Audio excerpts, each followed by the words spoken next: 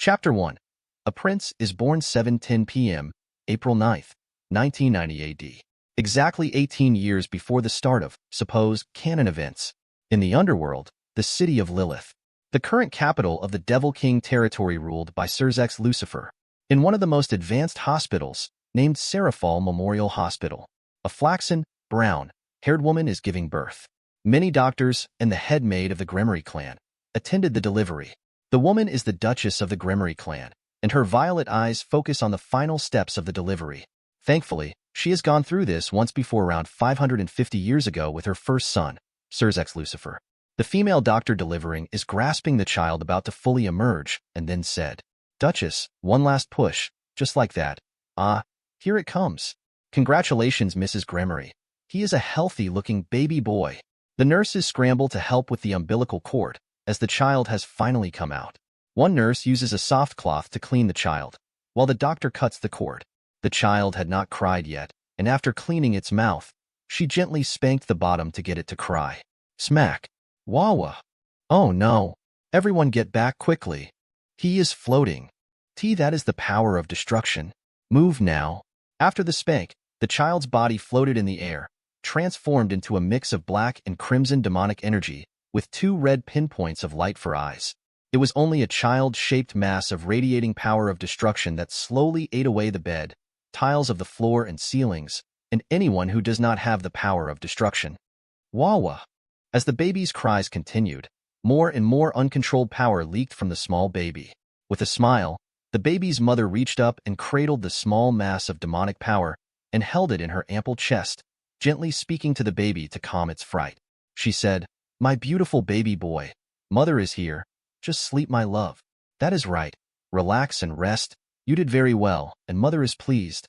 At this point, the silver-haired maid called in the 2 nervous people, who only saw the event from the doorframe when they heard the doctor's panic.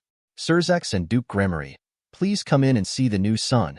Sirzechs Lucifer, formerly Gremory, the Devil King of domestic affairs in the underworld, hell, is a handsome-looking man with long crimson hair and blue-green eyes. He looks to be only in his early 20s. He is also the husband to the silver-haired maid that called him to come in. Not only is she his wife, but also his queen. The next man at Sirzechs' side is the father of the child, Duke Zeoticus Gremory. His long crimson hair flows down, and his light blue eyes scan his wife, and then the small child in her arms. He smiled seeing the child covered, made of pure power of destruction, like his oldest son had been at birth, and knew his second son was blessed by the morning star himself. The first devil who made all devils, the maid and sister-in-law to the newborn baby, is named Graphia Lucifuge. Her silver hair matches well with her silver eyes, giving her a very pure and mature charm. She was stripped of her noble privileges during the Civil War and entered the services of the Gremory clan, then becoming Sirzechs' queen and then wife. Sirzechs has no harem, unheard of for noble devils, due to his position as Devil King, and only has Graphia. As Venelana calmed the child, its aura began to recede, and soon, as the baby's eyes slowly started closing from all the exhaustion and crying, the destructive power fully changed back into the body of a healthy baby with a dash of crimson hair and blue-green eyes, trying to understand what it was seeing. Venelana said in her soothing voice, "My little prince, just sleep and have sweet dreams. Mother will protect you." Sirzechs, who saw the birth and the baby's transformation, now knows what his own birth looked like. He now understands his father's stories about the mess he made. Most of the objects in the room had parts of its matter obliterated to nothingness. Then Zeoticus Gremory asked his wife, while kissing her forehead, "Dear, what name will you give our son?" Venelana kissed the top of her baby's head and told everyone, "His name will be Rias Gremory.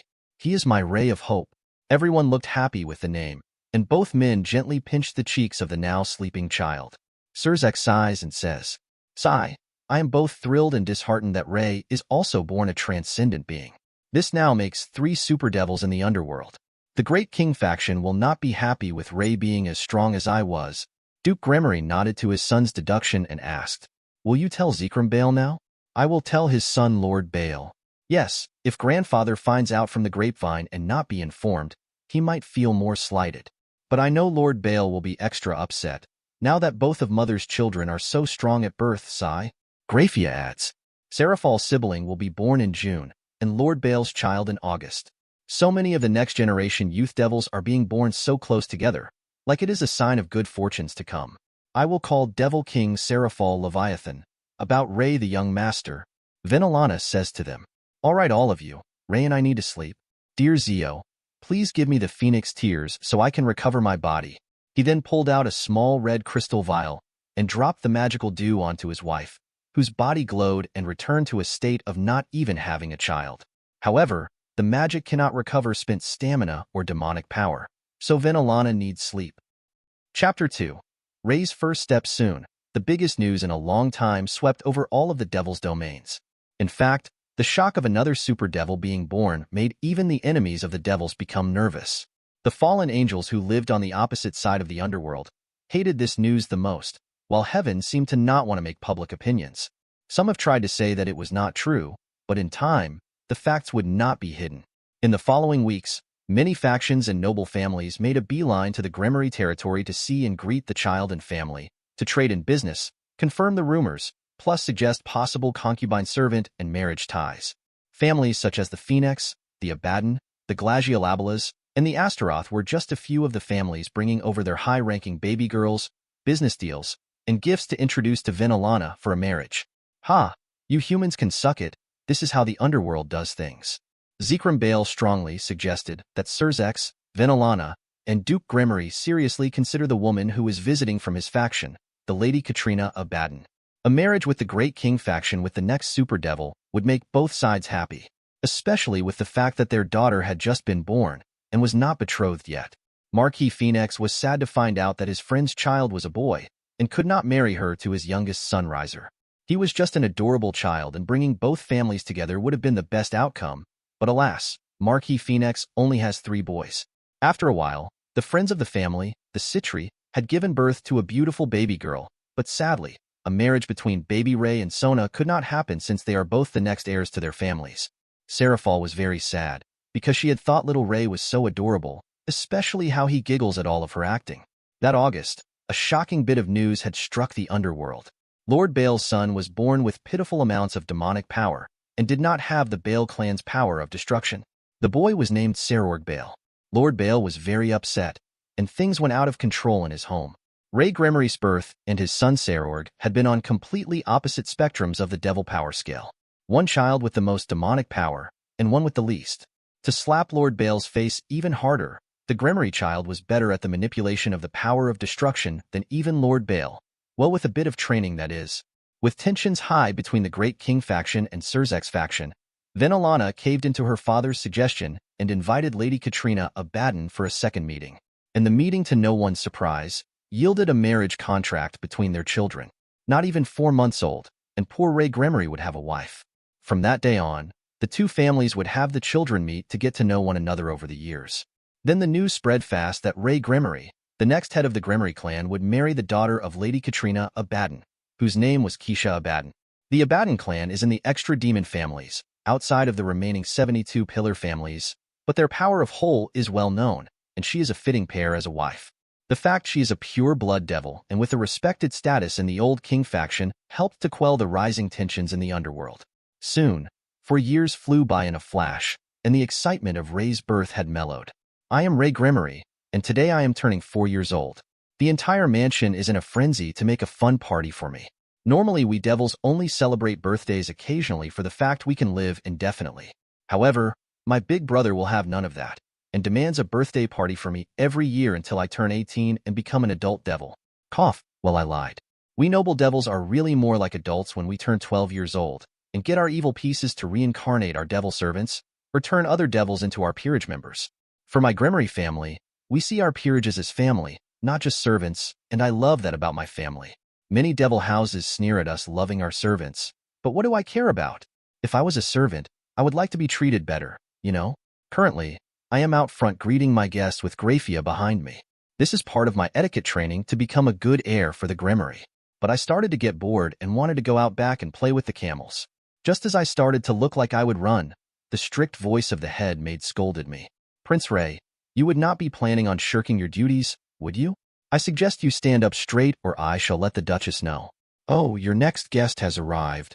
Yes, Graphia, I know. I was not running this time, geez. A white limo with the Citri house symbol arrived, and out came devils I know all too well. So I slightly bow and greet. Greetings, Lord and Lady Citri, and welcome Princess Sona. Thank you for coming to my 4th birthday party. Please enter.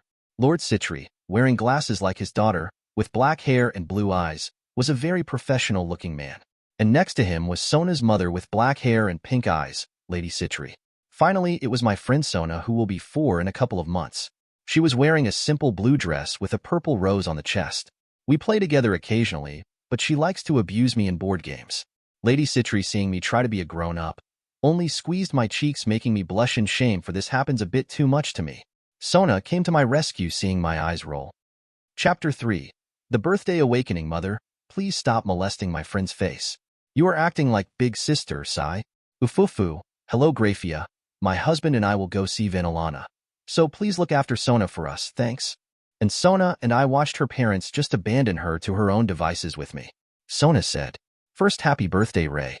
And second, why do I think you and I are more mature than our parents at times?" I shrug at her and simply say, "Don't look at me. I am only 4 years old.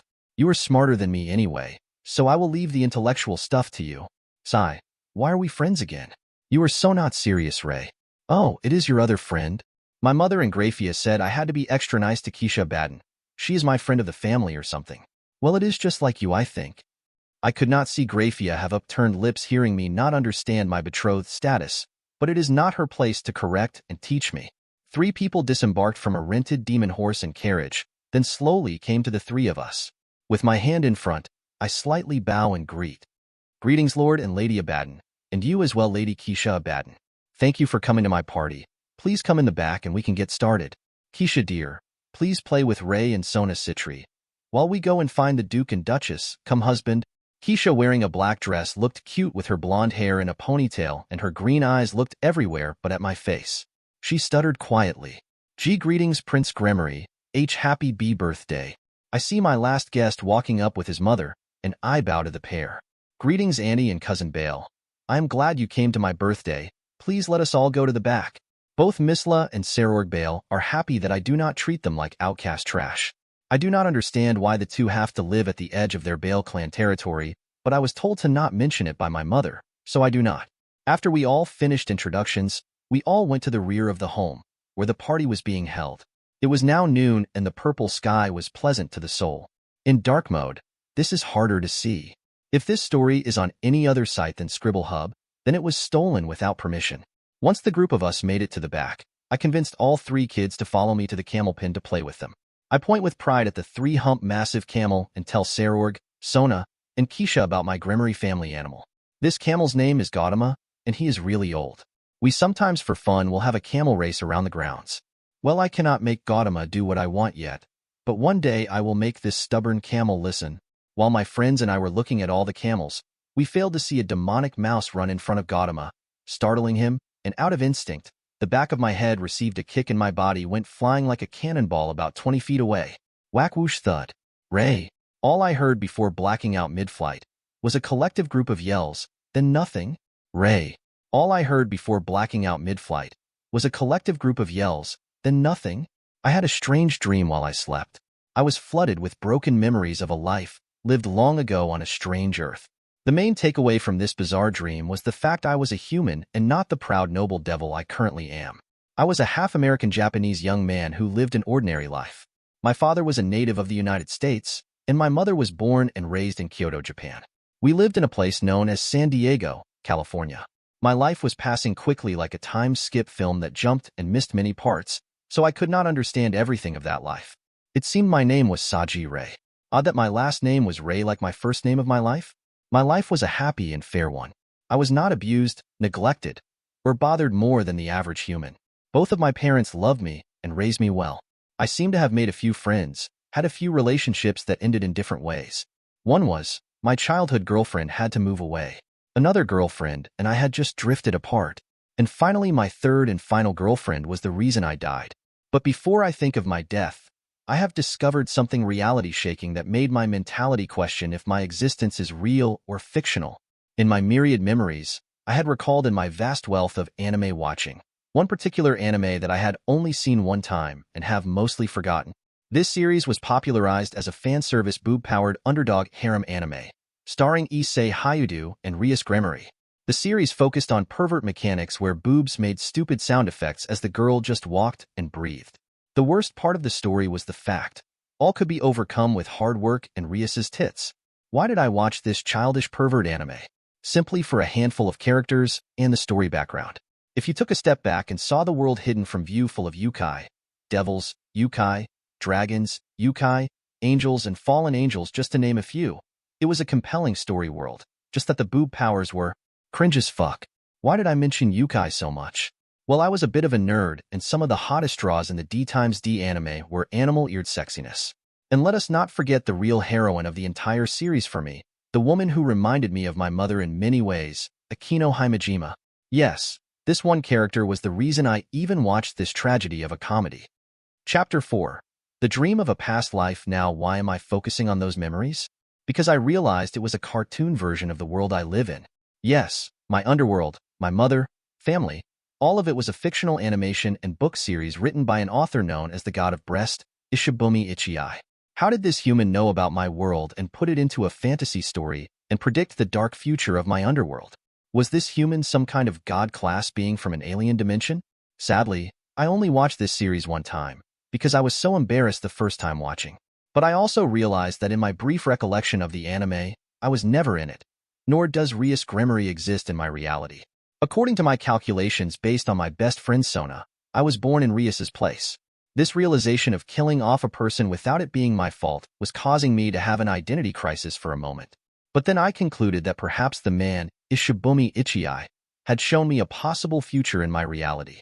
I also realized that my past life as a human might be the machinations of one of my world's many gods. Hell, it might even be the work of Heaven's system for all I know, right? Too many soul-crushing possibilities for me. So my takeaway is to not trust my life as a human too much, because I am Ray Gremory. I do not doubt I am the next heir to my Gremory house, and I will not let a dreamlike human life convince me otherwise. But I have learned things about my Gremory house, underworld, and my whole existence as a whole that should not be known by others. Not even my mother or big brother can know all of this information.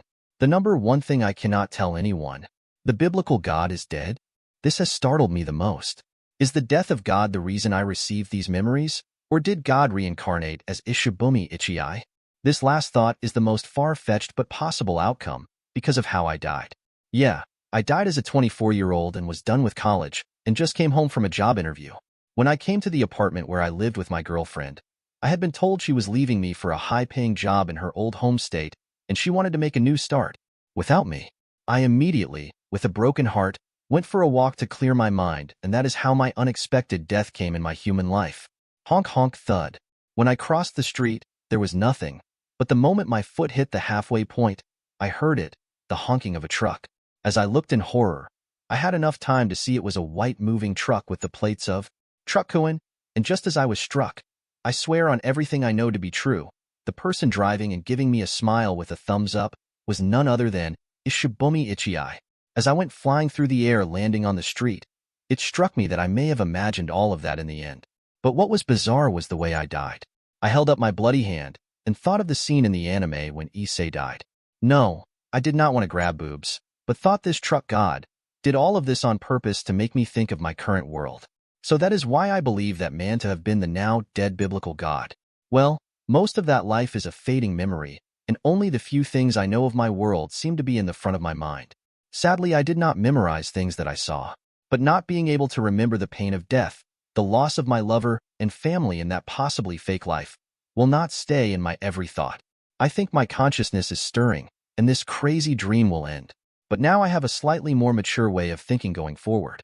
Now I realize how much I have destroyed the visions shown to me. My position that Rias had, my friendship with Sona, the fact I now realize Keisha Baden is my fucking fiancé and not just a family friend, sigh. I need to get stronger to deal with the dangerous future many foes may bring to my world and threaten my peace.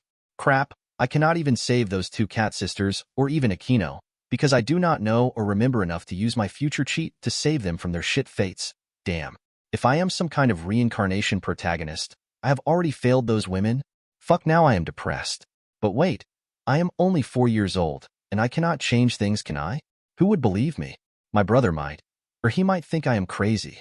Oh fuck, and my cousin's mother will fall into that dreaded sleep. I cannot change anything. I think I might cry now. As I had finally started to open my eyes, tears had been welling up and falling. I am laying in a woman's arms as I see my worried mother. Venelana asked me, "My son, are you still in pain? Tell me what is wrong." I had a nightmare. I hear noise and through my bleary eyes can see it is still my birthday party, and I must have only been unconscious for a short while. My father, Sona, Keisha, Graphia, and even my brother with Serafal are surrounding my mother and I. So I used my sleeve to wipe my tears and force a smile. Sorry everyone, but did anyone see the truck that ran me over? My joke stunned the worried crowd. Then my father Zeoticus started to loudly laugh at my joke. He said in a better mood, "Haha, my boy, you seem to be all right now, in order to tell a joke. But you were not hit by a truck, but by Gautama." Chapter 5. Understanding Power and Friendship. The birthday party continued. Did I ever mention how stupid big my home is? My backyard could host many sports games at the same time. Maids and butlers are shuttling around delivering drinks and appetizers to all the adults who came, and socializing is on the move. Things are more serious due to 2 of the 4 Devil Kings joining the party. Ajuka Beelzebub, my brother's friend and fellow Devil King, was going to show, but had to attend to urgent matters in the human world. Oh, and he is the 3rd other super devil besides me and my brother Sirzechs. I had not realized what it meant to be a super devil until my partial memories gave me enlightenment. I have the potential to surpass most devils in raw strength and power, but it is not so simple. Why? Let me try and give a simplified version of the power scale of this world. It is something like this. Human class, low 1 to 3, mid 4 to 6, high 7 to 9.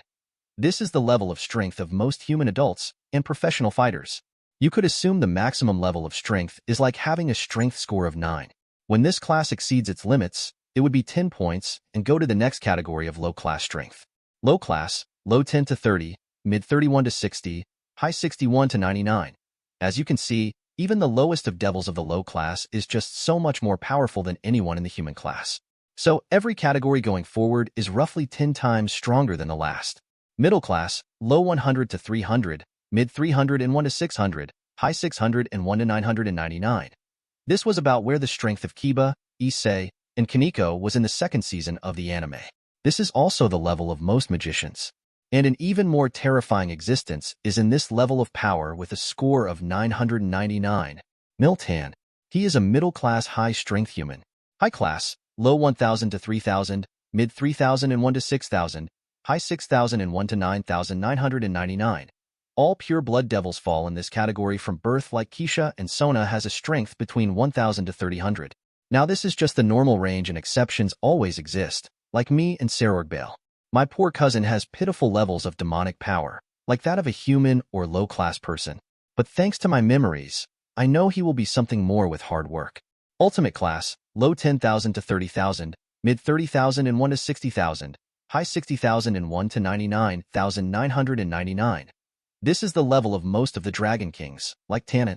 My mother Venelana, Serafal, and Graphia also fall in this range, with Serafal being a bit higher than my sister-in-law, because unlike Graphia, Serafal does not have a queen piece in her. Satan class equals Devil King class, low 100,000 to 300,000, mid 300,001 to 600,000, high 600,001 to 999,999. This strength level is where the well-known Tiamat falls into, and many legendary monsters of myth. Many evil dragons also fit here. Super Devil class equals Transcendent class, low 1 million to 3 million, mid 3 million and 1 to 6 million, high 6 million and 1 to 9,999,999. Myself, Sirzechs Lucifer, and Ajuka Beelzebub are the known devils to fall in this category. I know, having a fucking 1 million starting power level as a fucking baby is nuts, but the but here is, I cannot use most of this amazing power, due to inexperience. Sure, my gas tank is amazing and I can shoot small bolts of power of destruction all day long, but I cannot make it huge and do massive damage. I cannot even use most of the powers that my brother can. I cannot even change my body into the form I took at birth. These are all things I must learn and practice. God class, low 10 million plus, mid, high. And finally, this level of power varies so freaking much and is different for every single god. Odin falls in this category. So when my grandfather Bale told Katrina Abaddon about my strength, she figuratively threw her daughter into my arms, and prayed to the biblical God that I liked blondes, as a baby, sigh. While I was pondering all of these mind-numbing numbers, the small hand holding my left hand squeezed in worry and asked me, Prince Gremory, is your head still hurting? Ray. Keisha tilted her head in confusion, so I held up the hand holding mine and told her, you are allowed to hold my hand, so that means you cannot call me Prince Gremory. You must only call me Ray from now on, okay? She looked surprised, because I had never corrected her before, so she only nodded, then said, okay, Ray. Sona pushed up her glasses. She did not even need to wear them, and she said, Ray and I have always called each other by our first names. Saror grins and chimes in to prove he is one of the friend group. That is right, Keisha. You should also call Sona and I by our names, because we are all friends. That is right, Cousin Ray. Right, we are 4 good friends, so let us go and play, but not around the camels. All 3 of them laughed at me for looking nervous at the camels. For some reason, despite me being strong enough to obliterate the camels, I seem to feel nervous around them now. Especially the big bastard who launched me. What? I am still only 4 years old. Just because I got some memories does not mean I am an old man. Get real? I say to the group, do you 3 want to go to my game room and play the new game system Devil King Ajuka Beelzebub made for me? It is better than anything the human world is making, and there are fighting, racing, and shooting games. Even Sona looked thrilled at that. So our friends group told our parents we were off, and with that, our playday was one I will never forget. After my exciting birthday ended, I went to my mother to have a kind of serious talk with her about wanting to train, learn, and get stronger in general. Thanks to my near-death experience, exaggerating a bit, and knowledge of the future possibilities, I do not want to be a lazy devil. Like Sarorg, I need strength and lots of hard training. Chapter 6. Learning to harness power. The birthday party continued. Did I ever mention how stupid big my home is? My backyard could host many sports games at the same time. Maids and butlers are shuttling around delivering drinks and appetizers to all the adults who came, and socializing is on the move. Things are more serious due to 2 of the 4 Devil Kings joining the party. Ajuka Beelzebub, my brother's friend and fellow Devil King, was going to show, but had to attend to urgent matters in the human world. Oh, and he is the 3rd other super devil besides me and my brother Sirzechs. I had not realized what it meant to be a super devil until my partial memories gave me. Venelana, my mother came to my room when a maid got her for me. She sat at the edge of my stupidly massive harem-sized bed and patted for me to sit next to her. When I sat, she held me and asked, Ray dear, why have you been acting so seriously today? Are you hurt by the camel? No mother. It was my nightmare. I do not want to be a lazy weak devil anymore. I know I have power in me, but it is unusable power. And if Gautama can send me packing, how can I protect my friends? My mother looked at me seriously and suggested, Ray, remember that you are still young and too much training might do more harm than good. So I will make you spend more time in the library, then I will work with you 3 times a week on controlling your overflowing demonic power. As you get older, I will increase the difficulty, but remember, you cannot get this youth back. So it must be done in moderation, okay? I know I still have many years till I turn 12, so what mother is saying is reasonable. Yes, mother, and I want to learn to become a great king. I do not want Sona to keep bullying me in tactics as well. She is really smart, so I need to be strong enough to make tactics pointless. She hugged me into her chest, and oxygen seems to still be necessary for us devils.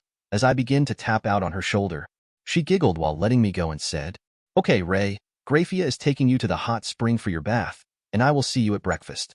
Tomorrow, we will start in the library and learn about controlling your overflowing demonic power, to avoid accidents, ufufu.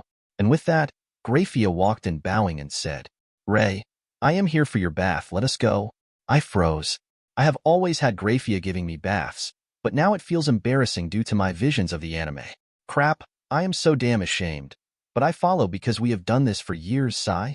In the Japanese-style shower used to get clean before going into the hot spring. I am sitting naked on a stool, getting my body scrubbed. Grafia, seeing me look embarrassed, only smiled seeing through my shame. She knows it is just part of young boys getting older and self-conscious, and she is right. Prince Ray, do not think much about it. Why are you so tense all of a sudden? Is it because you think being 4 is a life-changing age? I stopped trying to hide my small body and nodded to her. I was imagining human shame, and I was trying to emulate it, I think. If I go to the human world, I need to act more reserved, right? Grafia, rinsing off the soap, asked with curiosity. So, you are dreaming of visiting the human world? Well, that is right. Humans get shy with nudity and intimacy.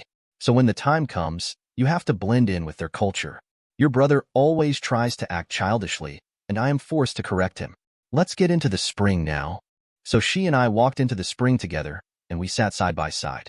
Due to my young body and long exposure to graphia, I do not see her body in a sexual way. This is also due to the devil physiology. We devils are built for the 7 sins. I asked Graphia, Graphia, you are the ultimate queen. So can you tell me everything you know about the evil peace system? Also, are there any tricks or hints to give me so I can plan for my future as a king? She smiled at my serious talk, like she was watching a child heading off to the battlefield. She pulled me into her lap and then started to explain to me everything that goes into the reincarnation of devil servants. She even told me a bit of the history about it. Then I asked, how long ago was it that you and my brother fought in the Devil Civil War? Graphia put her chin on my head in thought and told me, It seems it was about 550 years ago. Your brother Sirzechs was around 60 years old at the time. That would make him almost 600 around now. My eyes opened wide. Well, because I am 4, and the anime did not talk about years like that. So I asked her a dumb question. Sister Graphia, so how old are you then? Ooh, I felt a stinging pain in my left side, and Graphia, with a smile that was not a smile, told me a life lesson. My dear Ray, never, and I mean never, ask a woman's age, do you understand? I felt an aura of danger from behind me, and it is not from boobs in my back, but a primal fear as I nod and reply. Yes, I understand, Sister Graphia. Never ask a woman their age, got it? She then ruffled my hair like she was not a Grim Reaper just a moment ago. Good. You 2 brothers are smart men. Damn, this woman has 2 of the 3 super devils cowering. Scary. Chapter 7. Lessons in Demonic Power and Magic. So as my mother promised, she took me to our Gremory library to discuss the things I must know about magic, in order to more readily learn to control its power. The purple sky shone through the windows of our massive library with over 100 aisles of books towering to over 20 feet high. Thankfully, as devils, light is not necessary for us, and the darkness is actually as comfortable to us as the sunlight is to humans. In fact, without light tempering, we devils become weaker in sunlight and stronger in the night and darkness. This same thing also applies to the human world's vampires, who are a lot like us devils. The book I am currently reading says this about our underworld. The underworld is roughly the same size as the human world, but with a much larger landmass, as there are no oceans, just lakes. The sky was originally purple during both the day and night, but the current 4 great devil kings adjusted the flow of time to match it in the human world for the sake of the reincarnated devils. They reproduced an artificial moon using demonic power and made the night's darkness the same as the human world. Thud. My mother placed another stack of old thick books in front of me with a cunning smile and sat next to me. I could tell that I was going to hate learning. Okay, Ray, I know you are a smart boy and probably know some of the material, but we will go through it, just in case that bump to your head made you forget. Ugh. It probably made me a bit smarter, mother. So stop teasing me already. Alright, here and look at this book. It is called Why Demonic Magic is Superior to Magic. This is the basic information you need. Then we will test your 3 magic circle skills after. So read this aloud. I opened the heavy book and went to the introductory part. I easily read the devil alphabet I was taught by my mother. Demonic power is something which you use to turn your imagination into actual form, and magic is something where you use equations to make supernatural phenomena occur. Demonic power requires the power to use imagination and the power to create, and it requires having good sense. Magic is just knowledge to control equations, and you need to use your head and need calculations, so they are different even though they may seem similar. My mother kissed the top of my head and said, Ray, did you know that human magician's magic is actually based off of our devil magic? Now look at this page. Venelana points to another page with diagrams of simple magic circles. These are all 3 of our Gremory magic circles: general, attack, and defensive. Look at each of the pictures to understand. Most devil houses have this similar design with colors dependent on the type of demonic power they have. For the Gremory it is crimson. But in Graphia and my case, we use the Gremory symbol, but the color of our demonic power changes its look. So Graphia has a silver Gremory circle. I look at the standard general magic circle, then I studied the attack magic circle, and finally I look at the detailed defensive magic circle.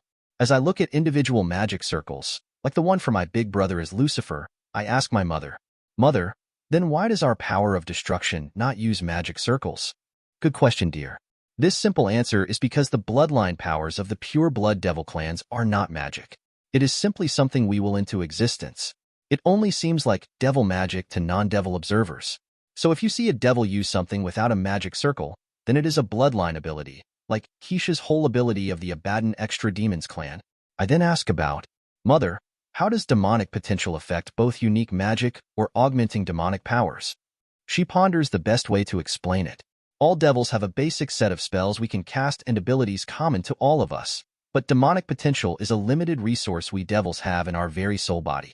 Depending on how much strength you have a fixed amount of potential that can never be recovered, so once used it is permanently gone. So I use Issei's power as an example. For example, if I made a power that blew off women's clothing and named it Dress Break, it would use up a portion of my demonic potential, because it is not a common spell to most devils, right? My mother looked at me funny with my question, but realized my example was correct. That is correct, and that spell Dress Break would cost you less demonic power to use, and it would be far more potent than your other devil magic. But why in the world would you come up with something so vulgar, dear? Please tell me you won't waste your precious potential on something so useless. I shook my head because in the anime, it was used to save Asia Argento once. But then I ask another related question. So if a low-class devil made the Dress Break magic and used up all of his potential on it, then when he became middle class, would he have a bit more demonic potential to work with? Mother smiled brightly and nodded. That kick to the head did help your thoughts, it seems. But yes, when a devil surpasses his limits, he does get a bit more potential. But if he saved it from earlier and not made that ridiculous spell, he could do something even greater. You, my son, already have all of your potential unlocked as a super devil, so be careful how you mold it to your will. Mother, is it better to make magic with it, or add it to my power of destruction? She kissed my head again and advised me. For this topic, you need to train with your brother. He made his power of destruction even more destructive. But for example, you could add large amounts of gravity to your power of destruction to suck in things. But to answer your question, modifying your power of destruction is better. You will have servants for specialty magic in the future. So do not create useless magic like that clothing removal spell, sigh. Who even taught you that idea? Was it that human manga we gave you? Chapter 8. Foundations of Power and Future Foes. I totally lied. Nope, it was from watching Devil King Leviathan magically transform clothing from nothing. Hee hee. If she makes clothing materialize, then can she make it vanish? My mother put her hand on her forehead, and I heard under her breath, I need to tell her to stop stripping in front of my baby, sigh.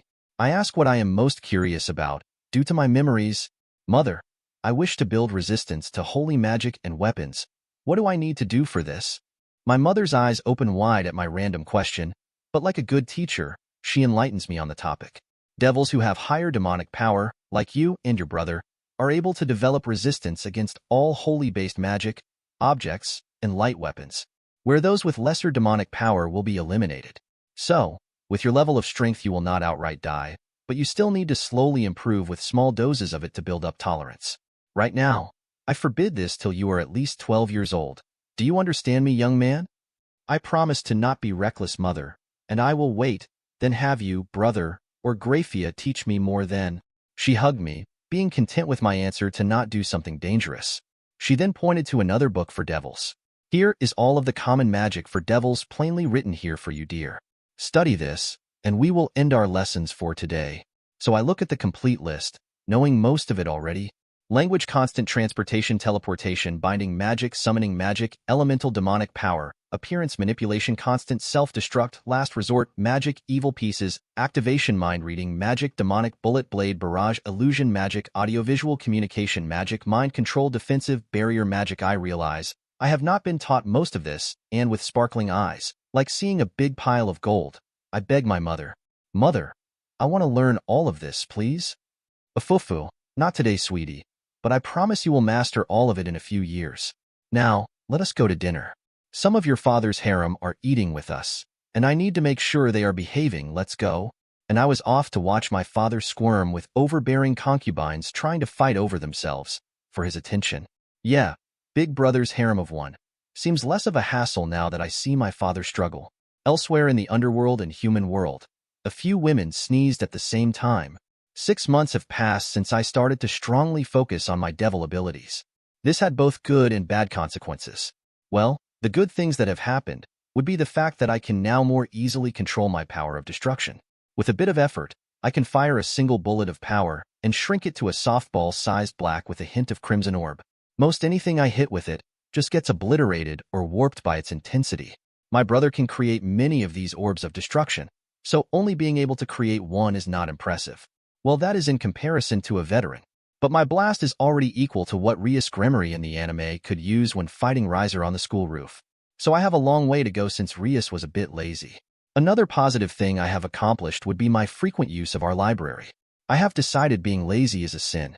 I will learn everything that I can about my new world so that I can better plan for my future with many foes who just have immense power. Personally, the one foe I dread facing because of his sacred gear is Chow Chow. Sounds like SOSO. Well, if you live under a rock and never heard of what a sacred gear is, simply put, they are soul-bound tools made by the biblical god that are born with humans to counter supernatural beings. Sadly, being a devil, I cannot own one of these iconic weapons of God like Valley Lucifer can. But to be honest, I would rather be a super devil any day than a sacred gear wielder. There is the most powerful and well-known of them called Longinus. And the strongest one is the spear that pierced and killed Jesus, the true Longinus.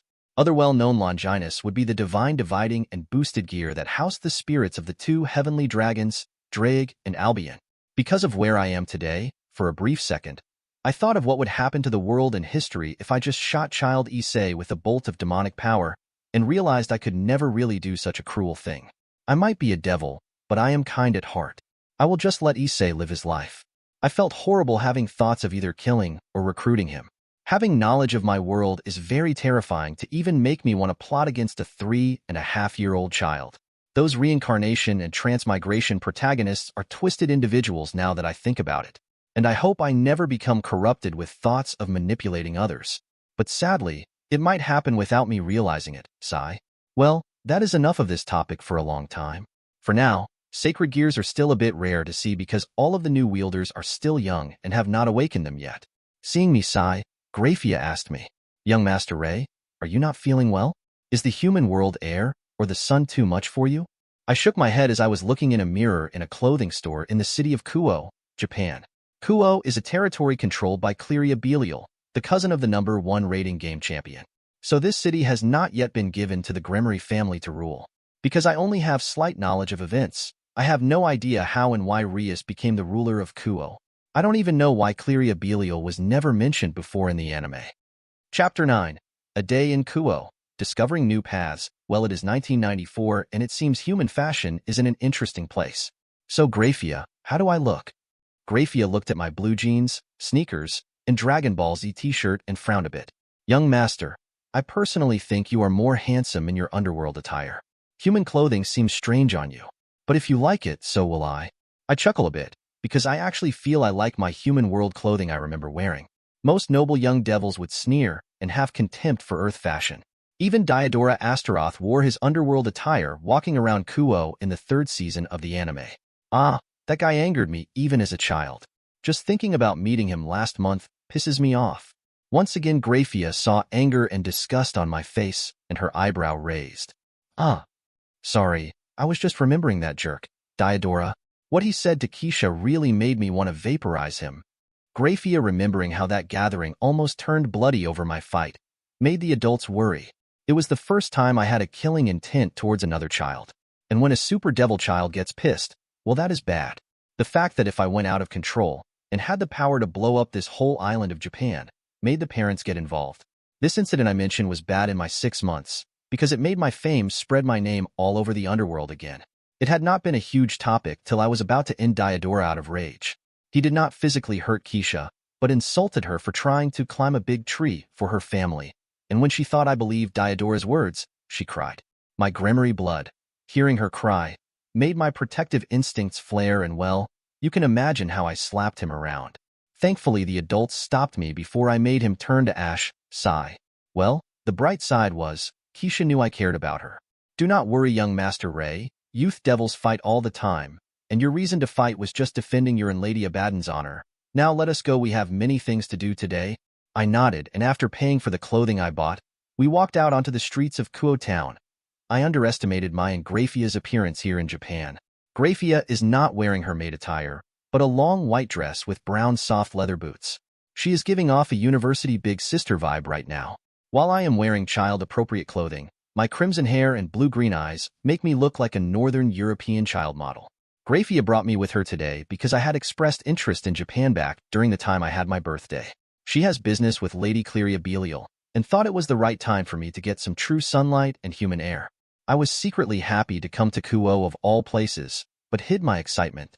As Graphia and I passed by many streets, I was sad to not have seen too many iconic sights that I had seen in my one viewing of the anime, but to be fair, I hardly remember anything more than the Kuo Academy, old schoolhouse, and the park that Issei died in. As I was surprised to see Kuo Academy on our path, I realized it was a school day, and all of the girls were entering the school for classes. I realized there are no boys. Graphia, seeing me stop and watch the all-girls school with interest she rarely sees in me, tells me like a true guide. Young master, that is Kuo Academy and all-girls school. This is their high school division, and over in that direction is their middle school division, and a mile that way is the university division. A few of the underworld devil women come to study here among the humans, and make contracts while they study. Mostly women from the old king faction, but all are welcome with Lady Cleria Belial's permission. I try my luck and ask, no request. Graphia, I want to attend this high school when I am old enough. May I? Activating. Super secret finishing move. Puppy dog eyes.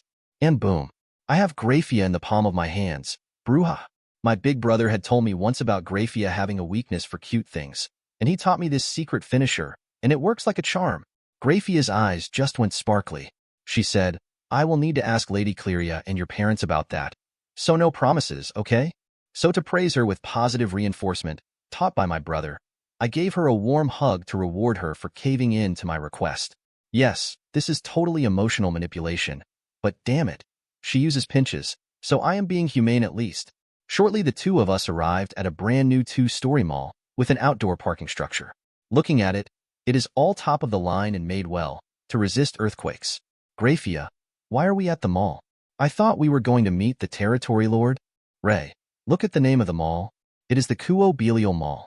In the future, the name changes to Kuo Town Mall. For reasons, she and her family own this brand new structure, and she wanted to show me. She and I were childhood friends, so this is both a formal and informal meeting for us. Plus, you can buy anything you want here to bring home, like magazines, books, and toys. I gave her a thumbs up and we entered the new mall. As we entered the 2-floor mall, I saw it was not overly crowded due to school being in session.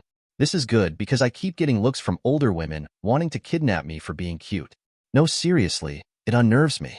Then we hear and see an incredibly beautiful woman that I can instantly tell is a devil. Graphia, over here. Yes, here I am, a foof. The woman is wearing a dark gray kimono, and she has her long gray hair loose. Her gray eyes are soft and friendly, like a pure maiden. Clack, clack, clack. Cleria's wooden Geta shoes make a rapid sound as she comes to us in high spirits. She took both of Graphia's hands intimately while saying, Chapter 10 Kuo Town Adventures. Graphia, it has been far too long. Why have you not come to visit before? Is it because of your new young master here? Hello, Prince Gremory. I am Lady Cleria Belial, and I rule this territory. It is an honor to finally meet you. Every devil knows about you, and now I finally have met the brother of Devil King Lucifer. Did you know even my cousin, the raiding game champion, wants to meet you? Thank you for allowing me to visit Kuo Town, Lady Belial. Honestly, I love this place. It is so different from our underworld. And please tell your cousin I pass my greetings to him. I am a fan of his raiding game matches. I watch them all. His use of your family's worthless ability is genius. She was very happy to hear me compliment her cousin, and soon we engaged in informal conversation.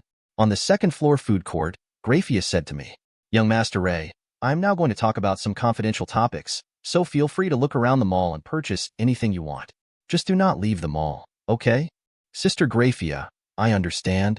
Graphia then handed me a thick stack of yen bills and sent me off on my adventure in the mall. As I darted off to go play, both women gave me a warm smile. I was unaware how my potent Gremory bloodline powers influenced simple daily trips.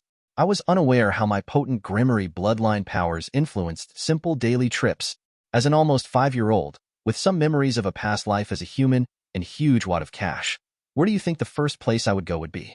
If you said the arcade center downstairs, then you, my friend, earned a high score. But before I run in there to my fate, let me explain something about being a Gremory devil. If you ever watched the anime like me, you would wonder things like, how did Rias Gremory bump into Issei, Akino, Kiba, and Gasper at their most dire moments? The answer is one of the many Gremory powers that are strong in her. But I tell you this because my brother, father, and I all have this same characteristic. It is the ability to find talents, treasures, wealth, and the affection of all women, especially maidens. Part of this gift is also the ability to hide and accumulate wealth. We are also a master of love matches. This last one was shown in the anime when Rias helped Issei with the samurai drill hair woman. The last power granted to us, the Gremory, it is more of a passive ability. We do not have powers like worthless, whole, power of destruction, water, or ice magic, but instead we Gremory have something even better, magic superiority. This means we have more control and talent casting demonic magic compared to other devils. Now you are like, hey, but you bastard also have power of destruction, and you use it better than the Baal can. You are very right, good sirs. The power of Gremory not only snagged Baal's power, but made it stronger than the original. For example, both my brother and I can use the power of destruction better than our grandfather, thanks to our Gremory blood. Phew. I went off on a tangent there. Back to my arcade encounter. Well, the power to find talent or opportunity is like luck. It lets me know when something special is near, like a living Dragon Ball radar. Okay, if you do not understand my point by now, you never will. The takeaway though, opportunities just fall in my lap without trying.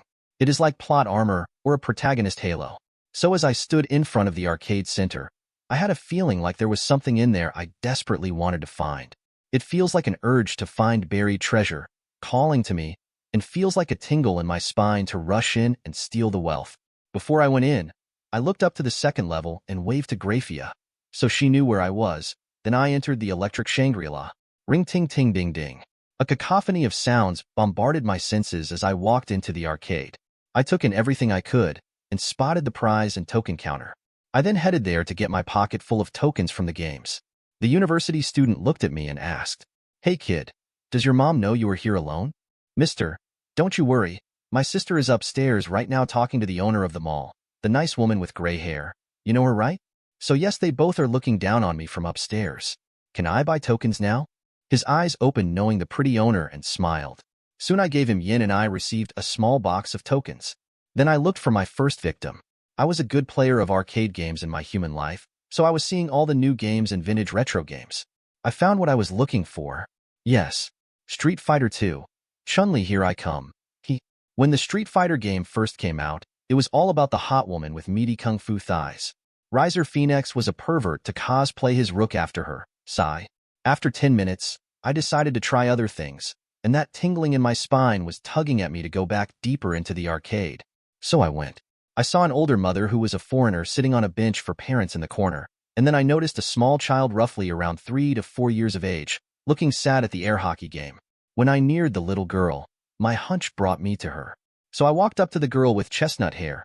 Chestnut hair is a rich brown with red undertones.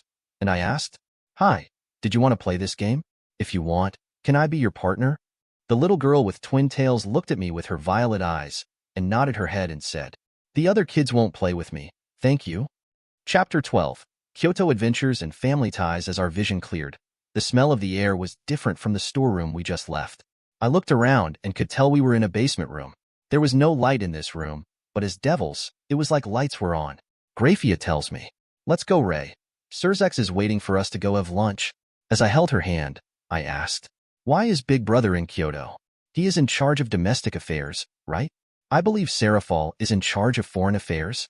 As we reached the place with elevators, she told me, "Well, Ray, the old Gremory Hotel was torn down to build this Sirzechs Hotel instead. This hotel just opened for the public today, so your brother came for the opening event. And Serafal also came here to do some work with rogue elements of aggressive yokai that have been attacking reincarnated devils as of late. She has been in talks with the West yokai leader. So Serafal is meeting Princess Yasaka. Can I meet her?" Graphia shook her head and said, "No, we are not invited into Yurikyoto, also called the back alley, and so there is no way to meet her. TSK, I wanted to see how beautiful she was in real life, damn." Graphia, hearing my disappointed tongue click, asked, "Oh, do you have an interest in the Ninetales?" "Well, the yokai are just like us and the vampires, creatures of darkness, and I was curious what the legendary Ninetales or Kyubi looks like. Well, seeing any kitsune would be cool." Graphia was thoughtful as we stepped out of the elevator on the main lobby floor. Now is definitely not the time to meet the Kitsune of Kyoto, due to some hostile elements trying to start conflicts with the devil government. Both Serafal and Yasaka are trying to find a compromise, but both governments are digging in their heels. At this point, a tall man with long crimson hair wearing a black business suit approaches us. When I see him, I smile and say, "Big brother, hi." Sirzechs comes over and picks me up in his left arm, and I feel embarrassed, but he is too strong, so fighting is pointless. I can only hope to grow faster so he will stop carrying me. Sigh. Graphia dear, how did your trip to Kuo Town go? It went fine, and I passed your warning to be careful to her, but I don't think she will listen. Sigh. I have no idea what they're talking about, and it is obvious they don't want me to know. So I tap on Sirzechs' shoulder, and he reluctantly puts me down, then he hugs Graphia. I asked him while looking around the hotel, "So brother, are we eating here, or are we going to sightsee in Kyoto?" He ruffled my hair, smiled at my eagerness to adventure, and he then said to me, "There is a small, out-of-the-way restaurant just around the corner that Serafal, Graphia, and I love called the Dairaku Restaurant." Graphia supplements his lack of information. It is a very old and authentic Kyoto cuisine that all the supernatural visit. It is very quiet, and normal humans miss it. The quality is top-notch as well, and the sake is good. I think you will like the taste of the sake. Relax, human world alcohol is like juice for devils. I grin thinking how funny it is when a human will see me drinking. Well, we are not allowed to drink devil alcohol until we are 12 though, because that hits us hard. Human world alcohol has no effect on our devil bodies. It is like flavored water for us. So with Big Brother in the middle, he holds our hands as we leave for the old restaurant. Well, why do we have a Sirzechs hotel in Kyoto? Well, as the next head of Gremory, I need to know the basics, and it is the Gremory Large Enterprise, a business enterprise owned by the Gremory clan which operates various business ventures in the underworld as well as the human world. In the human world, the Gremory Large Enterprise operates several travel agencies and hotels in various countries such as in Japan, Tokyo, Kyoto, Osaka, and other large cities, each which have hotel chains owned by the Gremory Large Enterprise. The enterprise is also involved in the film industry in the human world. The current president of the enterprise is Zeoticus Gremory, the current head of the Gremory clan. Now you see why Rias in the anime was such a freak about manga and Japanese culture? In the last 500 years, many of the most notable Japanese talents have been turned into reincarnated devils and live and work in the Gremory territory, like the legendary swordsmith, Masamune. My big brother also has a legendary swordsman as his knight, and he used 2 knight pieces because he is so damn amazing, but I will talk about him another time. Most of our human world business is focused in Japan, but we do have some places around the world as well, but definitely our bulk is in Japan. And lastly, this very hotel that just opened was in the first half of Season 4 of the anime. It made me think of Rose. I honestly cannot wait to meet her in person. If I can recruit her, I will be very happy. For her magic skills you perverts. As the 3 of us arrived around the corner in a lonely alley, next to the hotel, the old door is slid open. Yup, it is all old-fashioned paper doors, paper walls, low tables, cushions for seating, and tatami mats. The smell of Kyoto spicing and hot pots, grilled meats, and sake fill the nose. A server guides our group of 3 to a private eating room. The draw of this place is that every group gets their own room, and I am sure magic is involved to dampen noise. The 3 of us just share family banter, while my brother tells me stories of things he did in Kyoto in the past before he became the Devil King, and Graphia would occasionally correct his story, as it became a bit too fake. Remember, my brother and sister have dressed up as Power Rangers for Satan's sake. Sigh. I blame Serafal for that one though. Chapter 13. The power of destruction soon between the sake and water. My bladder wanted to release, so I said, "Please excuse me, I need to freshen up in the restroom, I shall return." So I left the married couple to flirt. Walking down the narrow halls, I finally found the restroom near the back by the exit. So I helped myself, and 5 minutes later, I felt better, and after washing my hands, I was preparing to head back to my room, but I stopped at a room that had not had its sliding door closed completely, and I heard something disturbing. An aged voice spoke respectfully. "East Representative Kanji, it is good you arrived in time to stop the devils from making peace."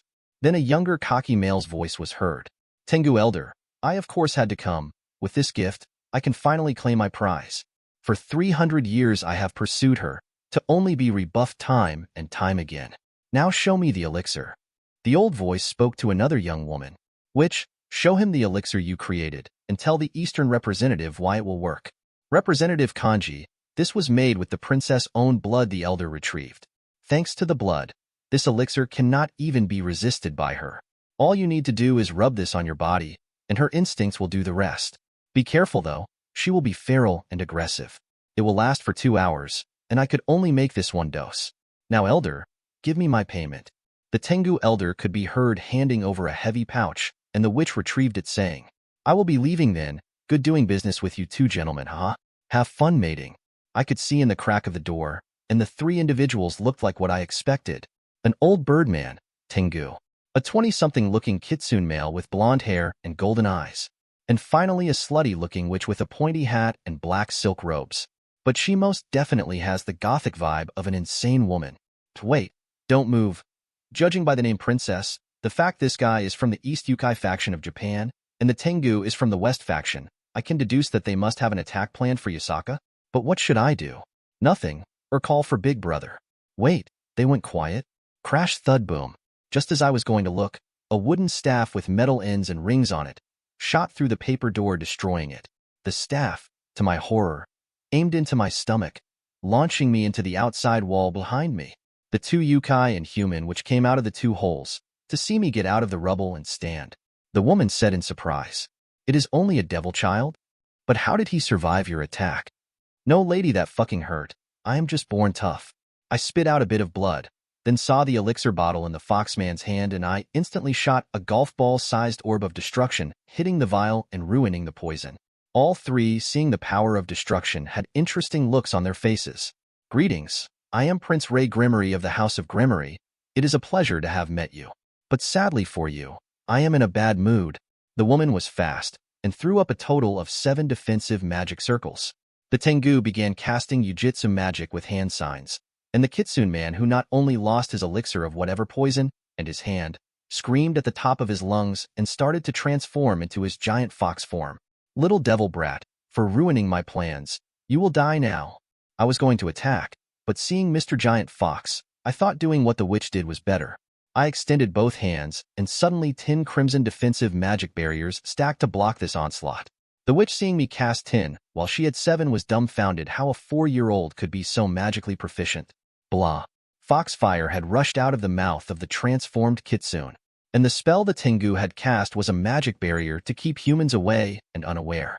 Slowly, my shields began to break and vanish as his Foxfire was eroding my defensive circles. 10, 9, 8. Just as I was feeling the heat. 3, 2. Whoosh buzz, whoosh buzz, whoosh buzz. As my last magic circle was cracking, I saw 3 orbs of destruction come flying through the chests of all 3 opponents, and I sigh in relief, because I was going to get cooked. I would have probably survived, but my little body would be scorched black. Thud, thud, thud. As the 3 bodies hit the floor, the 2 yukai turned into aspects of their being.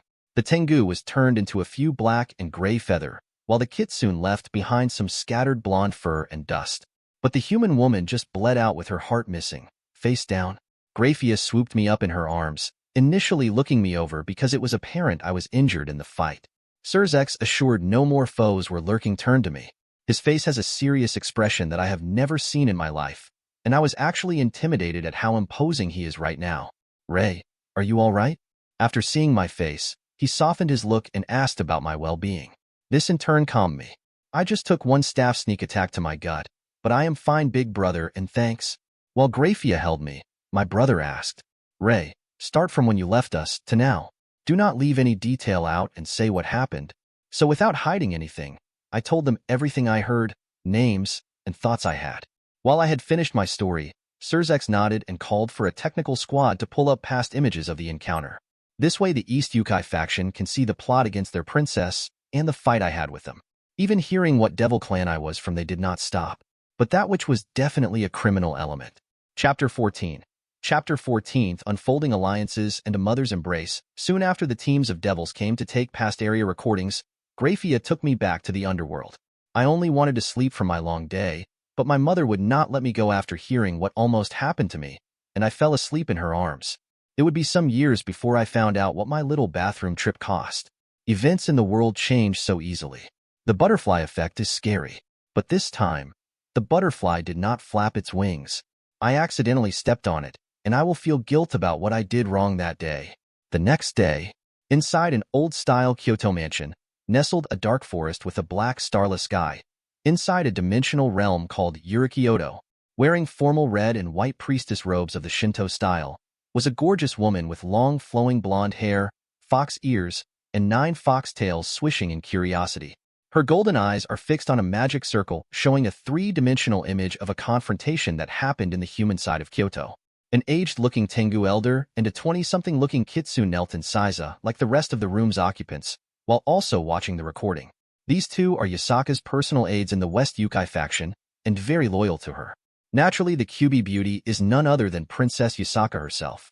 The one operating the hologram magic circle is Graphia, and beside her also in Seiza sipping tea, wearing a kimono, is Devil King Seraphal Leviathan. Unlike Rei, the recording was able to show what was happening in the room because of how the full environment had been recorded using security time magic. This magic is commonly used in raiding games and investigations. However, it can only be used on existing places with a barrier, like Urikyoto, Kyoto, raiding game fields, Kuo Academy, Future, Devil Homes, and well, you get it. So you cannot go to a random mountain range with no magic field and just do a past recording. In essence, the magic and the barriers remember everything that goes on in its confines. Soon the entire playback was finished, and Graphia placed the device used on the load table for the yokai. Yasaka closed her eyes to think about all of the events witnessed.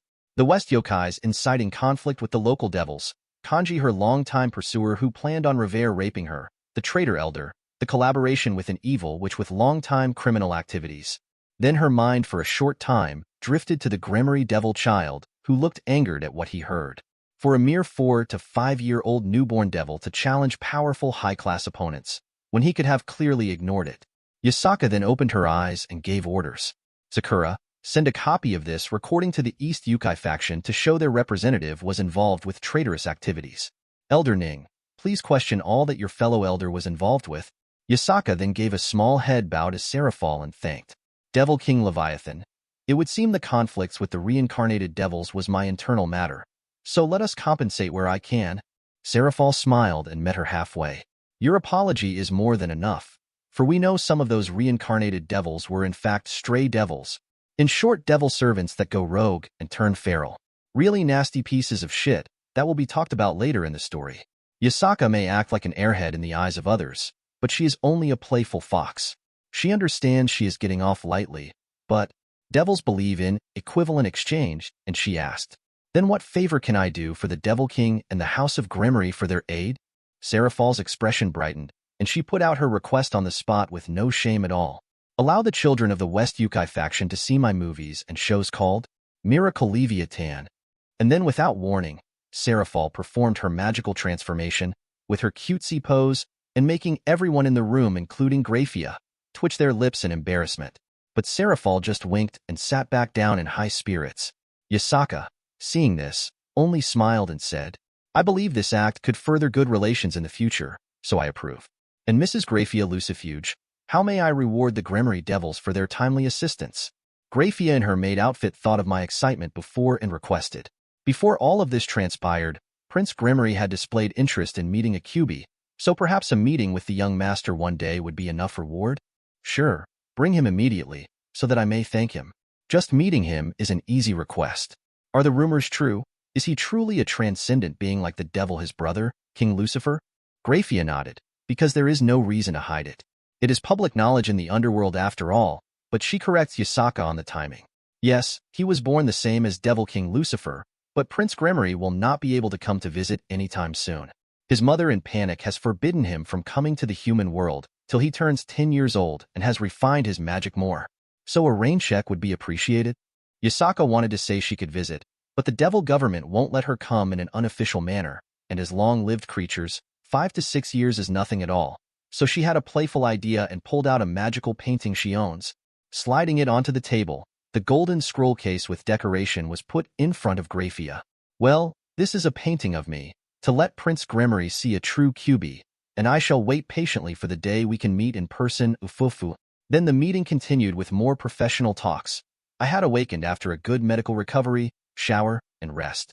By the time I had awakened, Graphia was already there waiting for me. My mother also laid in the bed next to me while I rested in worry. Young Master Ray, how are you feeling? Graphia had come to the edge of the bed and asked, while holding a scroll case in hand. I was curious because it was beautifully decorated. I feel great, Sister Graphia. Chapter 15 Unveiled Secrets and Innocent Bonds. Venelana, my mother, had opened her sleepy eyes and sat up. She asked Graphia, "Is everything settled with the terrorist?" "Yes, Duchess, it was all smoothly taken care of, thanks to both Sirzechs and Ray. Seraphal is very happy with the outcome, and also wants to send her thanks." Venelana stood and pointed to the scroll and inquired, "HM? It is pretty. What is it?" Graphia handed my mother the scroll case for her to examine before presenting it to me, for safety.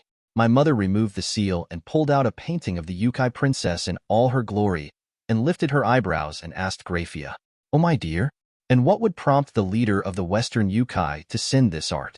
I do not believe she would send something like this to just anyone, correct?" I could not see what was on the scroll, so I assumed it was a calligraphy letter of thanks. Then Graphia recounted the reward conversation, and Mother nodded but said firmly, "A meeting between Yasaka and Ray will be fine when he is at least 10. A troublesome trickster fox at his current age would be a problem in his mentality. Then at 10 his first trip will be to meet Princess Yasaka for his belated reward. Heinrich Cornelius Agrippa will be teaching Ray during those years, and can start in Kyoto then. Oh, Uncle Heinrich will be my tutor then? So who is he?" "He is my father's bishop and one of the oldest reincarnated devils in the underworld. He is a historical figure who was once a human physician, jurist, theologian, and occult writer until he was reincarnated as a devil. He is also the vice chief engineer of the Demonic Power Research Institute, which was organized by Sirzechs." Wait. Princess Yasaka wants to meet me. Why?" My mother, with a playful smile, answered me with the brutal truth. "That poison you destroyed and the plan you interrupted was one to forcefully mate with the leader of the West Yukai, to force her into an alliance with Kanji as her new mate. He planned on sullying her with the super pheromone, dear. You stopped Princess Yasaka from being dishonored, so you are like a hero to her. Don't worry, she is only meeting you, dear, not marrying you, a foof." She then handed me the scroll, with a smile playfully tugging her lips, and said to me, "The princess wanted you to see what a QB looks like, so here's your gift. See you later, son. Let us go, Graphia. He needs privacy, Fufu." Mother and Graphia left my enormous room, and I was left holding the golden scroll, so I opened it to read it. As I rolled out the painting that was lifelike. No, seriously, this so-called painting looked real, like a 3D image, but what was making my eyes widen was the picture of the foxy woman. Gulp. It was her posing totally naked, from top to bottom, and the only piece of clothing, if you could even call them that, was her crown and some of her tails covering the most intimate holy ground, but not by much because her breasts are fully exposed. At this moment, I am glad to be as young as I am, because I would have ended up with a painful tint in my shorts. I cannot let anyone know how she even outclasses Graphia and Mother in her body dimensions. Gulp. Then it hit me. Fuck me. My mother not only saw my porn, but she gave it to me, and then left me alone with it. Sometimes, I cannot understand how we devils think. And after that exciting event took place, around 3.5 years sped by to bring me to my 8th year of life as a pure-blood Gremory devil. Currently, Keisha and I are in our family greeting room as our mothers are having tea with us. Venelana and Katrina, who looks like a mature version of her daughter, are talking about business in the Gremory territory and new products that Mother has been introducing to the underworld. Over the years, Keisha has become equally more beautiful for her age of 8, and she has now lost most of her shyness due to our frequent interactions. She asked me with her elegant drinking posture of a noble woman, "Dear Ray, are you looking forward to starting Underworld Academy?" Drinking with my trained manners, I frown slightly and tell her my thoughts on it. Well, I am not looking forward to seeing those uncouth devils who think their way is the only way. Especially the two I hate the most, Diodora Astaroth and Zephyrdor Glagiolabalas. It is fine, Ray. I only ignore those types of devils. As long as you are at my side, I have nothing to fear. Well, seeing you and Sonamore is something I am looking forward to. I just wish Sarorg was not going through what he is dealing with. Devil sleep is a cruel fate for us devils. We put our teacups down, and then stood. We have done our bare minimum of socializing, and I ask for permission to leave. Mother and Lady Abaddon, may Keisha and I take our walk around the grounds? Both mothers told us to go, and Keisha held my arm as we went on our walk out in the rear property, near the foot of the forest and mountains. The two of us spend most of our time in comfortable silence, as she often looks at my side profile with her green eyes. The two of us are as close as 8-year-old partners can be while keeping our relationship proper. Moi. Well, not counting the occasional kiss she will plant on my cheek when I least expect it, but she will blush bright red after. I think she is trying to get me to do the same back one day, but I am playing hard to get. And Keisha, what was that one for? My lips felt itchy, so I scratched them on your cheek. Is that wrong? Well, if it is only my cheek, it is fine, but where in the underworld did you learn that excuse from? Chapter 16, Devil's Destiny and Noble Preparations. She cutely put her left index finger on her chin and told me the obvious source. It is what Devil King Leviathan tells Sona when she kisses her cheek. When Keisha saw me roll my eyes, she covered her mouth in amusement. Well, that is how our private time is spent, when it is only the two of us. I had only had a tiny glimpse of how Keisha acted in the anime, but I can tell my Keisha is learning behaviors from Mai and her mother, so my future looks bleak. Ray, I am happy, thanks. Then the two of us headed back to the mansion, for it was already getting late for our visit. Soon Devil Academy for the Noble Devils will begin for us. I honestly do not want to go there. I would rather just go straight to Kuo Academy, but I cannot till I am 12, sigh. Keisha, so used to my size, just held my arm tighter to assure me she was with me. Such a cute girl. Ray Gremory, sorry everyone. But did anyone see the truck that ran me over? Ray, after a kick to the head by Gautama. Profile race. Pure-blooded devil gender. Male nicknames. Crimson Young Prince of Destruction. Spoiler hair color. Crimson eye color. Blue-green equipment and abilities. Power of destruction. Personal status. Relatives. Keisha Abaddon, fiancé. Spoiler Rias Gremory, ancestor. Unnamed great-grandfather. Unnamed great-grandmother. Unnamed grandfather. Kaisis Gremory, grandmother. Zeoticus Gremory, father. Venelana Gremory, mother. Sirzechs Gremory, older brother. Graphia Lucifuge, sister-in-law. Sarorg. Bale, cousin. Magdaran Bale, cousin. Lord Bale, uncle. Misla Bale, aunt-in-law. Unnamed second aunt-in-law. Euclid Lucifuge, uncle-in-law. Zekrom Bale, ancestor. Affiliation 72 Pillars. Gremory clan. Status alive. Ranking Super Devil. High-class Devil King. At age 12. Heir, current. Appearance. Ray is a handsome child who seems to be in his early teens. He has shorter length crimson hair and blue-green eyes inherited from his father, Zeoticus. In his true form, Ray takes the form of the power of destruction in the shape of a human with a crimson aura and red pinpoints for eyes. Personality. As a Gremory, Ray is shown to be very kind and caring towards others, and like his brother, prefers to have things sorted through talking instead of fighting. He also has a lack of hatred for other races and mythologies. History. Like his older brother Sirzechs Lucifer, he stunned the underworld with his mere birth, catapulting him into the eyes of all of the movers and shakers of devil, fallen angel, and heaven's eyes. Other than his talents trained by his mother and older brother, the only noticeable actions Ray has accomplished was the foiling of the plot to manipulate the relations of devils and the West Yukai faction in Kyoto as a child. Powers and abilities. Immense demonic power. Like Sirzechs, Ajuka, and Rizavim, Ray was a natural-born super devil, even from inheriting both his parents' traits, with abnormal powers and talents surpassing the original Satans/Devil Kings. Even as a newborn baby, Ray could unconsciously release excessive demonic power that disintegrates his surroundings. Ruin the extinct. Ray's special technique, also known as demonic bullets of annihilation. Through years of training along with the demonic power talents of the Gremory, Ray has become able to shape his power of destruction into numerous, highly mobile spheres able to eliminate things without a trace, as well as circumvent the defenses of his target, resulting in minimal damage to the surroundings. Ray, at his brother's guidance, placed all his talent and effort into the concept of eliminating. Human-shaped aura of destruction, uncontrolled. Ray's true form. He can convert himself into the power of destruction that destroys everything regardless of his will.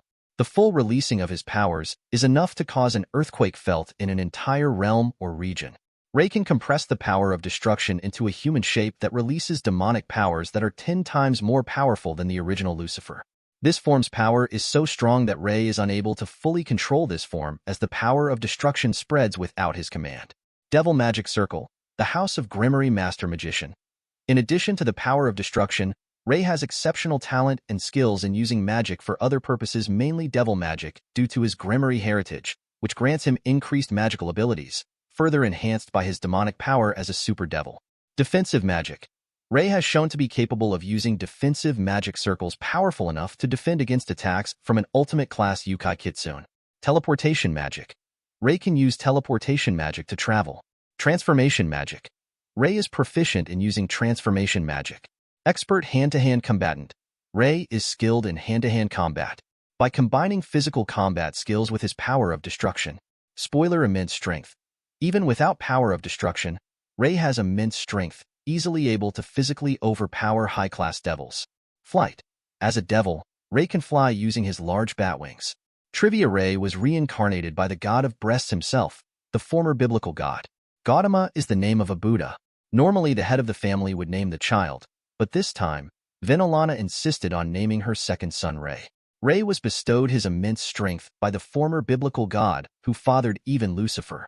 Ishibumi Ichii, aka the god of breast, is the real-life creator of the DXD series, and in this story, the former biblical god and reason for Rei's new life. Before Rei's birth, all canon was the same as the anime and light novels. Lilith Academy is a preparation school for high-class devils from pure-blood devil families. It is located in the capital city of Lilith.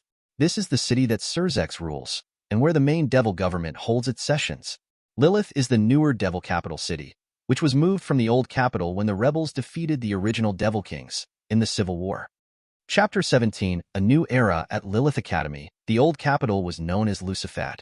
In the past, the children of the first devil kings and their blood relatives lived there, and at the amphitheater, there was a meeting between young devils which was attended by all of the 72 pillars, but usually served as a way of the devil king descendants to show off their authority among the lower classes of devils. It is also the place where Sirzechs Gremory defeated and killed Bideliad, thus ending the civil war in the final battle between the devil kings and the rebel army. This old capital city is where the youth devil meeting is held, the one in the anime. A Japan comparison would be how Kyoto was Japan's old capital, but now it is Tokyo. Anyway, back to the main point. The school that I will attend is in the new capital Lilith, and it does not function exactly like human world schools.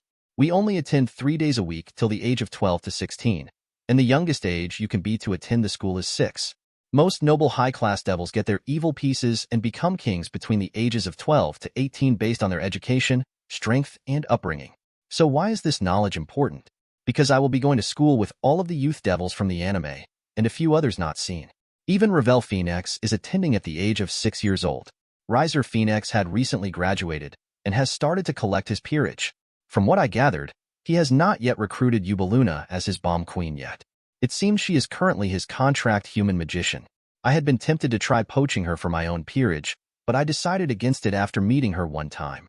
My Gremory vibes did not tell me she was a talent I could use, because she would lack the fire, wind, and light needed for her bomb magic, and she would have only been a great bed warmer. Servants get attributes based off of their king. Rei will grant magic superiority to his servants. So, another point of the Noble Devil Academy, there is no grade levels like in human schools, but more of generational blocks. Like Sona, Ravel, and Diodora are all in the same youth generation. Riser is just outside of our youth block, and when I am in high school, he will already be doing raiding games and be a full-fledged independent devil. His personality along with his sisters has begun to become the cocky sort most pure-blood devils get. The way they treat their servants is better than most, but I still do not like it. Once, my mother asked me if I liked Ravel Phoenix, and I shook my head knowing it was probably to take her as a concubine. I cannot guarantee she will be the same girl from the anime, and the girl she is right now grates on my nerves. If I was only interested in a harem, then I might have taken her, but I only care about my future peerage, and Ravel is not going to be a part of that. I know if anyone else with memories from my past life knew I rejected Ravel, they would flame me openly, sigh. There is more to life than fucking. Besides, I already know Keisha will grow to be a beauty, so just having her as my wife, like my brother with Graphia, is enough for me.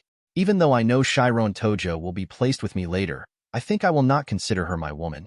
In fact, any woman in my peerage can love whoever they want, as long as it does not interfere with my raiding games or the Gremory clan. Come your tits. This is his thought process at the age of almost 9. This is D times D. Do you think women are going to let him off with his Gremory charm? Nope. Well, it is the first day of the academy, and I need to travel to the northern territory of Abaddon to pick up Keisha for school. Thanks to my use of teleportation magic, I can shuttle around to places I have been in the underworld. And with my massive pool of demonic power, a few teleportation circles are no issue for me. Why? Because like many anime and novels, I know that my demonic power will not increase unless I empty it out on a regular basis, like using a muscle. So over the years, I have made great progress, and I have shared this secret anime method with Sona and Keisha, so they could also grow their already great demonic pool. and I have confirmed it works. Sona swears on her family name to not spread this to anyone I do not approve of, including those in her future peerage without my consent. Dear, stop squirming. Let me fix your hair. Now, go pick up Keisha and bring her here. Then after I inspect her, I will take you two to school. Out in the backyard, I am setting up my Gremory magic circle on the ground to teleport to Keisha's home, and Venelana, like a helicopter mom, is trying to get my attire and hair looking its best. I sigh like an almost teenager and complain. Sigh, mother, if you do not stop, I will mess up this second circle. I need focus. She gently pinched my cheek and told me her feelings. Ray dear, you are growing up too fast, so I need to enjoy this bit of time I have with you. I will probably never have another child, let alone a monster like you and your brother again. So dear, just let your mother love you a bit longer. Soon you will be 12 and leave mother to fulfill your Gremory obligations, and mother will be lonely again. Sniff, until I see a grandbaby that is. I successfully finished the circle and told my mother. Mother, it is fine. Sister Grafia just got pregnant, so you will get your grandchild, and I bet it will be a boy. So no worries. Chapter 18 Beginnings and Bonds. I won't have a child for a long while anyway, so by the time my nephew is all grown up, I should have a child by then, I think. Mother poked my forehead and scolded me. Ray, listen to you. Here you are always planning for the future. You even boldly told Grafia she will have a boy, and now you are predicting when you will or won't have a child. Let mother tell you a truth of the world of grown-ups. Life is what happens to you when you are busy making other plans. I facepalm and ask, Mother, did you just quote your pawn John Lennon's song, Beautiful Boy? Venelana blushed at being caught by me, and with her hand over her mouth she said, Ufufu, I loved his music and could not let him die, so I guess you have heard him sing it? I did not know you were into that kind of music. Well, you are my son. Your father loves the Beach Boys, Fufu. I only rolled my eyes and stepped into the center of the circle and said, Mother, I will be back with Keisha. Wait for me. Then an opposing Gremory circle covered me and crimson light blocked my sight for an instant. Just because the Abaddon territory is far to the north of the 72 Pillar Lands, it is no less warm or cold than my Gremory territory to the central east. Our underworld does not spin and rotate like Earth. In fact, the moon and air currents are all artificially moved around the planet of the underworld. Why is the underworld sky naturally purple? Because we are surrounded by the dimensional gap, a void of space where things go to be lost and destroyed, and it could be described as a void of chaos. Normal creatures cannot survive there, but if you have seen the anime like me then you kinda understand it, but sadly, I have forgotten much about it. I know the two dragon gods fight over it though. Soon the crimson light faded and I stood in Keisha's family manor yard. She and her mother were waiting patiently for me, and Keisha smiled seeing me. But, smash squish, I lost my vision again to Katrina's large chest as she enveloped my face into her valley. Actually, I am now used to this from these devil women. What makes it worse is the fact that Katrina wears the same outfit her daughter wears in the anime. Well, Keisha is wearing it now, but her bust has not grown to fill it like Katrina's does. Then she says to me and her daughter, My future son, greetings. Have you come for my amazing daughter or me, Ufufu? Now, Keisha dear, this is how you should greet your future husband. Well, in private, maybe not at official gatherings, I think.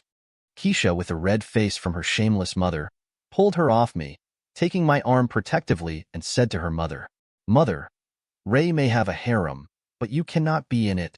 I did say before that she was learning from my mother and hers, right? Yeah, Keisha will be one of those noble and proper on the outside, and wild in the sheets kinda lovers, I think. At that thought, I had thought of the character Akino Himejima, but without the sadist-masochist tendency. Yup, that is where Keisha is heading. Calm down, Keisha dear. I'm mostly joking, Fufu. I break their typical comedy skit the two always have, and said, Lady Abaddon, we will be late if I do not start drawing the magic circle, so it was good to see you lively as always. Okay, Keisha, watch me draw it, because you are still practicing. So as I drew the crimson circle on the ground, Katrina made sure to make Keisha look good to meet Venelana. Keisha's mother is very playful, but it is only a mask she wears because she is actually a very serious and proud devil. It is true that her mother is a station climber, and why in the past Keisha cried, but I can tell Keisha had fallen for me a long time ago. I hope to have her at my side for thousands of years to come, because I love her very much, and that surprises me. Soon my glowing crimson teleportation circle is ready for the two of us, and I said, Let us go, Keisha. We do not want to be too late for our first day. Let's see who wants to get punched in the face. No, I meant let's go learn something good, cough. Keisha happily took my left arm intimately, and her mother waved us off as the crimson light enveloped the two of us. Time for me to be a big fish in a little pond. Then the two of us vanished. Before I talk about my first day at school, there was more news that I had found out recently that made me sad. Cleria Belial, the cousin of Dihauser Belial, the #1 top player of the raiding game, was killed in her Kuo town territory recently. Cleria was that pretty woman Graphia met in the mall, and was really nice to me. I was sad to hear that, and realized that was how Rias Gremory received that territory to begin with. If only I would have had that knowledge, I could have saved her. Another piece of news that really shook me was who Sona's fiancé was. The second son of his family, Zephordor Glagiolabalas. Yeah, now I know why Sona in the anime put up a chess challenge to marry her, because that green goblin is dumb as a box of rocks. I can see how anyone beating her in chess is better than marrying Zephordor Glagiolabalas. The next piece of news was also saddening for me to see it happen in real life. Chapter 19, A New Beginning in Lilith. Sarorg Bale's mother Misla has slowly been succumbing to the devil's sleep disease, and it is incurable.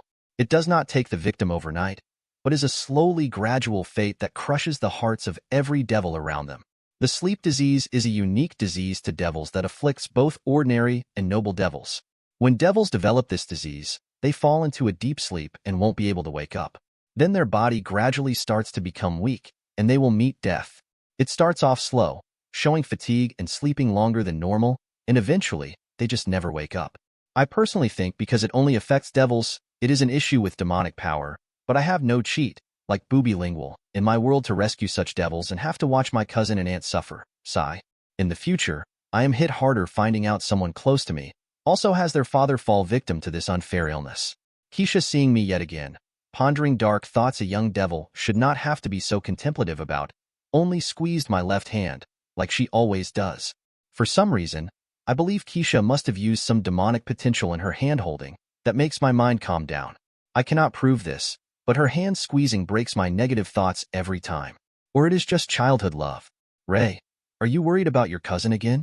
Yes, I do not want him getting bullied on top of everything he is going through. It is not fair. My mother was just finishing the magic circle when she overheard me, putting a smile on her face, because I care for Sarorg. Mother told me, Ray, he is family, so if you get in trouble defending the family, I won't ground you, unless you kill. Now children, into the circle, time to go to the capital, Lilith. My mother said to Keisha, oh and dear, that purple suit goes well with your purple magic circles. I approve of your fashion choice. Your mother knows how to accessorize fufu. Thank you, mother. I think Ray likes it, so I will proudly wear it for him. I don't know what the big deal is, because most devil women wear skimpier clothing, but I do agree, Keisha makes her underworld clothing look nice. Then we are covered by my mother's bale-colored Gremory magic and vanish. As the color vanished from our sight, I see we are in a modern-looking academy. It looks just like a major university in the human world. The capital Lilith looks like modern Earth, maybe a blend of London and New York. Venelana, holding both of our hands, walks us away from the area for teleportation, as we see other magic circles light up with different noble houses, students, and parents walking out. Yup, this is like a devil's school bus.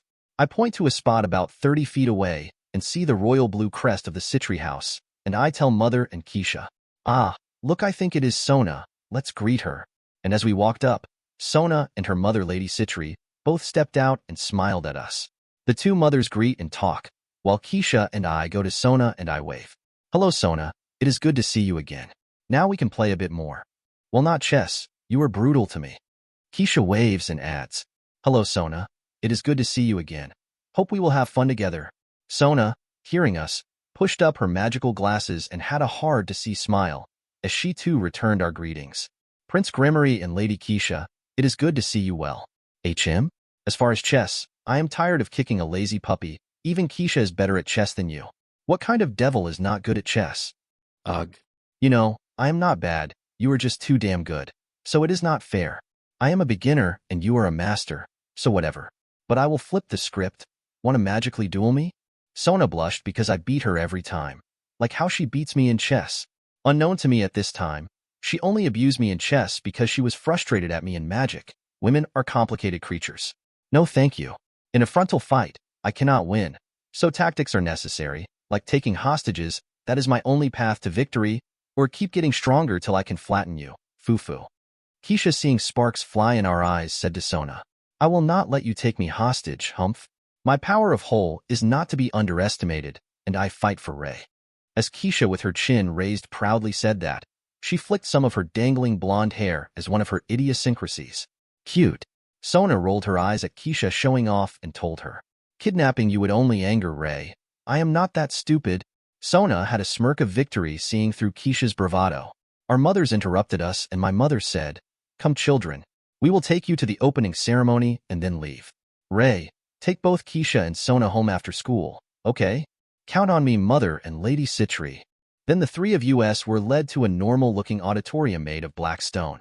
This room is like an amphitheater, and there are around 100 pure-blood devil children, including Ravel Phoenix, Sikvera Agars, Serorg Bale, Diodora Astaroth, and Zephyrdor Glaciolabelas.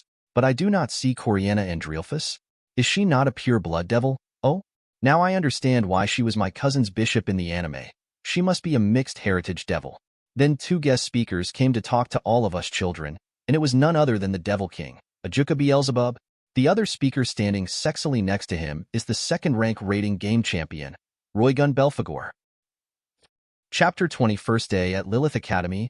Ajuka Beelzebub is one of the smartest devils in the entire underworld and a genius on the level of the fallen angel governor-general, Azazel. He is also my brother's longtime rival friend. My brother told me to always trust him, even if his actions seem sinister, it is always for a good outcome. Roygun Belphegor, on the other hand, is a really charming devil with a crown-like set of curved horns and cherry blossom hair. Her outfit accentuates her charm and sexuality. I can tell I am nearing my puberty because my eyes are captivated by her. No, it is not just her looks that make me look up to her, but the fact she is the second most powerful rating game king. Her special devil ability is called Crack, and it can break anything including magic. Okay, I am her fanboy simp. Okay. Keisha is also watching her as she too is a big fan, and the both of us watch all of her games together. Ajuka received a bow from every devil in the room. Then he spoke at the podium telling us about what kind of things the Devil Kings hope to see from our generation, and a lot of boring words. When his glance made it to me, he smiled. Roygun, seeing this small action, looked in my direction, and her eyes opened wide. Then she smiled. Ray underestimates he is just as famous as she is. Plus, Ray has no idea this devil is a cougar for attractive young men.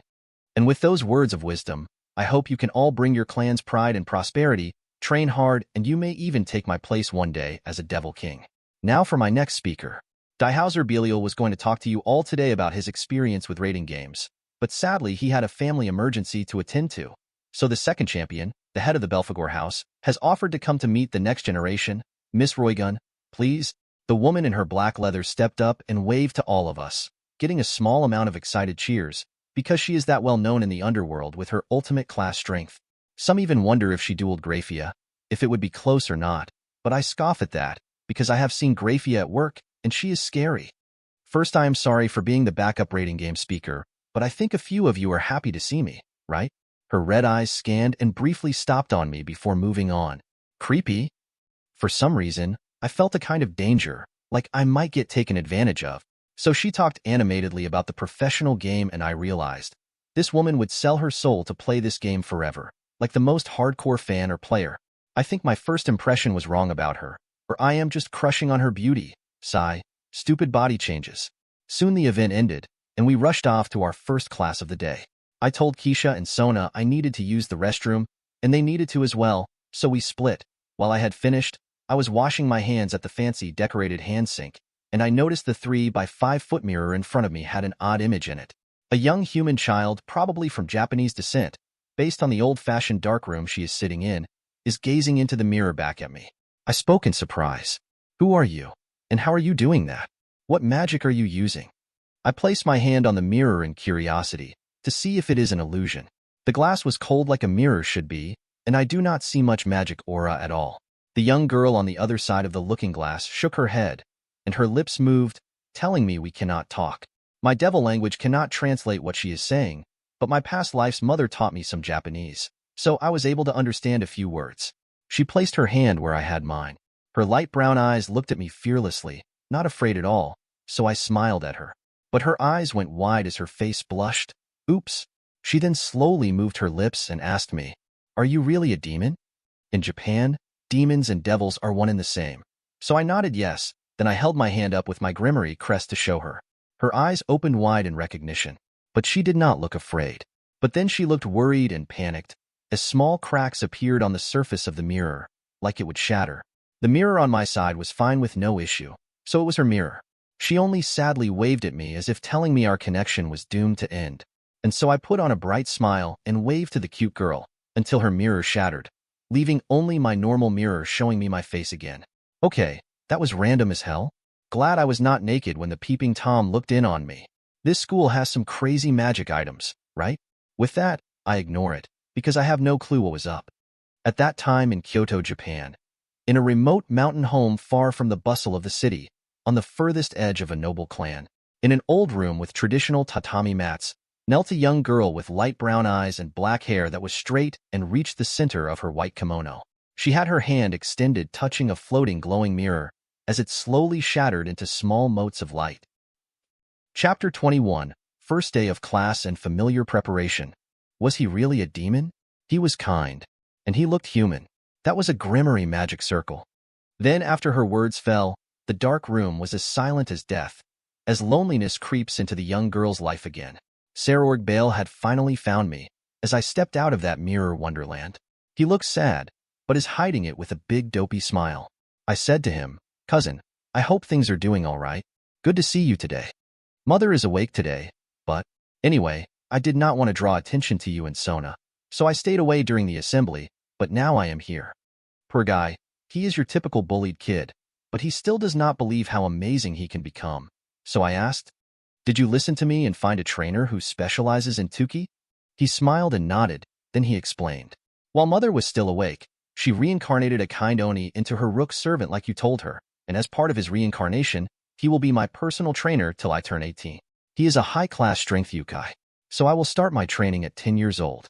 Good, then you can make your mother proud by kicking in the teeth of those who doubt your resolve. The girls are coming. With that, Sona and Keisha finished, and the four of us headed to our first class.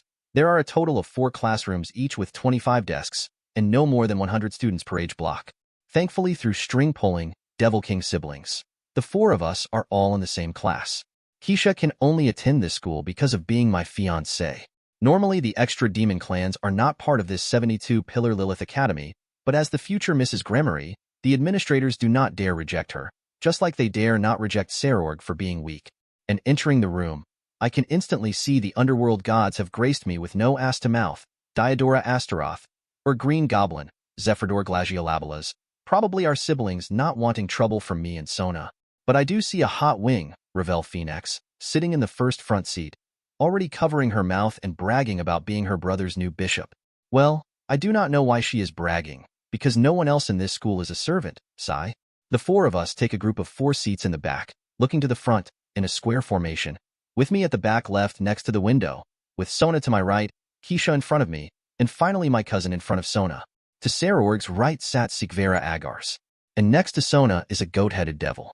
Keisha, seeing the huge variety of devils we have never met before, said to me, "Look over in the seat opposite of you, Ray. She is a mermaid-like devil." I nodded, because she had fin-like ears, but she used transformation magic to turn her fishtail into legs when not in the water. She is a cute devil, though. I think she is the next head to a struggling devil house. Sad, really.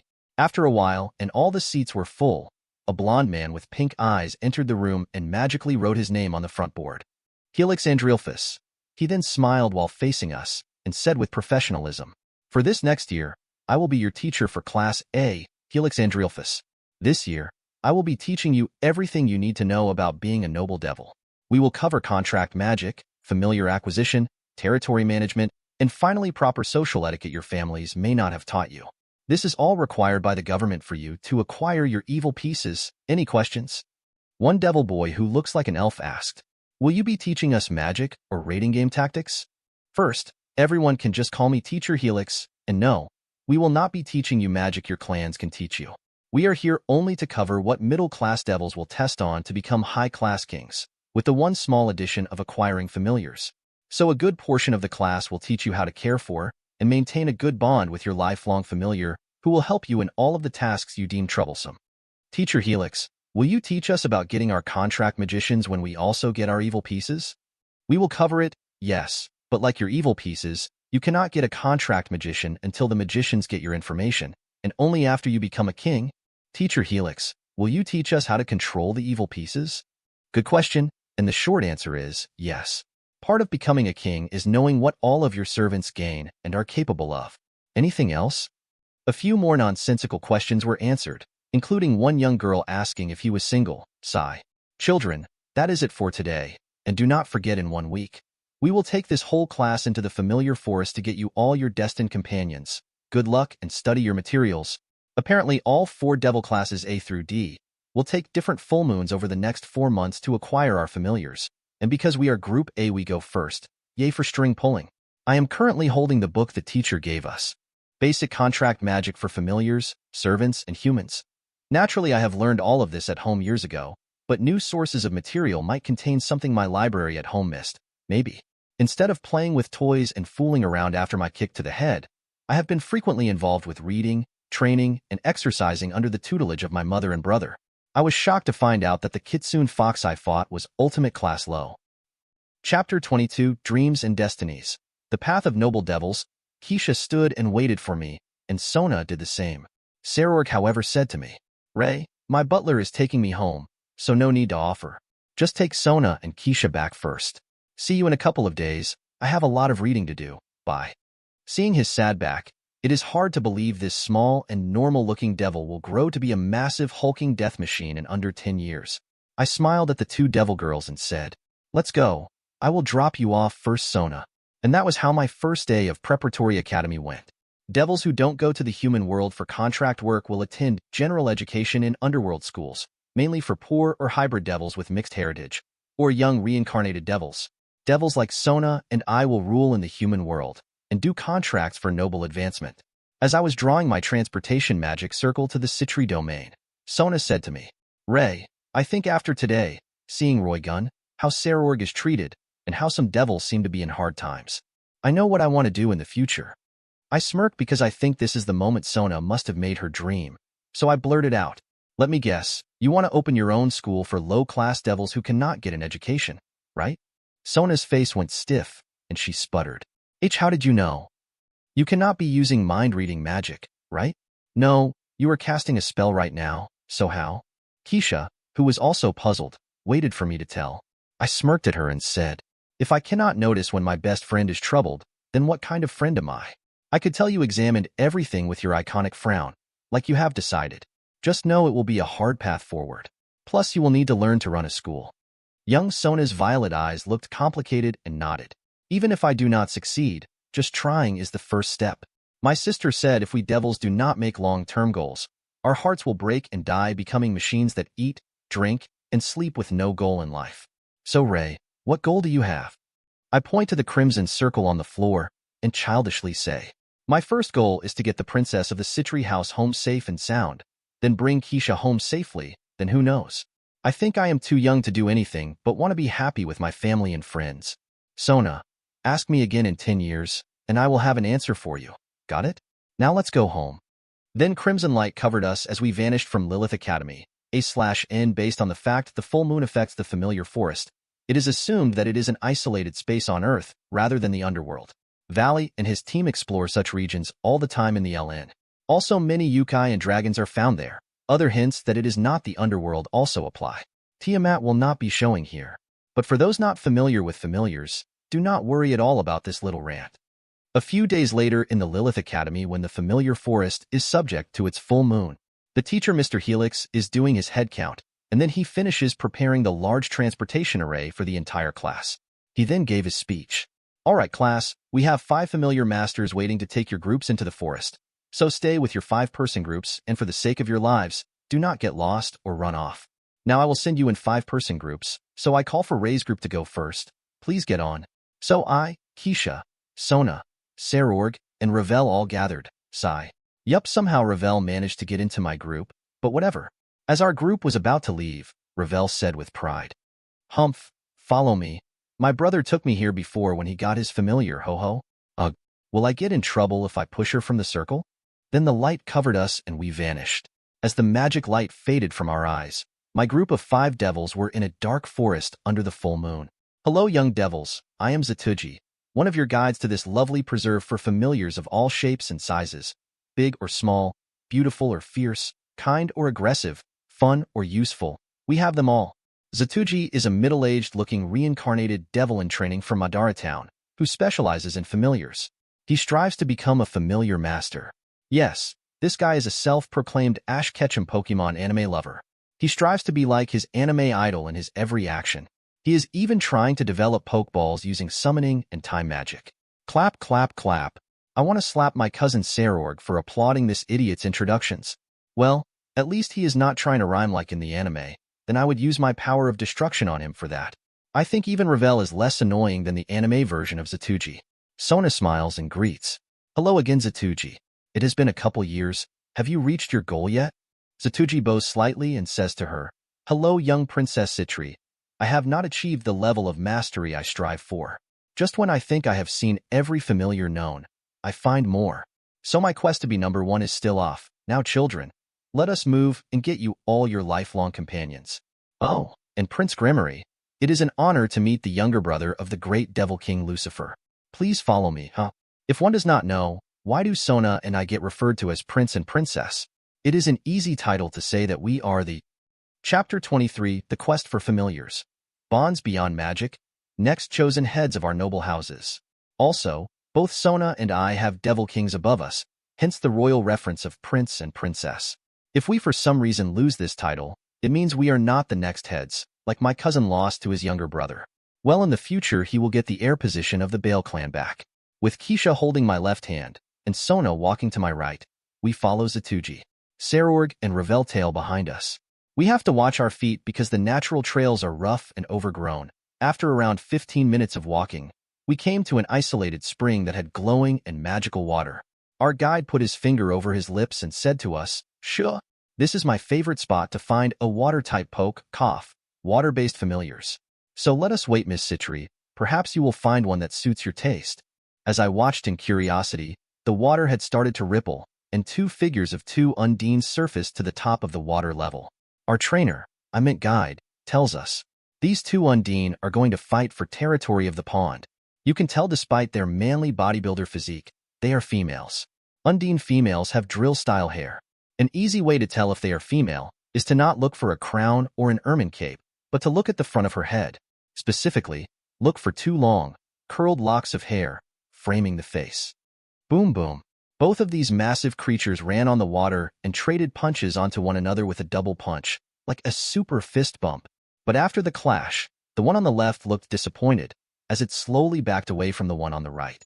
It sadly left, in hopes of finding more territory to call its own.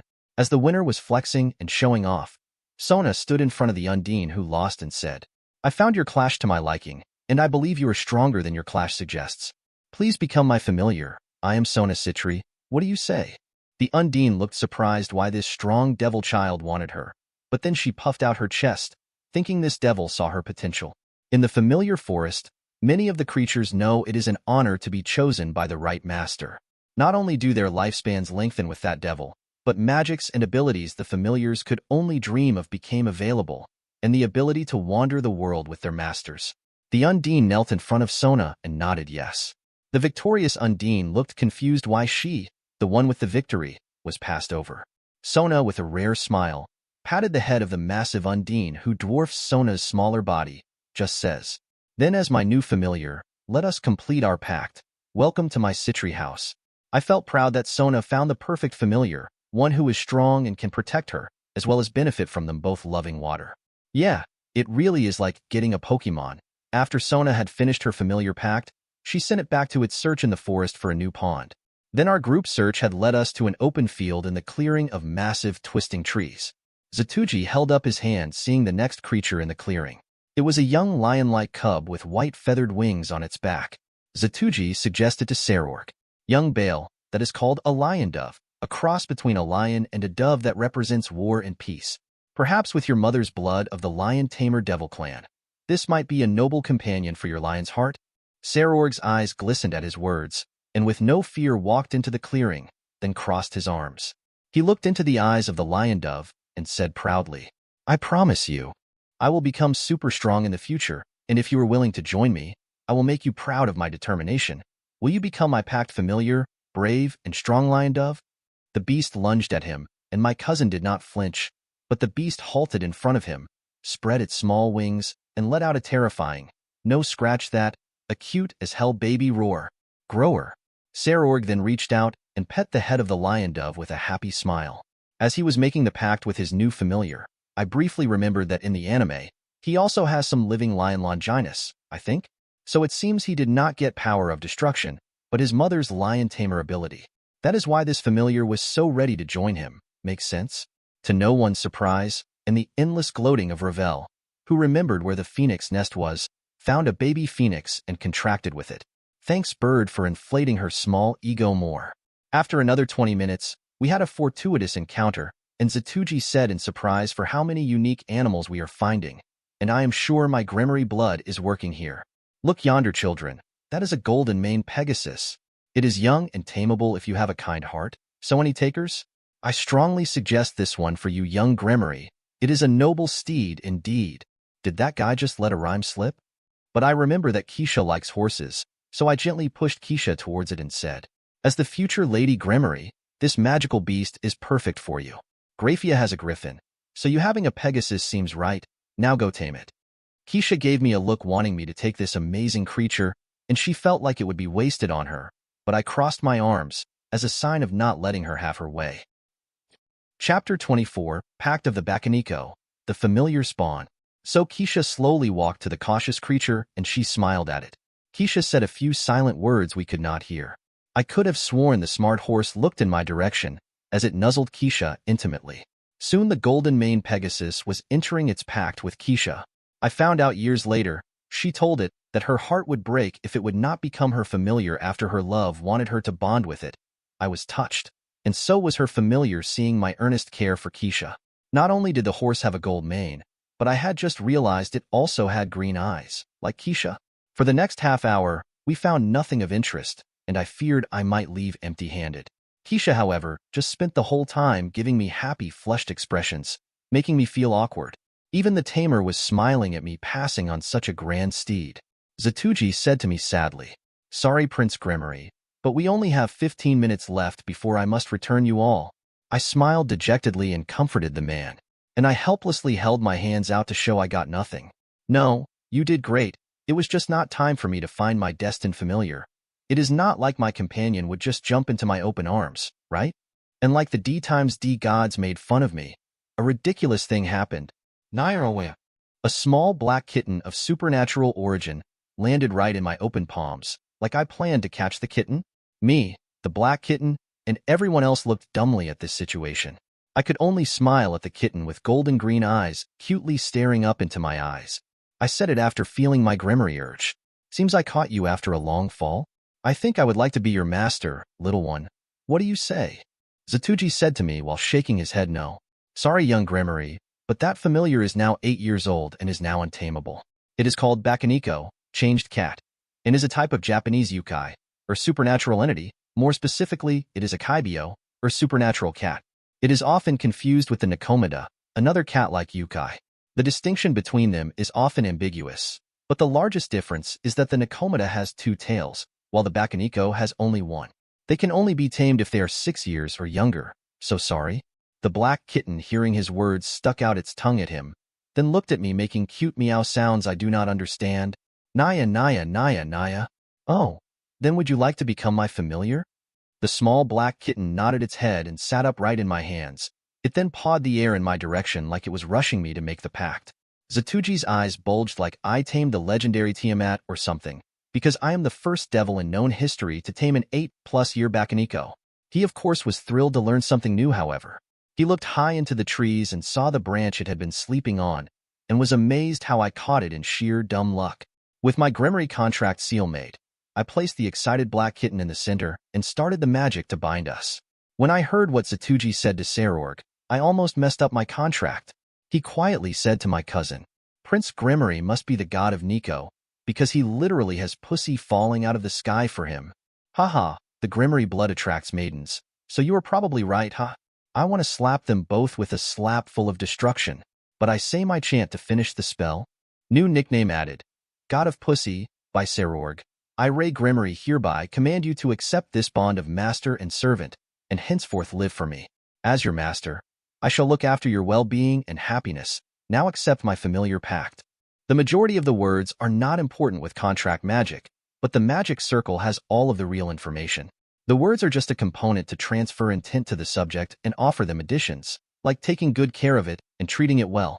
With Bakaniko's acceptance, the crimson light enveloped it and, poof, using transformation magic, there stood a short lowly maid with black cat ears and tail, with her hair a chestnut with light brown eyes.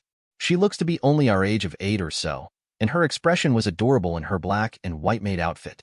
I think with my memories shared with my familiar, superficial knowledge, and what the master does not mind sharing, she must have chosen Irina's general looks, and the maid outfit must be from Grafia. She pounced in front of me, tugging on my shirt, and asked clearly, Master, please give me a name, Naya? A volley of cute arrows struck everyone with her actions, and not being good at names I blurted, Your name will be Nico. She jumped in place super excited. While everyone else deadpanned at my stupid name, Nico then said, Thank you, Master. I am happy to finally have the name, Nico Naya. And that was how the 5 of us gained our lifelong familiars.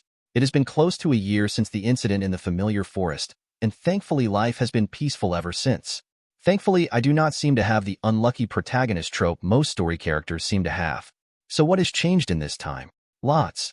Another change to our Gremory home would be the new addition to our Gremory house, and that is the birth of Grafia's child. So how cute was my nephew Milikas, you ask? I don't have a clue why. Currently I am sitting with Grafia and her newborn baby. I am holding this new devil with care, thinking useless thoughts. Chapter 25, The Gremory Getaway. A secret journey to Tokyo.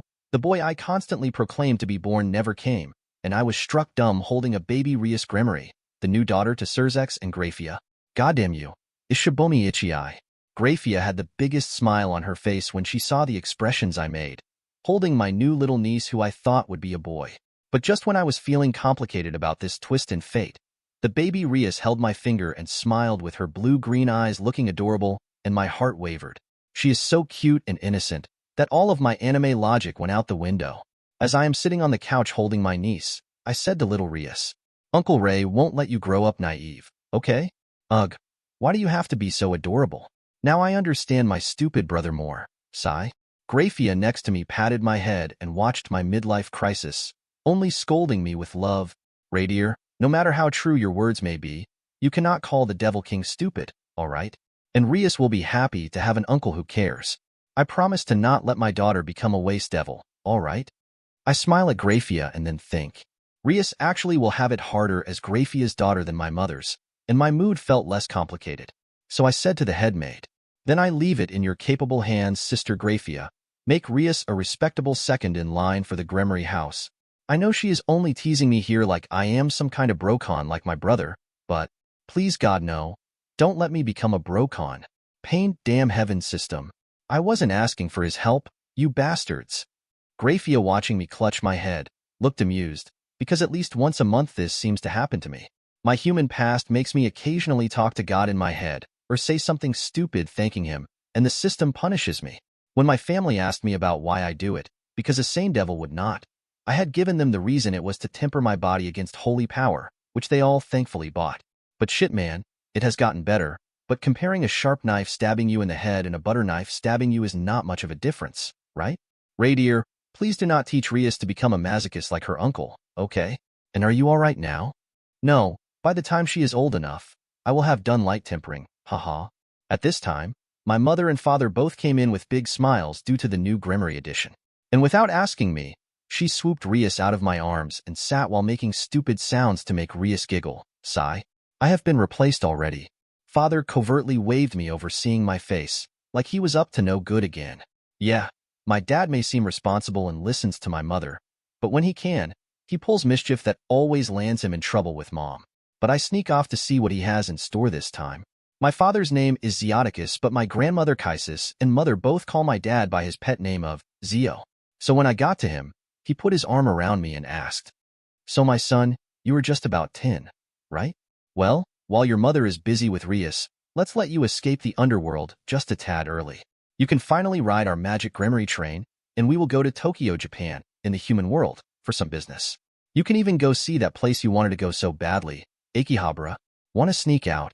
Just as I was starting to nod my head in excitement, I stopped, glared at my father, and said unhappily, "Wait, the last time I went along with your plan, you sold me out to Mother, and I was in trouble, and you got off scot-free." Zeoticus looked guilty, a little, and said like a Boy Scout, "I promise on our Gremory name, to not sell you out, my son. Now let us go before she gets suspicious. I have already packed your bags, It is father and Sunday. Let's go." I do not think it would be spoiling anything to say. He did sell me out. Getting out of the Gremory Town train station, our security guards surrounded us to let us pass into the terminal.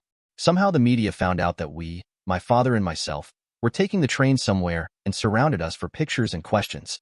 It definitely was not Zeo for publicity. Cough, whistle. My father used to this due to our family's inability to never do anything small, just waved at them with his charming smile. He answered nothing and held my shoulder to shield me from the barrage of questions. I heard things like, "Duke Gremory, where are you taking your son? And tell us about the birth of your new grandchild? Prince Gremory, tell us about your new fan club that has recently been growing in popularity. I am also a member, Ufufu." Cough, not started by Graphia and Sirzechs. Nope. "Prince Gremory, is it true? Are you going to start your human contract soon? Where in the human world will you go? Tell us, so I can move there." Sometimes, I forget that my family and myself are common household topics. Well, we are a Duke house, and the lack of good entertainment in the underworld contributes to this. I just wave and smile like my mother taught me, and I thought, how will Mother not find out we are sneaking away with the media here? I guess in the future I will have to deal with that, sigh. As we were about to board the noble car behind the engine, the man I have met many times is here to warmly greet us. I may have never taken the date. Chapter 26, Dimensional Gap Journey and the Cat's Last Stand, Gremory Train to the Human World until today, but I have ridden in it many times in the underworld. Reynaldo Gremory is the conductor of the Gremory Magic Train. He is a gentle-looking old man with a dandy white beard and hat. To me, he seems to be like a Sean Connery type of charismatic man. "Hello again, Duke and Prince Gremory. Let me welcome you warmly. And where will we travel to today, Duke Gremory?" My father shook his hand and said casually, "I have business in Tokyo, Japan. So just take us to the station in Kuro Town and wait for us there. We will get along now, Reynaldo." And with that, the servants helped us in. Inside this lush and spacious home in a train car, we take seats on two opposing plush couches in crimson. The reason we nobles sit in this car is for security and emergencies.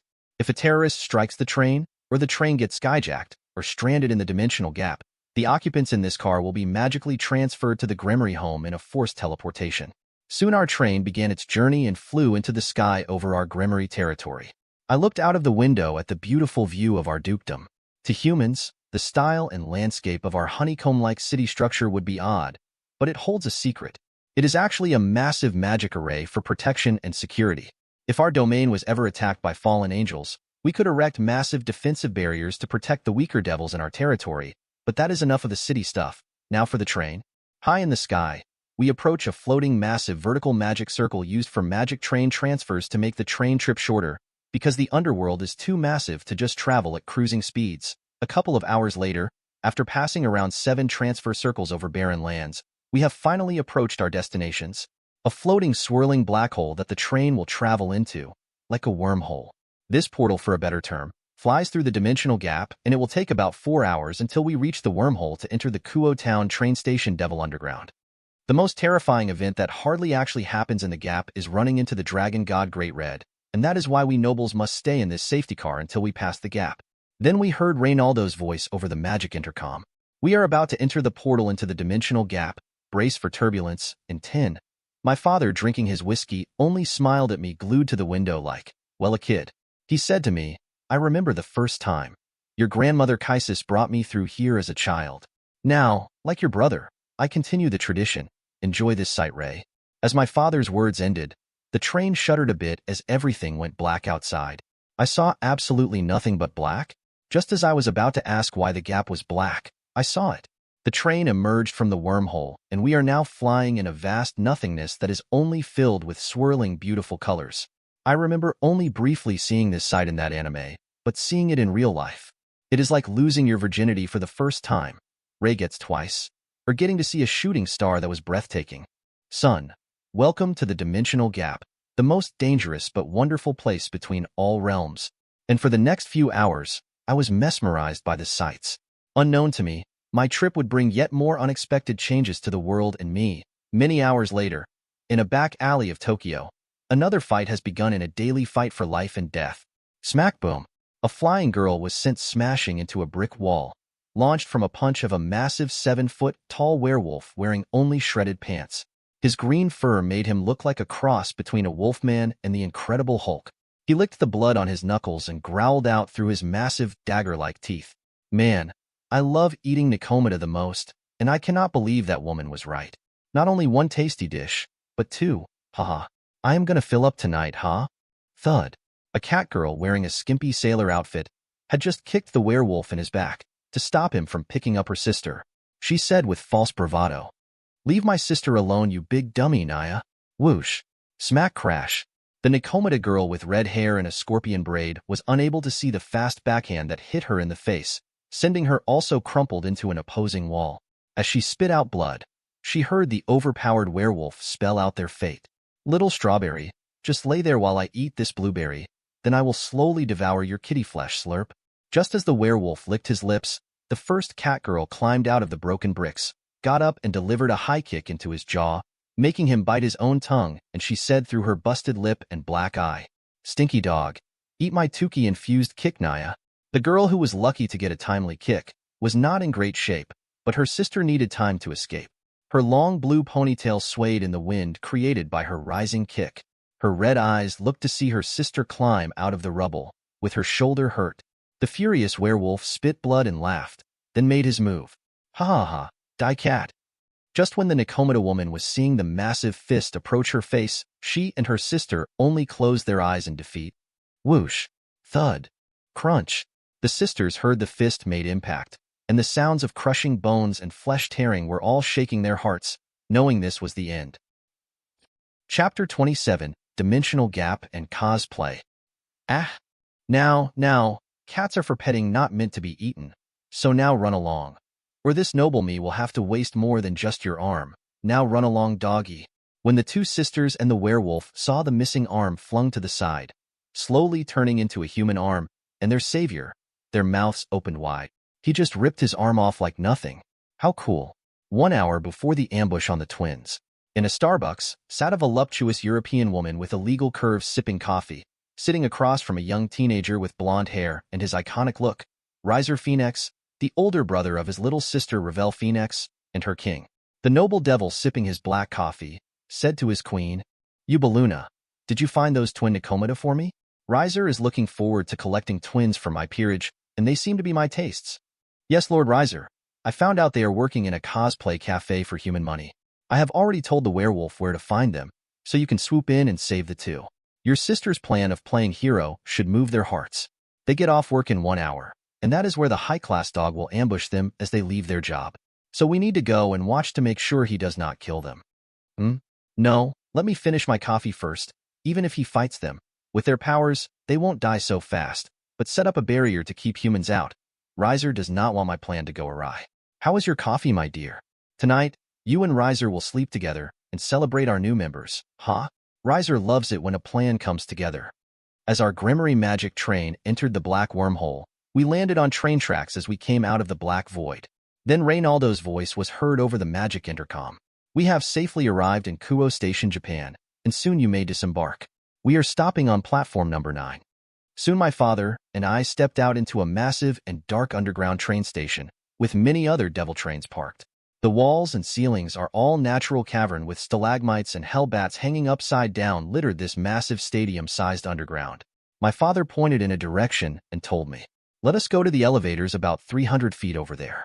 It will take us up 1,000 feet to the Kuo Bullet train station. From the secret room in the station, we will transfer to Tokyo Station. Then we will travel to Akihabara, and finally go to my office in the Sirzechs Hotel Tokyo for a meeting." Any questions, Ray? "Father, why go up? Can't we just make a circle here?" Dad patted my shoulder and explained, "To keep the church and the fallen angels out, this station is protected from spatial movement other than the entrance to the gap and the elevator." Oh. Zeoticus makes a Gremory circle in his palm, and a demonic-looking key like an old-time skeleton key was left in his palm. He handed it to me and told me, "Only noble devils are allowed to have a key to the stations around the human world. so keep this with you at all times in your dimensional pocket. You need it to operate the elevators. Soon we arrived at the modern-looking sliding door, and I first noticed it was a small elevator. With my father's guidance, I used my key and the doors open to reveal a small elevator big enough for around 4 people, rather cramped. The two of us stepped in and I saw there was only a B1 button and a G1 button above it, so I pressed the G1, and we shot up like an express elevator at speeds that would make a human class spew their stomachs. Shortly, with a gentle stop, the doors opened to show a utility hall with many staff-only doors lining it. When I looked at the closing doors, I saw the words, "out of order," written across it, so if a human came by, they would not think much of it. My father pointed to a door to the left and said, "That room is for outgoing devils, and the room across it is for arriving devils. So let us leave Kuo Station now, my son." As we entered, he locked the door and began creating the transportation circle to Tokyo Station. An hour later, my father and I were walking through the legendary Akihabara Station, a hub for all new electronics and cosplay with many anime and manga specialty shops hidden among the many electronic stores. This place is so increasingly busy that if we didn't hold hands, I would be lost in the crowd. "Son, I think your outfit your mother makes you wear is drawing unwanted attention. Why not try doing that cosplay thing all the other youngsters are doing? When in Rome, do as the Romans do." "Oh, see right there. Let's go to that costume shop, huh?" A half hour later, my father held up another annoying suit, and it was a friendly purple dinosaur named Barney. "Son, what about this one? I like the color." "Father, I feel like you were trying to punish me now. That is for little kids, not one of my age, sigh." My father, undaunted by my umpteenth rejection, found one that made him excited. He held up a slightly less revolting cosplay outfit. "Ash Ketchum. Son, this red and blue outfit matches you well, and it reminds me of our familiar master. Haha, this is the one, son. Now go try it on for me." I reluctantly took it, because it actually was the least embarrassing one he picked. So to just get this farce over with, I went to the changing room. After stripping to my red and black boxers with G's all over them, I began the gloomy process of shaming myself. But as I put on the iconic ball cap to finish the Chapter 28, The Cosplay Rescue, Cosplay, I froze in sheer embarrassment. As my face reddened, so too did the cheeks of the black-haired girl wearing an old Shinto priestess red and white outfit. Her hands covered her face, but the cracks in her fingers tell a different story. Unlike before, the girl's hair had grown longer and went from her mid-back to her but in length. She appears to be outside with a Naginata laying on the ground, in the middle of a mountain forest. The many slashes on a massive tree showed she was practicing when our mirrors connected. After I blanked, I ended up smiling at her, pretending I was not dressed as a fucking Pokemon trainer. I waved all cool-like. The girl woke up from her daze and looked like she remembered something, and pulled out a calligraphy scroll she had pre-painted. She held it to me and unfurled it with a serious look. "Mr. Gremory Devil, I live on the back mountain of the Shinra clan. Please rescue me, and I will pay you. I live in Kyoto, and my family has banished me from my demon mirror, please." Messing with the 5 principal clans of Japan is not wise politically, but the helpless and sad look in her eyes tugged at my heartstrings, a flaw for a devil to have. Tsubaki Shinra is not one of the characters that Rei remembers well, and the fact she does not wear glasses makes this even more pronounced. Yes, if Rei knew that she was the future queen of his best friend, he would have not helped, but using illusion magic, I wrote and made a picture for the girl. "Then draw this magic circle on the ground while I draw mine, and I will rescue you for a price, an equal price. Do you agree, human?" The girl nodded and used her Shinto magic to begin infusing magic into the ground she was drawing with her weapon. I put up a non-detection magic, then quickly began to make my transportation circle to forcefully burst through the Shinra defenses. With a mortal drawing an arriving circle willingly, and my massive strength, this little human barrier cannot keep me out. This is canon material, as Sirzechs had the strength to even forcefully burst through a barrier powered by Trihexa. So a simple Shinra clan circle won't be a problem with help from the inside. Just as we both finished our circles, her mirror shattered, revealing a red-headed Ash Ketchum. For some reason, I had this bad feeling I was capturing a Pokemon for some unknown reason. As I activated my circle on the floor, I vanished from the changing room. 2 things struck me as I arrived in the mountain forest. First was the frightened human girl, a bit hesitant of making a contract with the devil. But the second thing I noticed was my Gremory treasure and talent urge was guiding me to this Japanese shrine maiden. So I smiled and introduced myself. "Greetings, Miss Shinra. I am Rias Gremory, the next heir to the Gremory house. I do apologize. but my entry has probably been discovered by your clan, so our greetings are short. By the time I make my return circle, please make up your mind if you will come along. And who might you be? With a shy and nervous voice, she managed to stutter out. Tsubaki Shinra, and please rescue me from here, Mr. Gremory. I nod and tell her. Tsubaki, a pretty flower name. Please just call me Ray. I think we are around the same age after all. I will be done shortly if you have anything you wish to bring with you from your small home. I have nothing. She looked a bit nervous at saying that, implying she has nothing to pay with. Yes, it is in a devil's nature to never work for free. But I cannot tell her I am a bit different. But I cannot tell other devils I have a slightly different mindset. One that cannot let a poor girl suffer, sigh. We said nothing as I finished. I held my hand out to her and said with sincerity, Tsubaki, even if you cannot pay, you also cannot stay here, or they will kill you for summoning a devil. So just come and do not worry. We only made a verbal contract and nothing in writing, so let us flee. Hearing my words, she did not expect to come from a noble devil. She placed her free hand in mine, as my crimson light enveloped the two of us. A short while after the two children vanished, a large group of 12 priests came rushing ready for battle, as they inspected. One Shinra priest pointed to the Gremory circle and the leader frowned. He grumbled. So the cursed child went and summoned the devil. Tell the patriarch that Tsubaki has betrayed the clan. Why did it have to be the Gremory, sigh? Whoever punched a hole here was very strong. Stronger than the patriarch. Back in the changing room, the Pokemon trainer and Shinto priestess arrived, an interesting cosplay duo. Realizing where they were, the young woman looked down and blushed in shame. Knock knock. Ray, it has been too long. I am coming in. As my father saw the circle vanishing and the girl I was hiding behind me, my father guessed what could have happened, but he put on his playful smile and said, Oh, Ray, if I knew, I would have pretended to see nothing. But to think you had smuggled a human girl into your changing room, should I come back later? Tsubaki was pure red, and only looked at the floor at the older devil's words, but I broke the humorous mood and admitted, Father, I am sorry. I may have offended the Shinra principal clan by taking this girl. I could not leave her there, sorry. So this is what happened. Chapter 29, Choices and New Beginnings and Not Hiding Anything. I told both of them everything I knew. My father and Tsubaki had different thoughts at the time. I bowed my head, admitting to making a huge issue between the devils and the Shinto god's followers. My father did not have anger on his face, but his serious side kicked in, and he asked the girl, Young lady Tsubaki of the Shinra clan, you have put my Gremory family and the devils in a sticky position, and this is fine, but the issue is what to do with you now.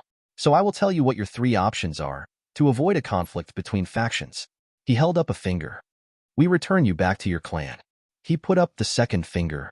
You serve Ray as a future reincarnated devil peerage member in his soon-to-be-formed team and gain the protection of the Duke House of Gremory. Finally, with the seriousness of a long-lived devil, he lifted a third finger while he said, You leave now and never make contact with us again, leaving your fate to chance. So young human girl, what do you wish for your future? Tsubaki looked to me for my input, so I shrugged and said, I cannot tell you what choice to make, because they all affect your life. But I do know if you take option 2, I will not treat you badly, like some devil houses treat servants. This is the only thing I can promise you. No matter what I do, or where I go, my very footsteps change fate in this world.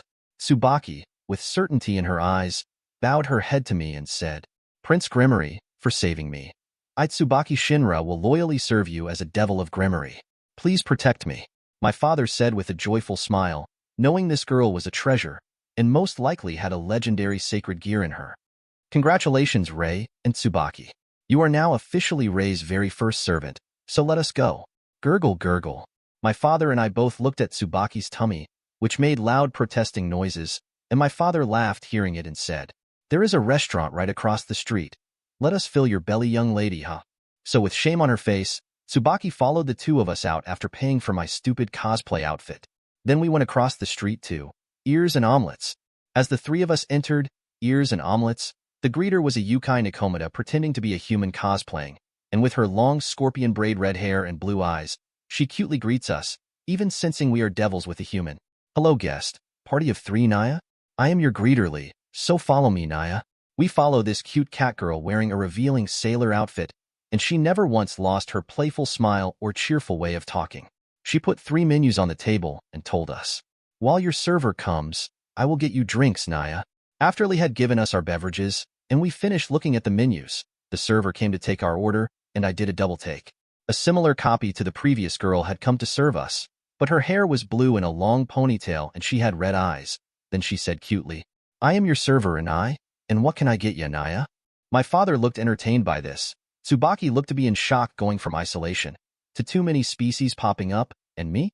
My Gremory tingle was firing off on full blast with the two Nikomata twins. Or, I just have entered puberty and their slightly exposed breasts are distracting me? No, it is the cat ears. I just want to pet them. Damn. I am your server and what can I get ya, Naya? My father, a pro in human world cuisine, as a cook himself, starts his order. I will have the hamburger steak with mushroom gravy and a coffee. With stars in my eyes, I point to the restaurant special and order. I will take the special, omurice omelette with ketchup hearts. And for the young lady, give her the 3 most popular meals and thanks, Miss and I. And I picked up the menus and said with a playful tone, "Orders are coming up, Naya." After she left, Tsubaki said quietly, "I do not think I can eat that much, Ray." "Not a problem. We do not lack this little money, and since I do not know what you do or don't like, and the fact you will hesitate to order, I just got you a nice selection of choices. I do not think you have eaten properly in a while, so your nutrition will be our first task." Thank you. While we waited for the food, my father asked a few easy questions to Tsubaki, things like what skills she has learned and what she felt her strengths were. After a while hearing everything, my father rubbed his chin in thought and told me, "Ray, my son, Tsubaki is an all-rounder talent, perfect for the queen piece position. She has a wealth of spell-casting knowledge, weapon skill, and the proper mental fortitude. Most queens are truly only wizard types where Tsubaki isn't only a wizard type, but she can bring out the knight and rook aspect of the queen piece. Lastly, if I am correct, Tsubaki, you may even have the super rare, sacred gear in you. Thus only a queen piece is suitable for you." I nodded to all of my dad's points, and it made a lot of sense. And Tsubaki could not believe she was being recommended for such a place in my peerage, so she asked, "But Ray, I do not think I am that special, and I fear I will disappoint you. I do not want to shame you." Chapter 30, A King's Resolve and a Nikomata's Fate. I smiled at this sheltered shy girl and confirmed, "Tsubaki Shinra, I want you as my queen. I believe in time. You will see what my father and I see. Please accept the position." Looking at her lap, she nodded and quietly said, "Then I will work hard for you, and my king." Just at this time, the nimble Nikomata came out carrying all 5 meals, and with unnatural skill, placed them all in front of us. I looked at my omurice and wondered where the ketchup heart was, and Inai seeing me confused pulled from her waist a squeeze bottle. "Ufufu. The heart has to be added in front of the master, and with a chant, 'So here I go, Naya.'" She spun in place, then hypnotically swayed her hips near me, and held the bottle over the omurice, said, "For master with love, love, love. I add the secret ingredient, love, Naya." As she finished the heart design with the word for love, she fist-bumped the air and then asked, "If you need anything else, please call, and young master, what is that scent on you?" "It is yukai smelling, Naya." I was a bit surprised, because I have heard the same thing from my familiar, Nico, but I do not wear cologne or anything, so I should not have a yukai scent on me, so I say, honestly, no one else smells it, but my cat seems to smell something on me. Unknown to Ray, the magic painting he received, and handles often, has drawn yukai to him unintentionally, while a certain trickster fox would deny any accusations of lacing the painting with exotic yukai paints. Cough. My sister smelled it too, but it smells nice. Anyway, enjoy the food, Naya. And with that, she scampered off in a cheery mood. My father said, "Don't think too hard on it, Ray. I bet it is just our Gremory charm power we have. Now let's eat." While we were finishing our meal, my father Zeoticus noticed my glances at the Nikomata and asked, "Is it their looks, race, or something else drawing your attention?" My treasure and talent urge keeps going off occasionally, but then it vanishes when I look too long.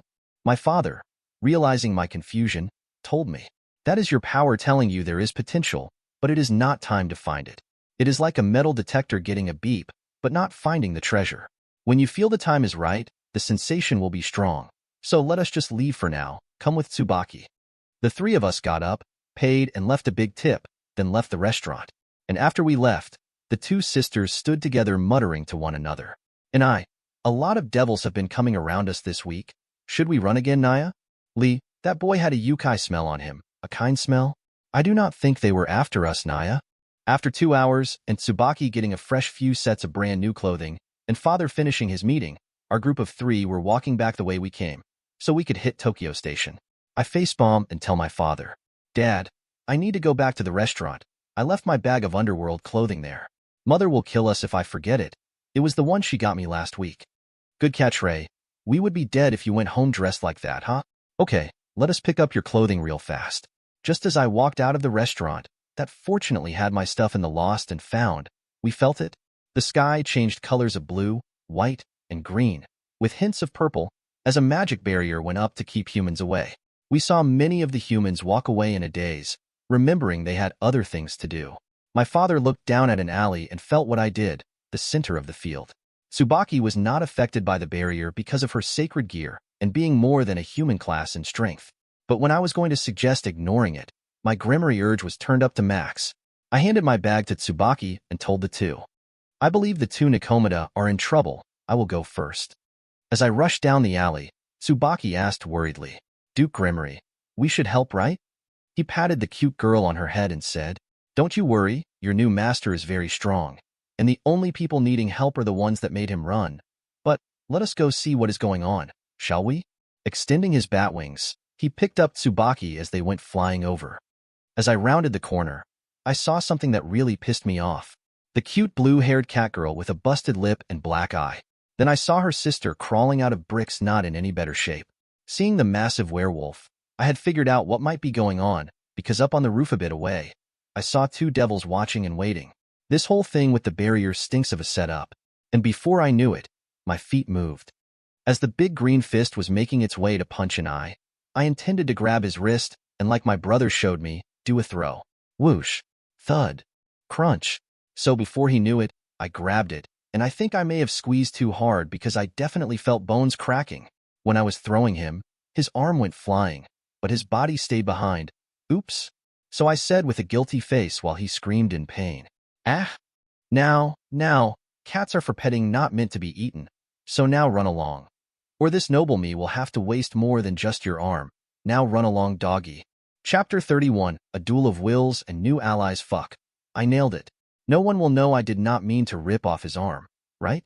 Ubeluna and Riser, seeing me come out of nowhere and ruthlessly rip that high-class low werewolf's arm off, had their brains stop for a moment, as my father and a human girl landed next to them. "Greetings, Lord Riser. Fancy seeing you here?" Riser nodded and immediately said, "Greetings, Duke Gremory. What a random coincidence."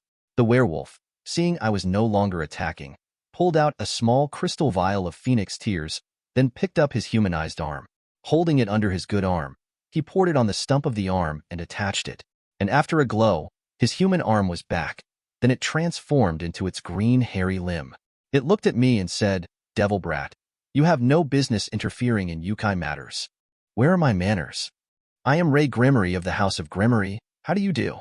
And these 2 girls served me my meal earlier, so I had not yet evaluated their service. So until I do that, this is my business. So scram before I end your life, cursed child. At this time, the redhead Lee stood with her sister behind me, the obvious safe place. And the werewolf, seeing the devils on the roof, said, "Purple hair lady, why are you just sitting there? Help me. You told me to do this. Now you just ignore me." Ubeluna just looked embarrassed, because the phoenix tears were proof of their deal, so she only said nothing. Riser said, "Ray Gremory, please show my phoenix house some face and let me recruit the 2 Nikomata as I planned. You have interrupted the process, please?" I smile and ask politely, like I do not have a 7-foot wall of green eggs and ham in front of me. "Lord Riser, could you please enlighten this young and naive devil on what processes I stopped? Please be specific so that I may emulate your technique." Riser had a bit of a dark mood with Duke Gremory, standing here, just watching the show. So he points to an eye and Lee, "Do what you want with the dog, but I am recruiting those 2 Nikomata into my peerage, and I was here first." "Hey, I am not a dog. And whose side are you on anyway? I am out of here, asshole."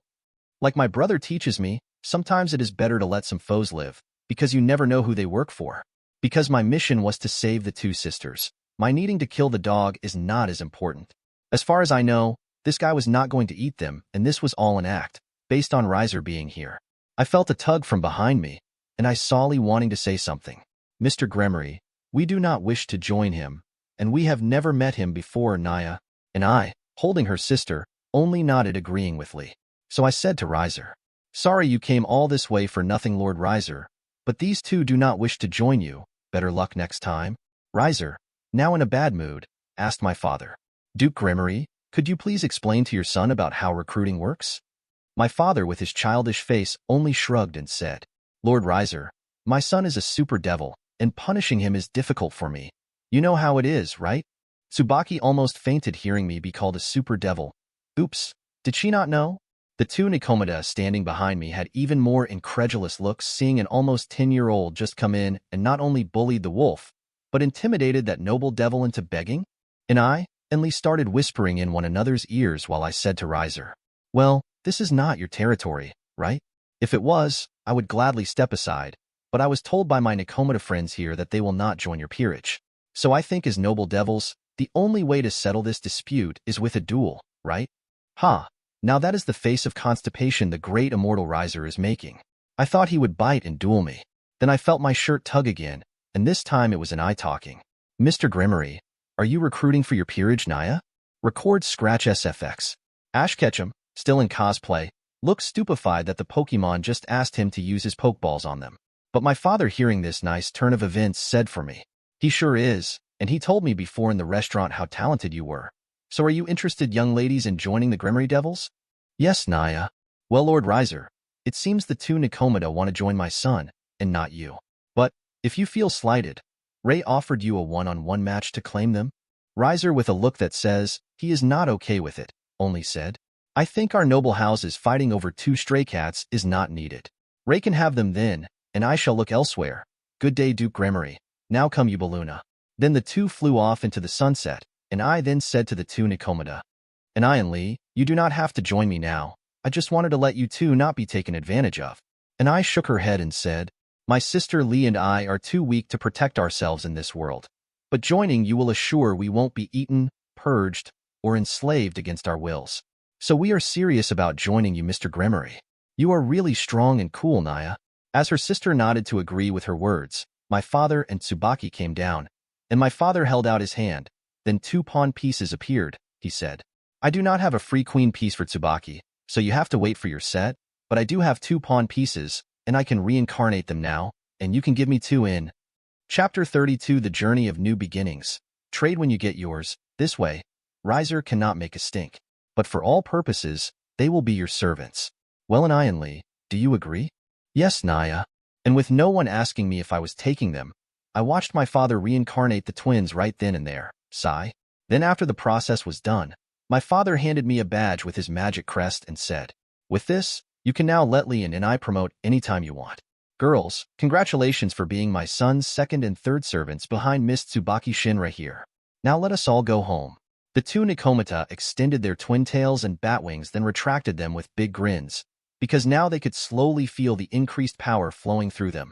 So with my father and I in the front, Tsubaki behind me, and the twins behind her, the five of us return home to get executed for the prison break I apparently orchestrated. Sigh. Now in my underworld clothing, my father and I are sipping coffee as we are exiting the dimensional gap. My father, seeing me constantly look to the door leading to the servant's car, asked, "Are you feeling conflicted that you cannot sit with your new servants?" Well, this is normal for us Gremory devils, as it is in our nature to be fond of those we treat as family. But my son, our lives as devils would be hard if the other devil pillar family houses knew we did not obey the laws. But now that we have left the gap, you may now spend time with your servants, so go, Ray. I stood with a big smile and said, "Thank you, father. I want to be with them, so I shall take my leave."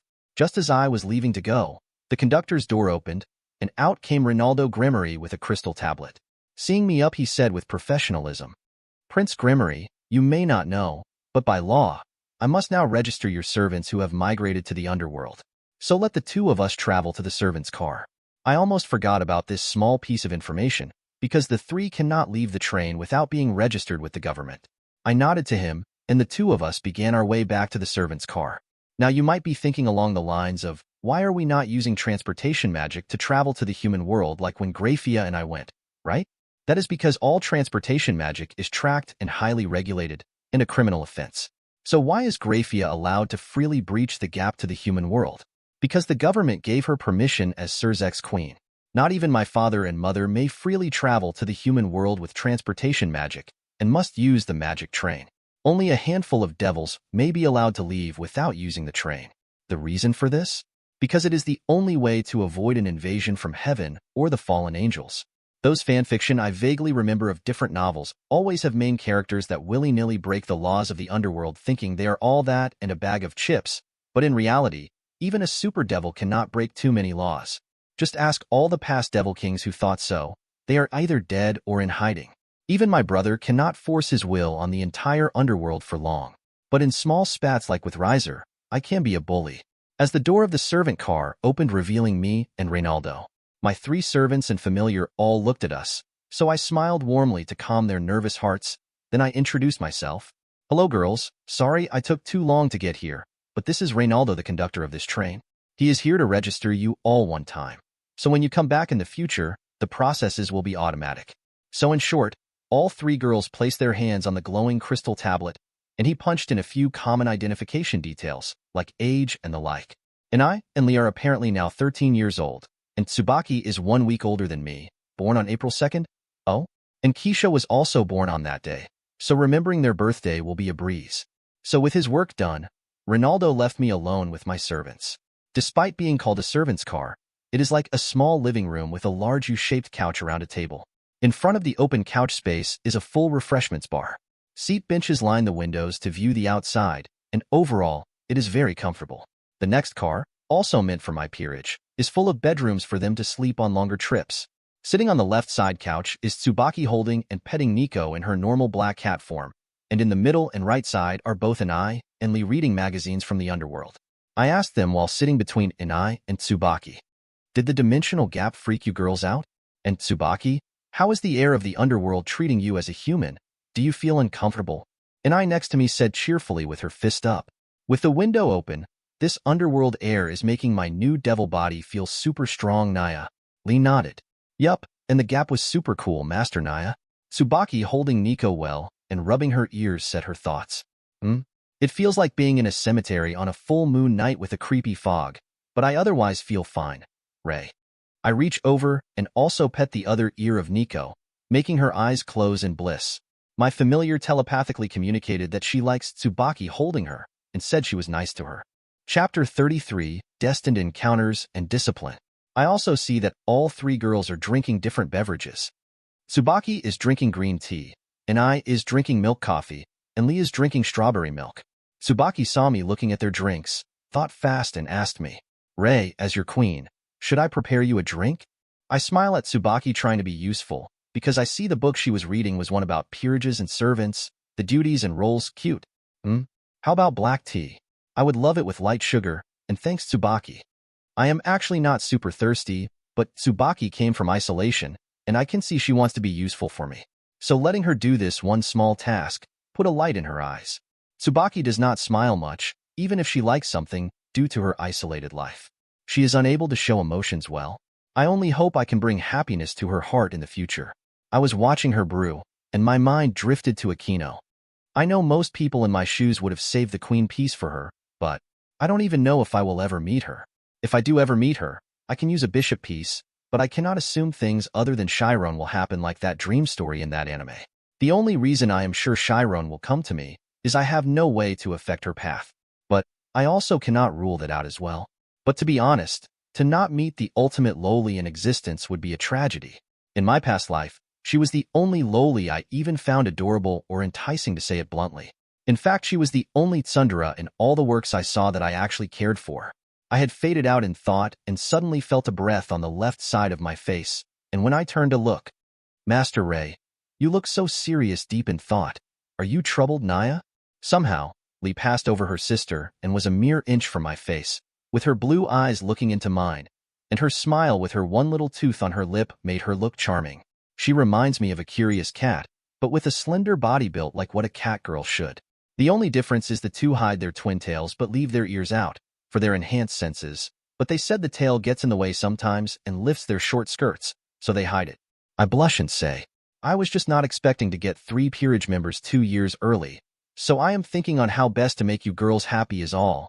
Yes, I had 3 girlfriends in my human life, But my young devil body is making it hard to concentrate when women 10 times more attractive than that earth are up in your face, and my heart makes me blush and feel like I am a kid, but I actually am so.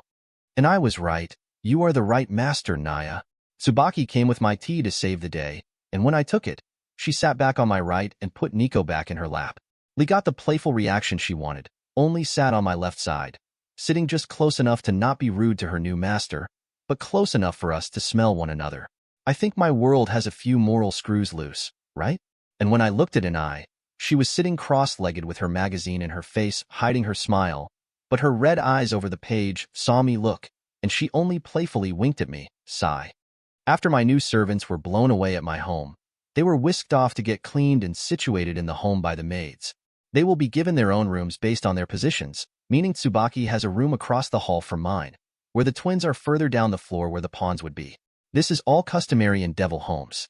This entire third floor is devoted to me and my peerage only, or at least this wing of the third floor, for Rias will have the other side as she gets older and eventually gets her own servants, but that is so far off. Both bishops' rooms will be to the left and right of mine, while the knights and rooks will be past Tsubaki's room. Currently I am sitting next to my father on one couch with looks of dread. Across from us sits both Venelana and Keisha, both women opposite their men. My mother is sipping her tea with her other arm across her lap, while her eyes are penetrating us. My Keisha has her legs crossed and her arms folded under her just budding chest, but she has her bottom lip pushed out trying to look stern. I want to laugh at her trying to look fierce, because she is not really mad at me, but under my mother's training. So my mother told her to be firm with me for causing trouble. I really am holding in my laugh here, and Keisha knows it. Explain. My mother repeated her question to my father, then the bastard sold me out like I expected. Ray wanted to find some new peerage members, as his 10th birthday present. So I was honor-bound to take him out for the day. But he really got lucky, you know, like it was destiny. He even found a sacred gear wielder. Now that is our Ray, right? Just as I was going to point out some of what he said was false, my mother cut me off and said to us, Zeo dear, you and I shall have a separate talk later, but for now, Ray dear, you knew you were grounded, correct? Chapter 34, First Kisses and Future Promises. Why yes, mother. Ignoring the fact you broke the rules, your absence upset poor Keisha who came just to be with you, and you're not letting us know your plans made your future wife worry. Do you understand your mistakes, my child? I smiled at Keisha and told her, Dearest Keisha, my actions inconvenienced you, and I am sorry. How can I make it up to you, dear? Keisha looked to my mother for the approval to sentence me, got the head nod, and she told me, Ray, my dear, I am glad you found a queen and 2 pawns, so please let me be your bishop, like Ravel is for her brother. It will make me stronger, and you won't leave me behind on your adventures. Okay. I didn't need my mother's nod or smile to accept her request. Keisha felt like I would go off like today, and she could not be at my side. Honestly, if I knew she was going to make a surprise arrival, I would have waited to bring her with me, so I felt bad. I also am not hung up on making Keisha my servant, because she is my to-be wife, and that is higher than even a queen. So I brightly smile and tell Keisha, then not only become my future wife, but my future bishop. Keisha dear, I will Ray ufufu. My mother in her fake, strict tone told me. Now take your bishop to meet the other peerage members, and make sure they know she will be the next Lady Gremory, so no misunderstandings in the peerage will occur. Now leave while I speak to your responsible father, ufufu. As I took Keisha's hand, I gave my father a thumbs up for wishing him well, and his eyes looked sad inside. I hadn't seen my father around for the next week. The meeting with Keisha, Tsubaki, and Lee went very well. Tsubaki, no stranger to arranged marriages and concubines, was not bothered by Keisha becoming my wife or bishop, but was only respectful to the noble girl. And Lee just roll with anything. The 2 Nikomata seem to always have a sunny disposition and smiles that make it hard to dislike them. But I noticed the 2 let out their twin tails around me, seeing my eyes dance, due to watching them. Even though the 2 sisters were given separate rooms, they are now only sharing one. They will keep the other room for the future, but for now, they are real twins and like being around each other, well at least in earshot of one another. The 2 have different personalities after all, but I will talk about that another time, when it becomes a bit more apparent. So while my mind is distracted with the thoughts of the past 2 days, it is now the 2nd of April and both Keisha's and Tsubaki's birthday. The 2 girls are turning 10, and I will follow in 7 days. I am currently laying in my oversized massive bed, but I am not alone. I have not been able to sleep because of my new bedmate. Keisha, wearing her full-body purple silk pajamas, is currently hugging my chest while smiling in her sleep. Why is my fiancé sleeping in my bed at our current age? Because devils do not have human hang-ups. Plus, the moment I accepted Keisha to become my future bishop, she was given the room next to me afforded my bishop. Her mother was thrilled to let Keisha officially become a resident in the Gremory home earlier than planned. Well, she was going to move here soon anyway, due to being taught by my mother in the ways of being the next wife of the future head of Gremory. But even with her new room full of her things, she insisted on sleeping with me every night. And when I asked why she wanted to sleep in my bed, what she said made my face twitch. Ray dear, I, as the head wife, need to run your harem, and if your bed is unguarded, how can I protect your chastity? I clearly need to be first when we are older. So unless you tell me to get out, I am here to stay. Plus Mother Gremory said it was a smart move. So while I could not sleep, I had recalled how Rias and Issei would freely sleep naked with one another in the anime, and just assumed my family was nuts compared to human families. But really, devils are just not concerned with social taboos the humans are. So I just gave up. Soon as the purple glow of the moon setting filled my room, Keisha's eyes fluttered open, her green eyes realizing I was not a dream, and looked thrilled. She smiled and hugged tighter and asked, Ray dear, did you sleep better with me hugging you? I just lied to not hurt her feelings and said, Yup, and by the way, happy 10th birthday, Keisha. And what do you want today? She sat up and looked down at me and tilted her head thinking. Then she requested, Girls are now approaching you, dear, so I only want my first kiss for my birthday. Can you do that for me? I have been good and waited many years for it. Yeah, I have played really hard to get, but she is right. If I do not give her my first kiss, it will be stolen by some aggressive woman. I have a feeling that even my new cat pawns might try, based on how they tease me. So I said to her, Okay, but it is my first kiss as well, so we will consider this an equal birthday gift exchange. How is that? Yes, Ray. And Keisha's blonde hair fell down covering my face, and she puckered her cute lips, closed her eyes, and slowly lowered her head to land her lips on mine in our very first kiss. Bang! From the side, my massive double doors were unceremoniously kicked open, as two cat girls and a blushing Tsubaki came in and yelled. Chapter 35, Revelations and Bond. Happy birthday, Keisha Naya. Keisha's lips never found their mark as she hid under the blanket in sheer embarrassment of being caught, about to kiss me.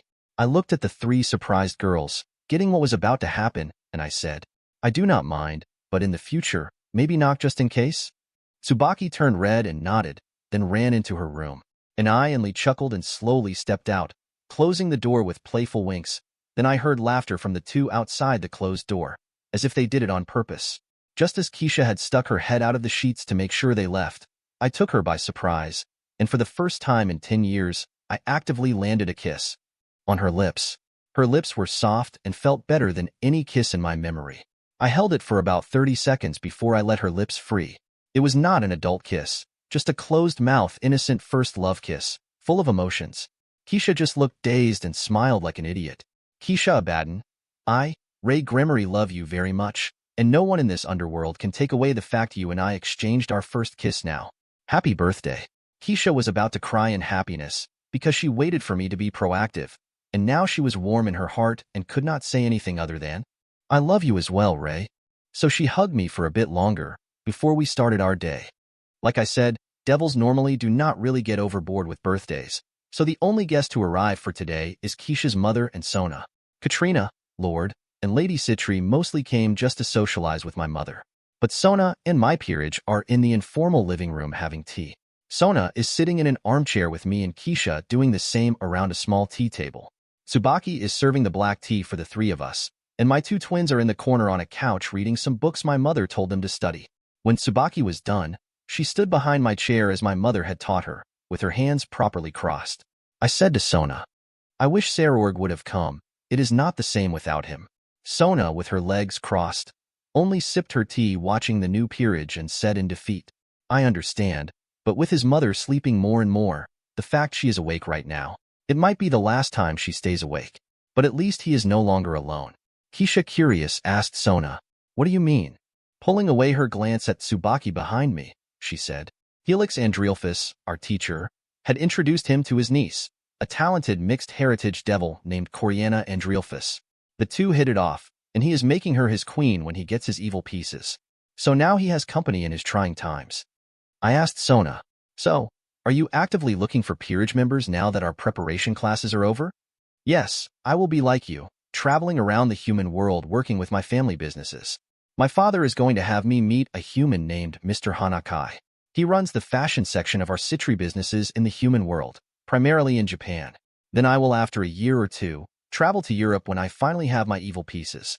And where are you going, Ray? Heinrich Cornelius Agrippa, my father's bishop, is taking me to Japan to meet the leader of the Western Yukai. Then I will spend a year or two touring around all of Japan looking for talent. After that, who knows? My brother might find me something interesting till I turn 12. I told my brother that I want to go study in Japan when I am 12, and then go all the way through university there. While Ray is training with Uncle, will be learning from the Duchess along with Tsubaki here. We have many things to learn, like proper etiquette for home and our peerage, now that I will be Ray's bishop. So when we are 12, all of us will live in Japan with him. Sona put the empty cup down, and Tsubaki came to her and asked, Princess Citri, more tea? Sona smiled and told her, then asked, I would, thank you, Tsubaki. Oh, it is also your birthday today, correct? As Tsubaki finished pouring, she nodded and said, Yes, Lady Keisha and I are the same age. Sona smiled, then made a royal blue Citri circle in her hand, and a pair of squared magical glasses lay in her palm. She held it to Tsubaki. These are enchanted glasses that I have many of. They make reading more comfortable, and also let you see magical auras in the area to let you know if magic is active. Take them as my birthday gift for Ray's queen. As Tsubaki hesitated, Sona put on a wicked smile, only I know too well. She supplemented it. Ray once admitted to finding bespectacled serious women attractive. Ufufu. Right, Ray? I grumbled at my friend and said, embarrassed. You told me you would not tell anyone I said that. I was only complimenting your looks. Tsubaki, hearing that, took the squared glasses and put them on, realizing it made her eyes feel relaxed. She liked it, but when she turned to look at me, my expression froze. Ray, do they look good on me? I was bewildered, because when she wore those glasses, I seemed to recall some fuzzy memories, and realized who the hell Tsubaki actually was. She was supposed to be Sona's queen, but somehow with the lack of huge breasts and those glasses, I had no freaking idea who she was. My mind must have been out of it, because I heard Tsubaki ask a bit concerned. Chapter 36, Farewells and New Beginning. Do you hate it, Ray? No, it is actually perfect for you. I was just surprised how well it fit you. Sona, all smug, making me flounder, said to Tsubaki. When I first saw you, I knew the glasses would bring out your charm as a queen, and as usual, I am right. Tsubaki, happy inside, bowed to Sona and earnestly told her, Your gift means a lot to me, so thank you, Lady Citri. Keisha jokes with no intention of wearing glasses. Sona, should I get glasses too so Ray will blush at me? Or I could be a naughty teacher type like in those manga he reads? Sona teases. Blondes and glasses clash. Stick with the airhead look. Ray loves it as well. Fufu. Hey, Sona, it is my birthday, be nice, Fufu. So the rest of the birthday was casual and friendly. Sona is staying the week at my home since my birthday was around the corner, and her mother wanted her to make more female friends. Later that night, Tsubaki was looking in her enormous room's mirror, admiring her new look. She had been overwhelmed ever since coming here. She had lived in a rundown shack, living like a poor hermit, and now she has a bed as wide as her old home. The food, clothing, and kindness in the home is such a stark contrast to her life in the human world. She remembered meeting Ray the first time in the Mirror of Demons, and she had painted that message and waited in hopes of one day perhaps seeing the same Gremory devil. Then it happened, and she remembered the scroll. And to her surprise, the devil saved her even at the cost of starting conflict.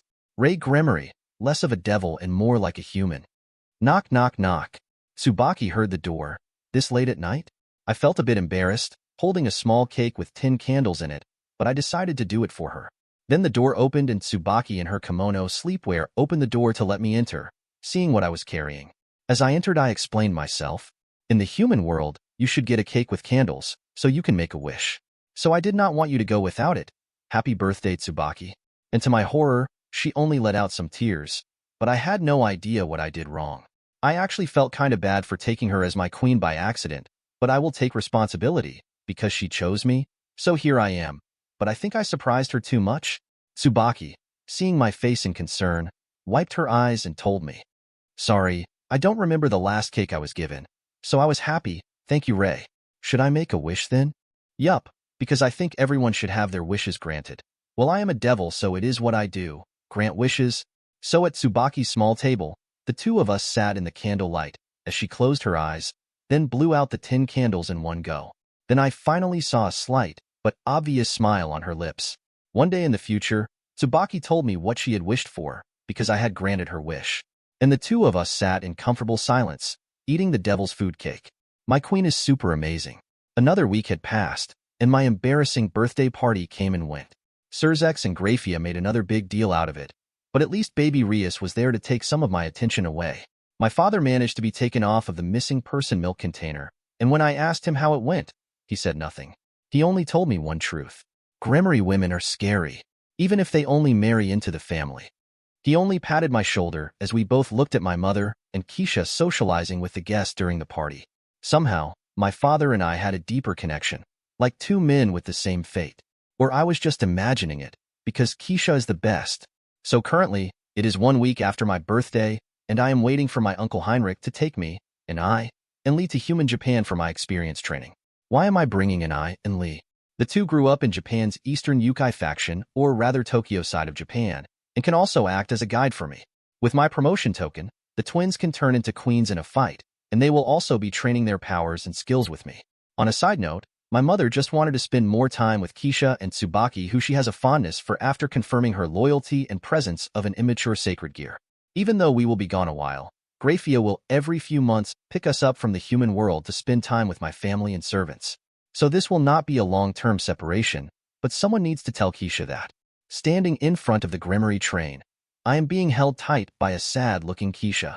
And Lee behind me are only smiling at poor Keisha, who broke her noble lady facade and is becoming emotional. But, I will have to sleep alone now, Ray? I pat the top of Keisha's blonde long hair and say warmly, Dear Keisha, I won't be leaving forever, and I will miss you too. So just train with Mother and Tsubaki well, and the time will pass. I will also call you often with my communication magic I learned, so you can at least see me, okay?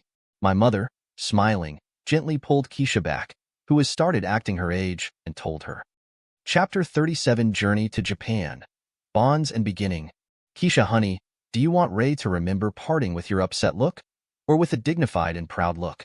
Now stand up straight and send Ray off with confidence, to show him you believe in him, foo-foo. Keisha, hearing that, realized everyone was watching, so she listened and put on a refined smile, then told me, Ray, everything will be fine at home while you are gone, so go and quickly complete your task. We will be waiting, goodbye dear. Seeing Keisha was done with her goodbye, Tsubaki stepped up and handed me a notebook. I have, as you requested, jotted down many of my likes, dislikes, and dreams. This journal will let you know your queen better, so please do not show others, it is embarrassing. Goodbye, my king. Thanks, Tsubaki, and I will also call you and ask questions, so learn a lot, okay? She then, with a nod, returned to just behind my mother, who already hugged me and showered me with her affections. Off to the side, my father was speaking to his bishop, my Uncle Heinrich, about the tasks to cover with me. Then when they were done, the older reincarnated devil came to the three of us and said, All right, children, now get on board. It is time to head to Japan for your immersion training. Prince Gremory, let us leave. I also, like Keisha, put on a tough face because missing me will really make me miss her. I had even started to sleep well with another person hugging me like a pillow. I waved then get on the noble car. Kyoto, Japan, 2:27 p.m. Four devils stepped out of Kyoto train station and are on the street level. Heinrich says to the three of us, We already have rooms for us at the Sirzechs Kyoto Hotel, and your room has a servant's room for an and Lee. We will check in and take our bags to the rooms before we meet our Yukai guide. The meeting with Princess Yasaka is not till midnight anyway. The hotel is not too far on foot, so we make our way there. Then Lee whispers into my right ear, Master, you know the West Yukai leader Naya? As I nodded, and I said on my left side, Lee, that is why Master smells so good. It is the smell of the QB princess, Naya. I shook my head and explained, that is impossible, for I have never even met the princess. I had done her a favor back 6 years ago, and now that my grounding is over, she wants to thank me in person. Both and Lee look at me, like they caught me cheating on them. Do foxes and cat Yukai not get along? If meeting Yasaka is no good for you two, then stay at the hotel? No, we are coming, Naya. Wow, These two Nikomata are really on the same page with talking and saying the same thing as one. Geez. Okay, then come. They cannot reject you due to being my servants in name. Oh, I forgot to mention, the two are not wearing their skimpy sailor uniforms, but just above the knee-length white and red priestess kimono that is designed for movement. On their feet are wooden geta. Both girls are even sporting crimson paper umbrellas to block the direct sunlight. Yup, just like devils, yukai also hate bright sunlight, until they light temper, that is. Me, I am wearing a crimson men's yukata with a floating sakura petal, cherry blossom, design, to help look the part of a rich young noble from a foreign country playing at being Japanese. You know the type, walking around with two older Japanese big sisters as servants, that kind of guy. Uncle Heinrich always wears a black suit for business, an ever-consummate gentleman. The one thing every devil can expect from the Gremory devils are our manners. Next to Seraphal, the Gremory are the preferred devil house to contract with, especially if you are human. Oh, and I will also be performing some simple beginner contracts with my experience trip. Fun, right? A few hours later, inside my massive presidential suite, I am sunbathing on the patio, as Uncle Heinrich came in to let me know what was going on. Prince Rei, the attendant sent by Yasaka, a woman by the name of Sakura, is coming in 1 hour to pick us up, to then bring us to the Yukai back alley. So be ready. Thank you, Uncle. I will get the gifts.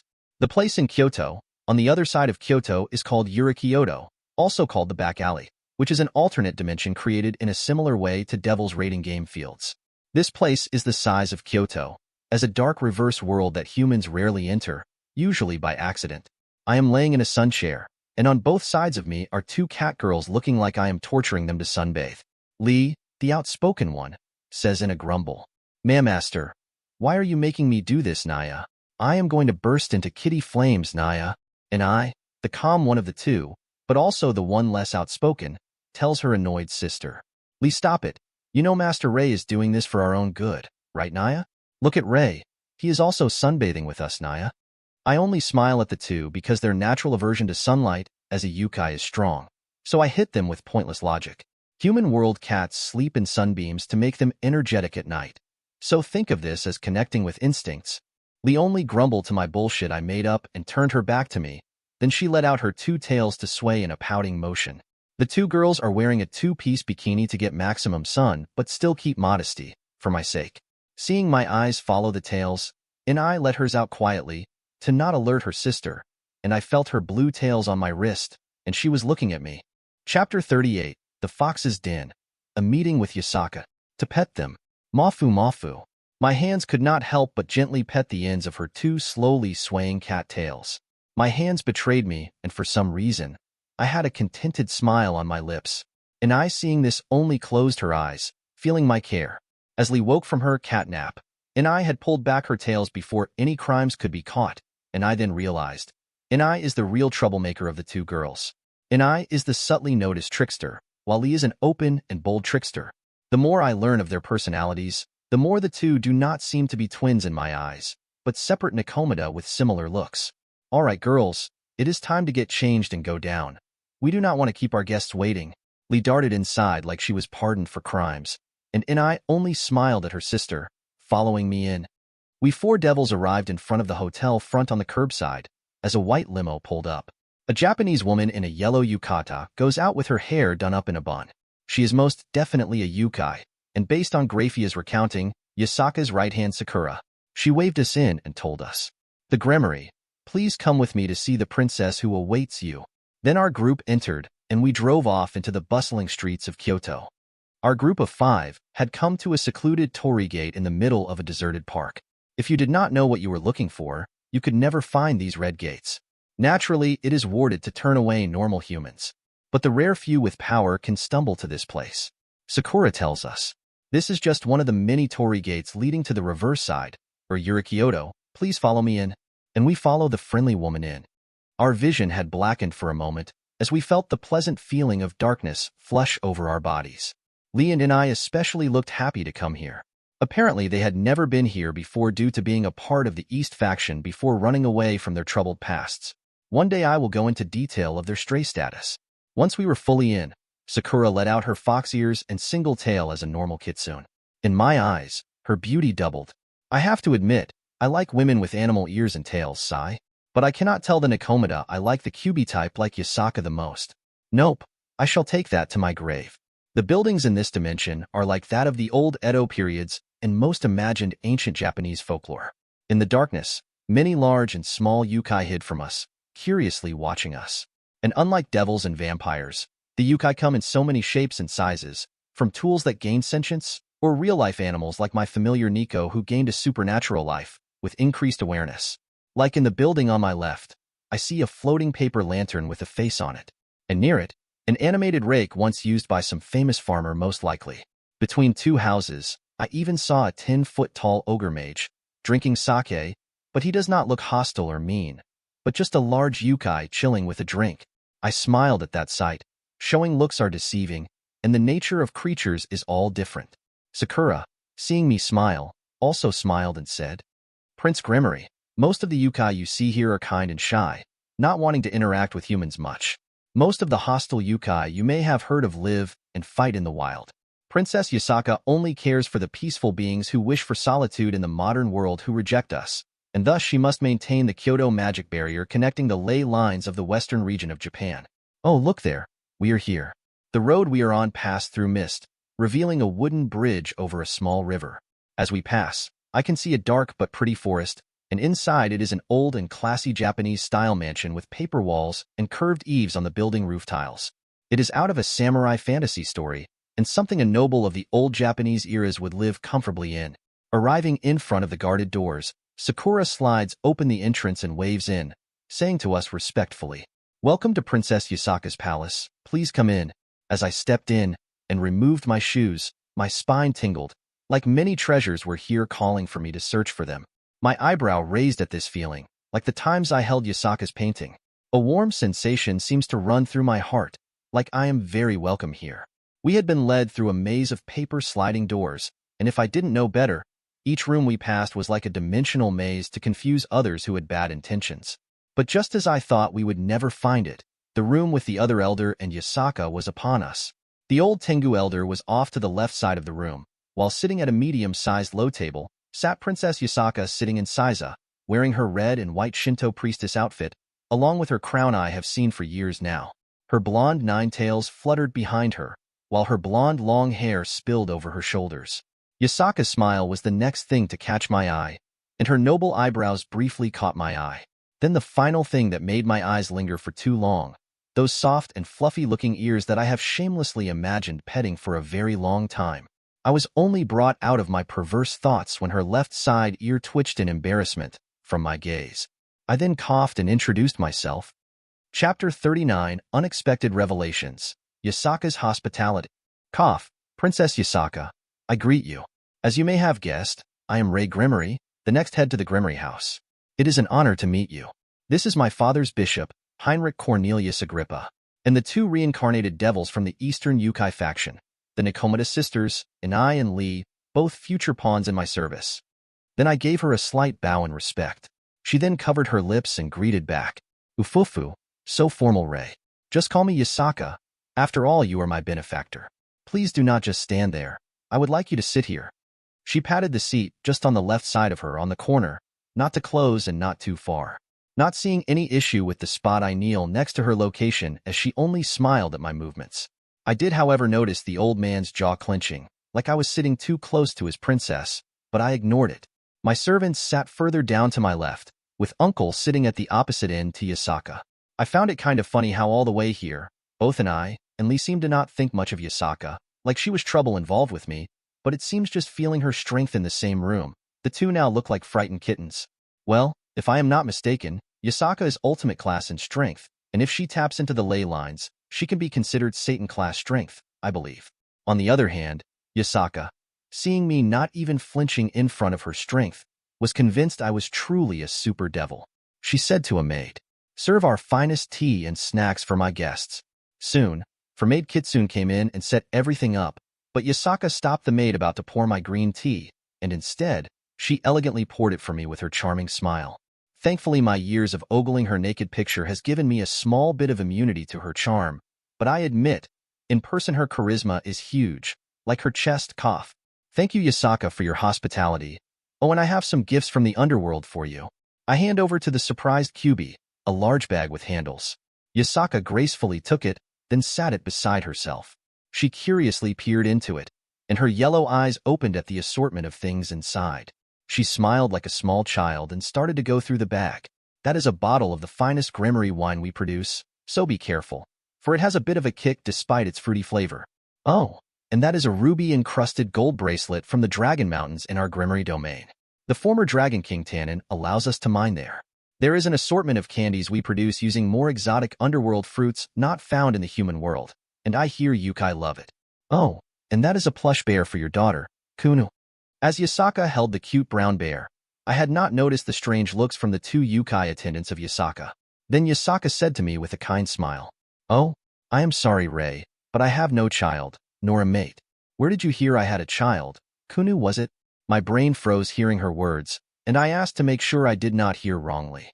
"Ah, wait, you don't have a daughter named Kunu?" She smiled seeing my surprised face and shook her head, while I was counting on my fingers under the table, trying to figure out how old her child should be. And every mathematical count I did came up with the same result. Kunu should be here. Did I fuck something up? What is wrong, Rei? You seem distracted. Did I say something wrong? The bear is cute and I like it, Fufu. Ha ha, oh, I must have heard wrongly, my mistake, to think that, ha. I try to school my expression, because I see a hint of suspicion in Yasaka's intense eyes.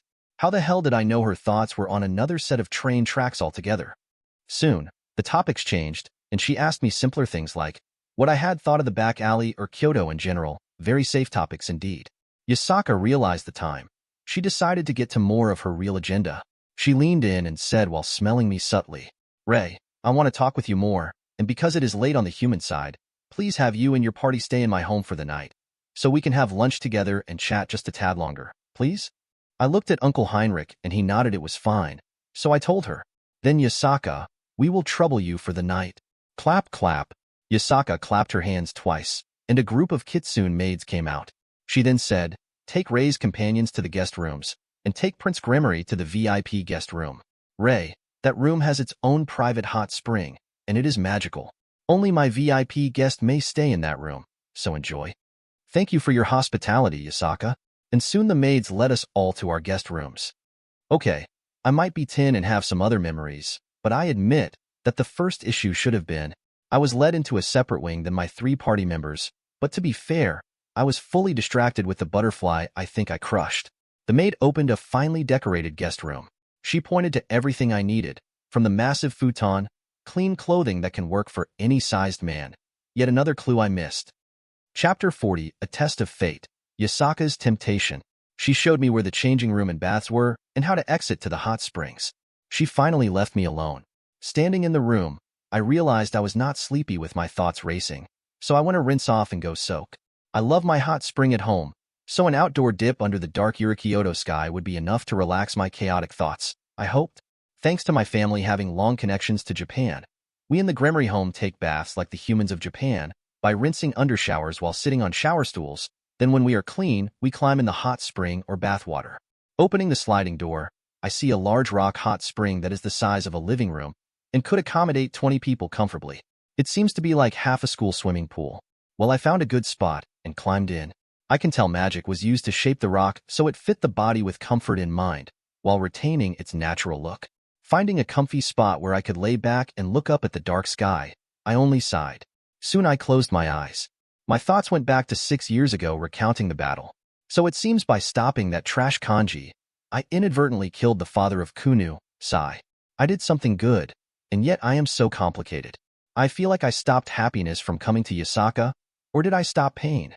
So, was that why you were so complicated? My heart literally skipped beating for a moment, as my eyes shot open to see yellow eyes looking down on me. How did Yasaka get in here, and how did I not hear her? Why Yasaka, how? What? I suddenly stood up, but then realized I was naked, so I dropped back into the water. Yasaka had a towel around her torso that hardly covered everything, with her hair all pulled back onto her ponytail. She smiled, trying to calm my obviously panicked state. She said, "May I sit next to you, Rei?" "Sure. Sorry I am a bit out of it." Soon, she lowered herself still with her towel on, while I was covering my still growing junk. I am used to nudity with my family, and even with Keisha and Sona, But Yasaka still makes my heart nervous, for obvious reasons.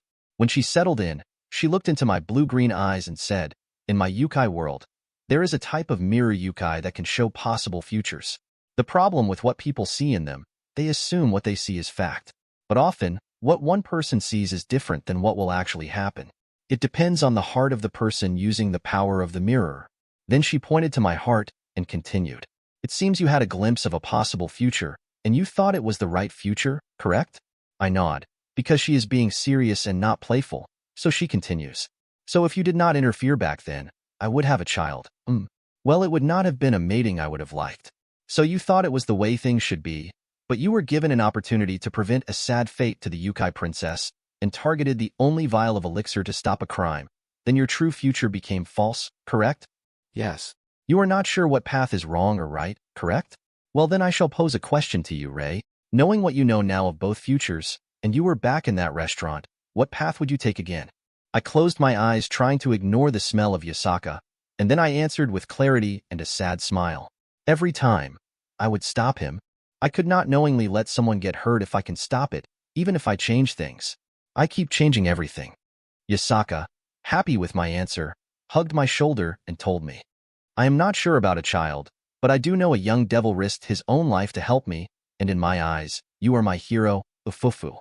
So I want to tell you personally, thank you, Rei." I realize she is holding me now, and I think the red on my face is not from the hot spring, but I ignored her really soft body and asked, "So why are you ignoring the fact I knew stuff?"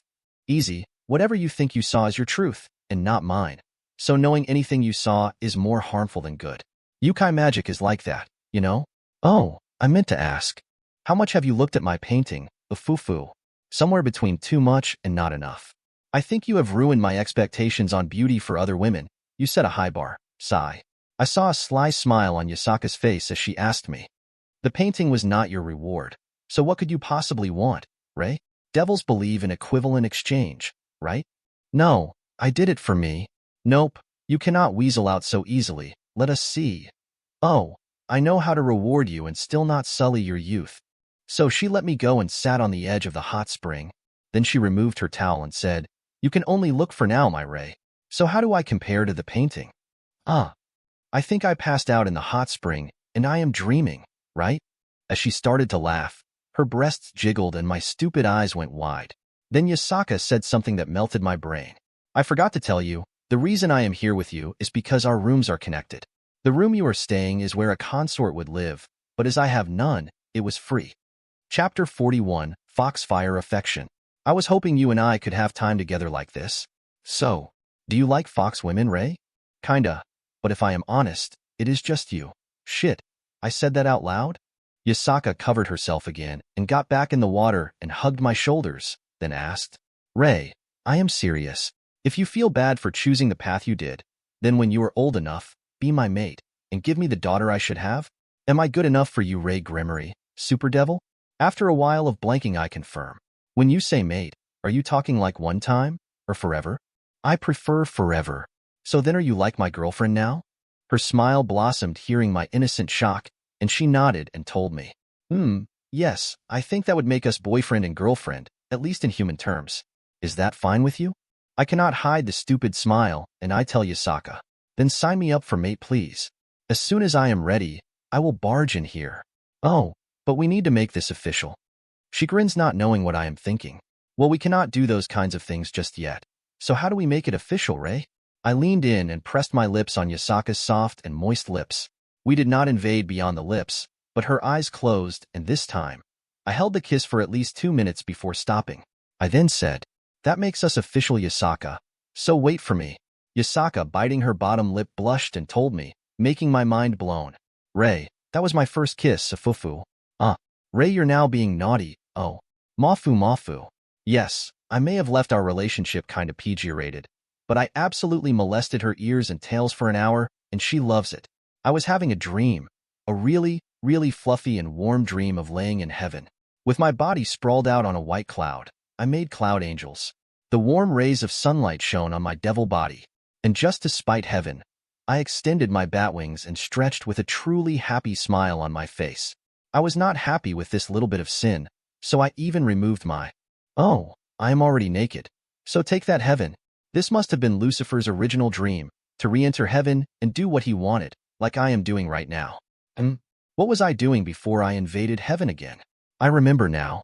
I think I fell in love with Yasaka. That was the best dream ever. I remember in the dream, even kissing the QB and holding her to sleep. Wait, did I? No, I am in heaven, right? Did I die? I forgot my useless thoughts and held onto the cloud I was on, just rubbing my face into the soft cumulus nimbus of warm pleasure, and I only felt happiness. Ha ha, Ray Ray. I could even hear the voices of angels sing my name. Suddenly, I felt it was increasingly harder to breathe, and I felt I was suffocating. Then I heard an angel near my ear. Haha, wake up, Ray, a fufu. A fufu, that tickles, Ray. Wake up, you are being naughty. As I awoke from heaven, I took in a deep, fresh breath of air, as I realized my face was embedded in what I could only recognize as massive womanly valleys. As I slowly looked up from the massive cleavage of my new future mate, Yasaka, I recalled my situation. My devil wings are out, and I can feel I am completely naked. Thankfully, Yasaka is wearing nightwear, showing our sleep was indeed innocent. Well, minus what I am currently doing to Yasaka at the moment. I am currently laying on top of her and holding her tight, like she might escape, while her yellow eyes look into my semi-confused orbs of vision. I noticed I drooled in her valleys, and I blushed just a tad. I asked, well, how did I end up in this admittedly awesome position, Yasaka? Yasaka, seeing I am fully awake, told me while kissing my forehead. Last night, you fell asleep stroking my ears and tails, so I brought you into your room to sleep, but my greedy devil grabbed a hold of me, and this weak woman could not get away, a fufu. You hugged me all night long, calling my name with a happy smile, so I watched you sleep, well until you almost started to do inappropriate things. Huh, what inappropriate things was I trying to do? With a playful smile, she pointed to the damp spot, where her right nipple is, letting me see that I was trying to get some milk in my dream. Oops. It is fine, it was brief, and we did not purposefully cross any lines your family would object to, fufu. First, I would imagine my father giving me a high five, and my mother would scold me for being lustful openly, then ignore it with a smile, because it is you. And secondly, why did you not try to get away from me? Yasaka smacked me with a couple of her foxtails, giggled and told me the unthinkable truth. My Ray, you are 2 strength categories stronger than me. Do you think I could get out of your hold? Not that I tried, but even if you pushed me down, what could I do to resist you? But when you are older, I really want to be pushed down, the fufu. Only if it is you, of course. Yasaka, thanks for the best night's sleep in a long time, moi. I sneak in a kiss due to me being a bit bold now, but she only laughed and said, now our alone time must end, because everyone in the house is trying to get into here, fufu. They know we are together, and it is scandalous, you know, Ray. Chapter 42. The Bonds of Power and Heart. No, we are mates now, so it is normal, right? She pondered and nodded her head, then confirmed, that is right, we are mates, that just haven't mated yet, but it is still official, so let us not hide it, right? I then held out my hand and created a magic communication circle that floated next to my ear, and said to the other person, Uncle Heinrich, I just woke up and am showering, be out in a bit. Very well, Prince Ray, we will calmly wait. Glad you were just sleeping. I closed it and offered, can I wash your back for you? Ufufu, what a gentleman. Yes, please. And using the soft cloth, I got to examine her body, but in a proper way, with a towel and not my filthy paws. However, the ears were not spared. In the QB Mansion's eating room, Uncle Heinrich has seen it all as an older human reincarnated devil, working for the Gremory, who while he elegantly ate his tempura, his gaze was more amused than concerned. Both of Yasaka's attendants looked speechless and wanted to flip the table in my blatant disrespect for their Princess Yasaka, and I and Lee were not giving me very friendly eyes, letting me know they would have a talk with me after we leave, gulp.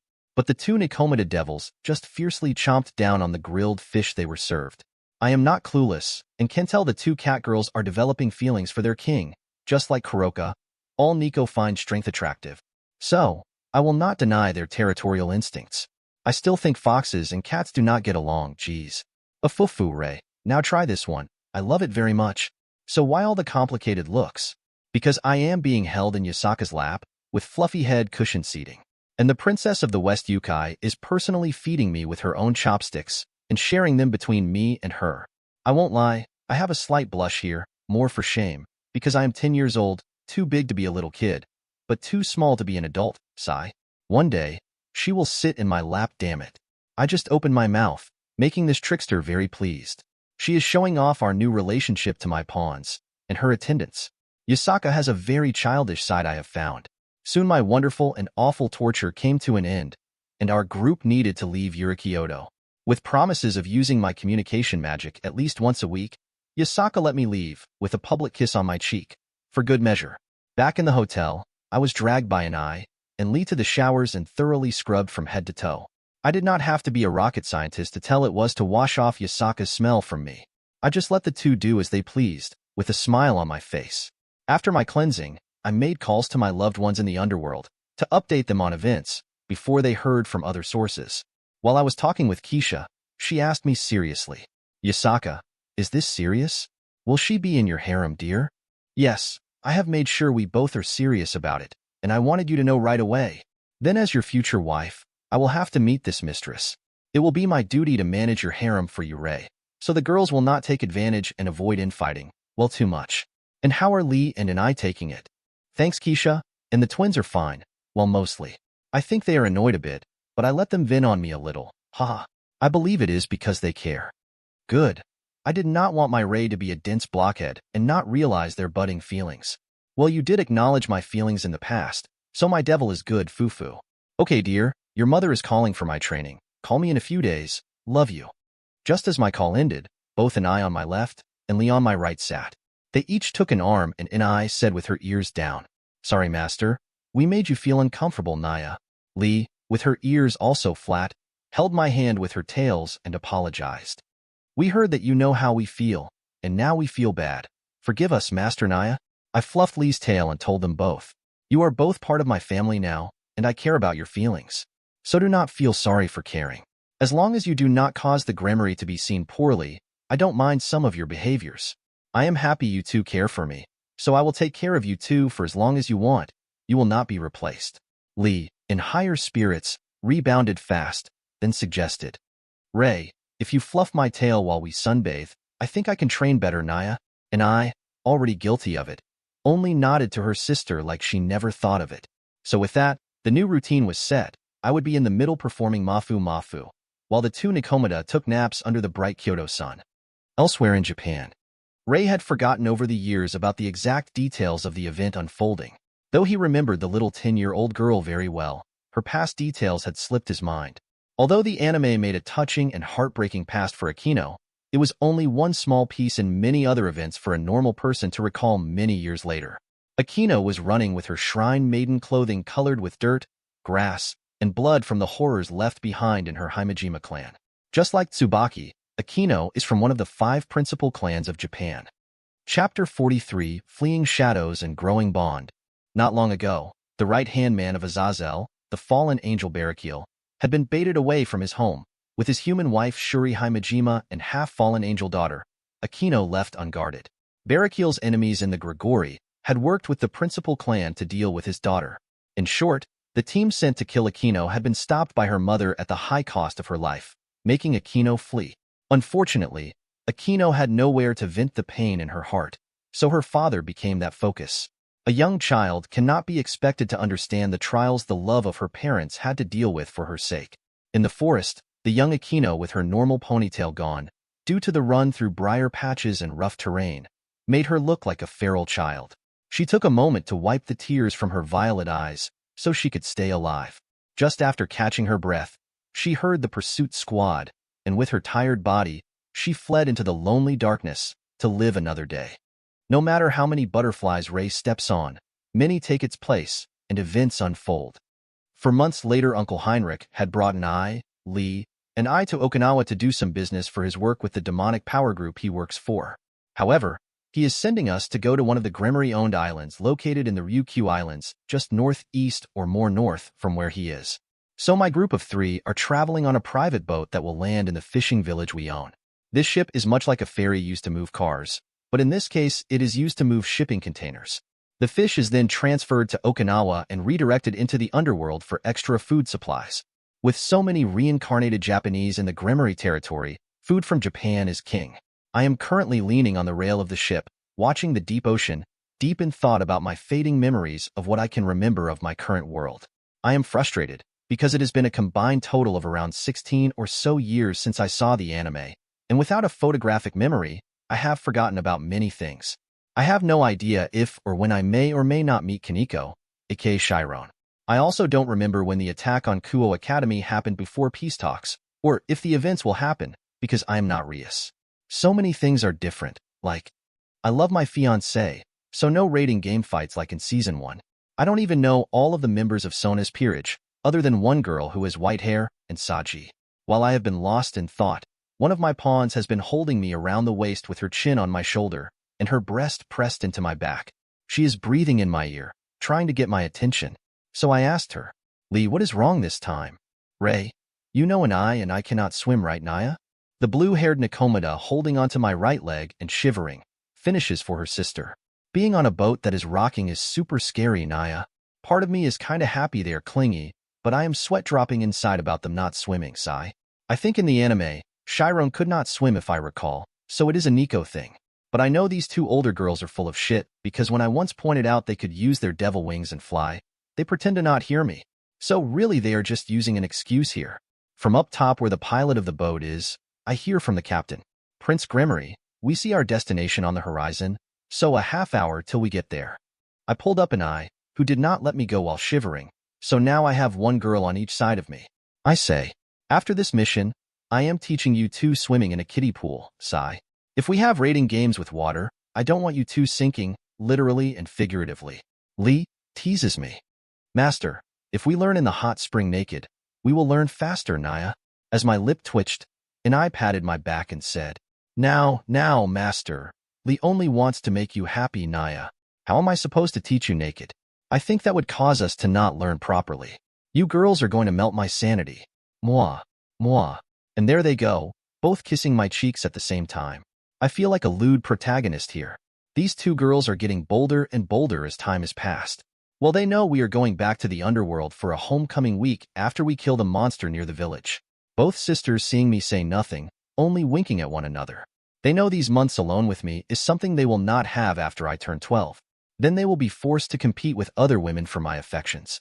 Sadly, I am too young to do anything drastic, so they can only be clingy. They have gotten so bad, they sleep only in panties and bra, while hugging me to sleep. As the ship had docked, the three of us got off and walked down the docks. This fishing village has about 500 humans living here, and on the other side of the island is a private beach and villa that my family uses during summer times. This will be one of my future vacation spots, and the main reason we are here today. Seems some sea creatures are harassing the islanders, and we are here to get rid of it and give my girls some live practice. My servants need more training than me, because I am a bit too strong for this level of threat, but to train a peerage means one person cannot carry a team. Chapter 44, Turtle Trouble and Crab Chaos. There are games like the dice game from Season 4 that can keep me from participating in matches, so my peerage has to do its share of fighting. After talking to the village leader, he gave us a map of the island and marked the locations of monster sightings and attacks, so we left to investigate. But when I finally caught sight of the monsters attacking the villagers, I was speechless. I said to my girls, Turtle men? No. Those are goddamn teenage mutant ninja turtles with the ninja shit. My eyes are not playing tricks on me, I think. Yes, indeed, with fucking face masks, bow staff and nunchaku. These guys are totally those guys, but there are 10 of them, with different colors of face cloths. I almost just want to throw my power of destruction and walk away, but I tell my girls, Lee and I, do it. Promotion to queen, Naya. And with their pawn traits turned into the queen piece, they have the speed of a knight on the ground, the defense and strength of the rook, and spell casting of the bishop. Though the pawns do not get much passively, the fact they can turn into the queen worth 9 pieces makes them just as valuable as the backline chess pieces. The group of green turtle men saw my girls get ready for a fight, and one of the creatures yelled, Katobunga dude, and an orb of destruction the size of a softball randomly was shot out from nowhere and removed that guy's head. I only whistled, because what he yelled infuriated my sense of aesthetics, and I, using her fast knight speed, ran down the beach and into the midst of the confused turtle men and punched one turtle in its chest, exploding its shell and sending it flying into some rock cliffs further in the shore. Her infusion of Tuki, chi, bypassed its defenses, and with her rook strength ended it in one shot.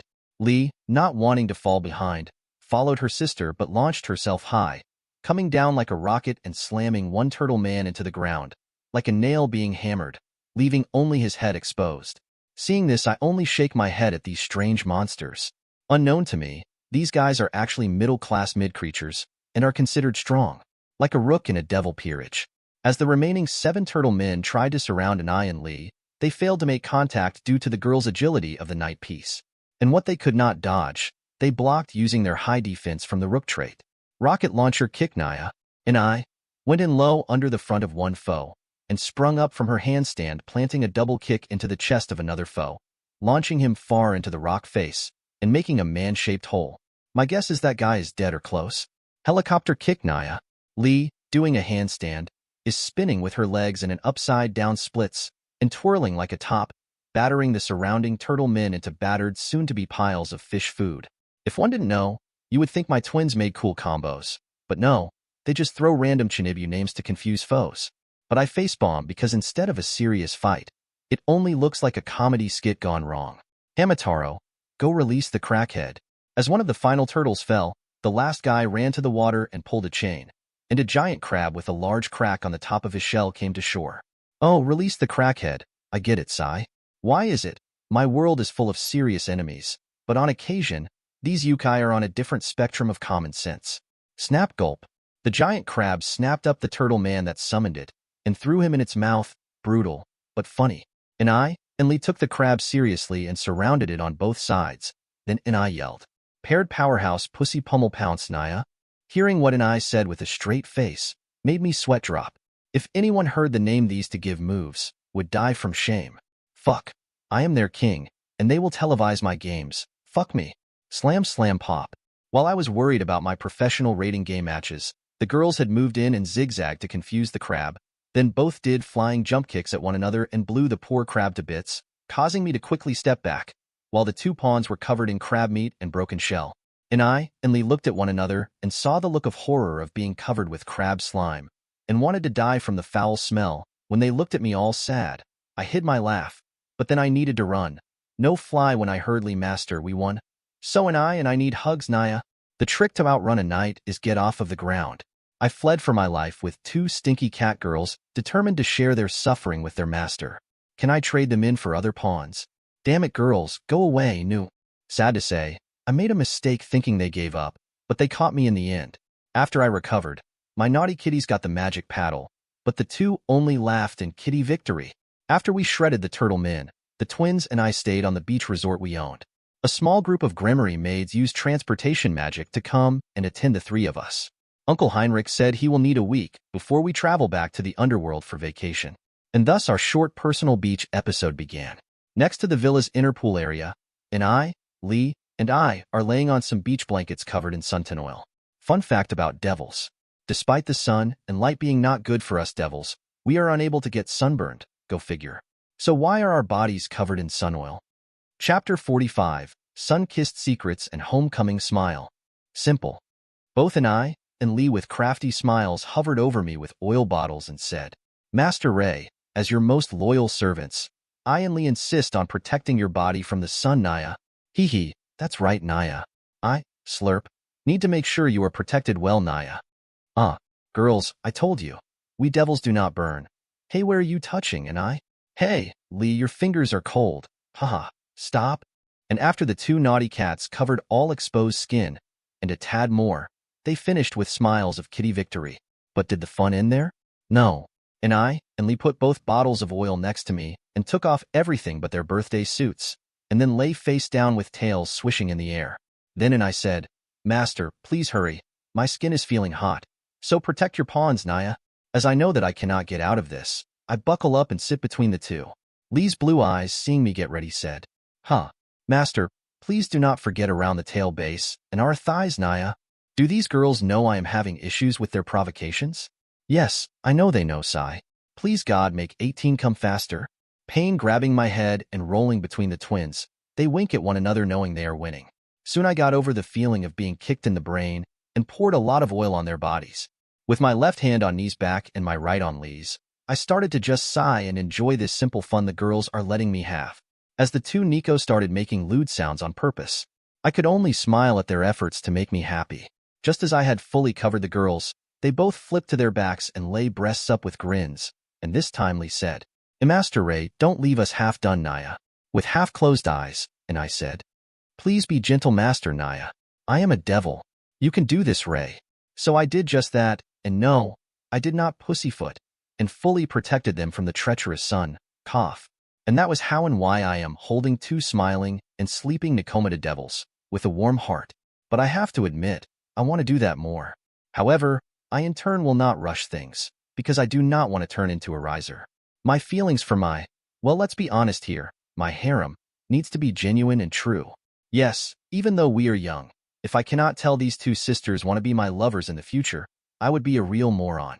The only girl in my service that I am unsure of would be Tsubaki, but I will not push things with her. She might even fall for someone else, and I don't want my heart broken at that time. So unless she makes things obvious, I will be her friend and king, for now. Remember, these are only his current thoughts. Tsubaki did summon him after all, cough. After our playful week, and successfully completing the mission, teach cats to naked dog paddle, I and the girls used my transportation circle to meet Uncle Heinrich to head home. Inside the Kyoto Sirzechs Hotel, I was greeted by a silver-haired maid, already waiting for my arrival with Heinrich. I saw Grafia and cheerfully said to her, Sister Grafia, I missed you. Before I knew it, my vision went black as I was firmly hugged into her bosom, and with her flat way of speaking, she said to me while patting my head, Ray, I missed you too, and I see you have grown a bit. Are you ready to come home with me? Hugging her, I look up into her caring eyes and say, Yeah, I am a little homesick. I like being out on adventures, but there is no place like home. Good. I shall make the transportation magic circle, so please wait patiently for me, Prince Ray. After leaving her warm and caring hug, Grafia began to make her magic come into reality. As our group of 5 appeared in the backyard of the Gremory mansion, I was suddenly assaulted by a flying, literally, Keisha. Catching my excited fiancée, I smiled because I know she is about to get scolded, and on time. Keisha dear, look at Tsubaki here standing with elegance. Showing your husband an unladylike appearance after all this time is rash, so please let Ray get his bearings. Keisha winked at me, then got out of my arms and stood next to my mother again. Venelana, my mom, was pleased, and then said to me, Welcome home, dear. Come and give your mother a hug. As my mother shamed me by killing me with a face full of melons, I rolled my eyes at her scolding Keisha, just because she wanted the first hug. So I told my mother, Thanks, mother. I also remembered to buy your favorite pickled vegetables. I also got everyone something, including little Rias. Found her a plush Hellbat she will love.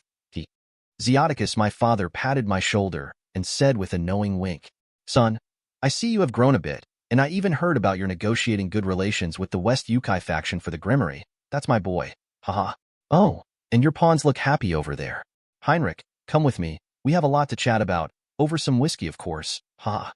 As my father and uncle walked off, I held Keisha's hands and said with practiced etiquette, I missed you, my dear Keisha. I hope you have been well. Ray, I have much I wish to tell you about, but let us do that later. Welcome home.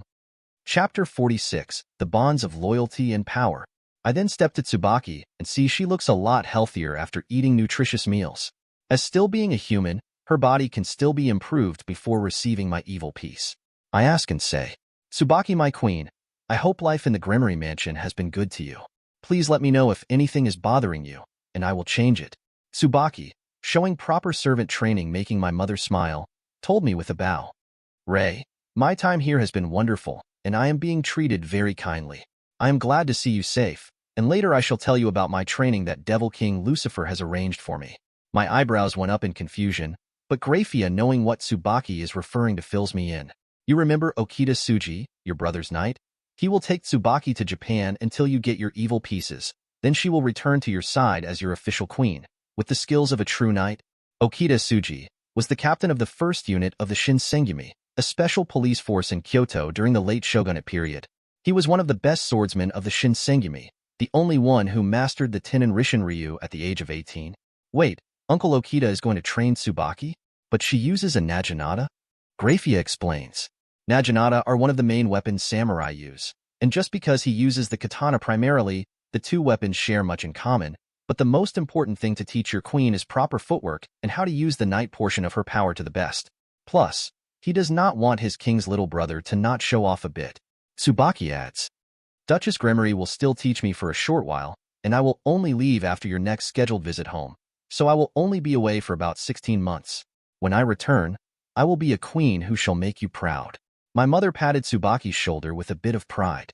Son, this child is working very hard for you. So just send her off with a warm smile of her efforts, a foof. A smile did not make its way on Tsubaki's lips, but her blush tells of her being embarrassed for the compliments. Then Keisha linked arms with Tsubaki and said, Tsubaki and I have become good friends as well, and we study together, right Tsubaki?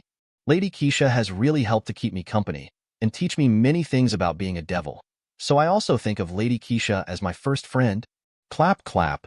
My mother clapped her hands and smiled while suggesting, Now everyone, let us get ready for dinner. I believe Ray and the twins need to refresh and get into proper clothing for tonight. Ray, your cousin will have dinner with us tonight, and he is bringing his future queen to introduce you and Keisha, so go and prepare yourself. Yes, mother. Good. Serorg Bale and Coriana Andrealphus will join us for a visit. His mother has stayed asleep this time. Sad? If I was power-grabbing hot women for my peerage, I would have grabbed her. She was memorable in the anime, almost beating Issei with a failed striptease. That was so funny, but to see the younger real-life version of her will be interesting.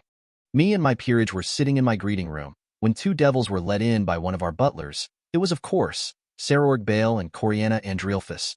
Standing and walking to my cousin, I shook his hand. I could see he has slowly begun working out and training his body, like a madman, so I tell him, Cousin Bale, I see you are dedicated to your training now. I am glad to see your rise. Please never give up. He puts on his slowly budding confidence and said, Cousin Ray, if I did not know you are genuine, your words would seem demeaning, but I am only on this path thanks to you. Serorg, I promise without my advice, you would have eventually followed this path of the fist. I only gave you a push.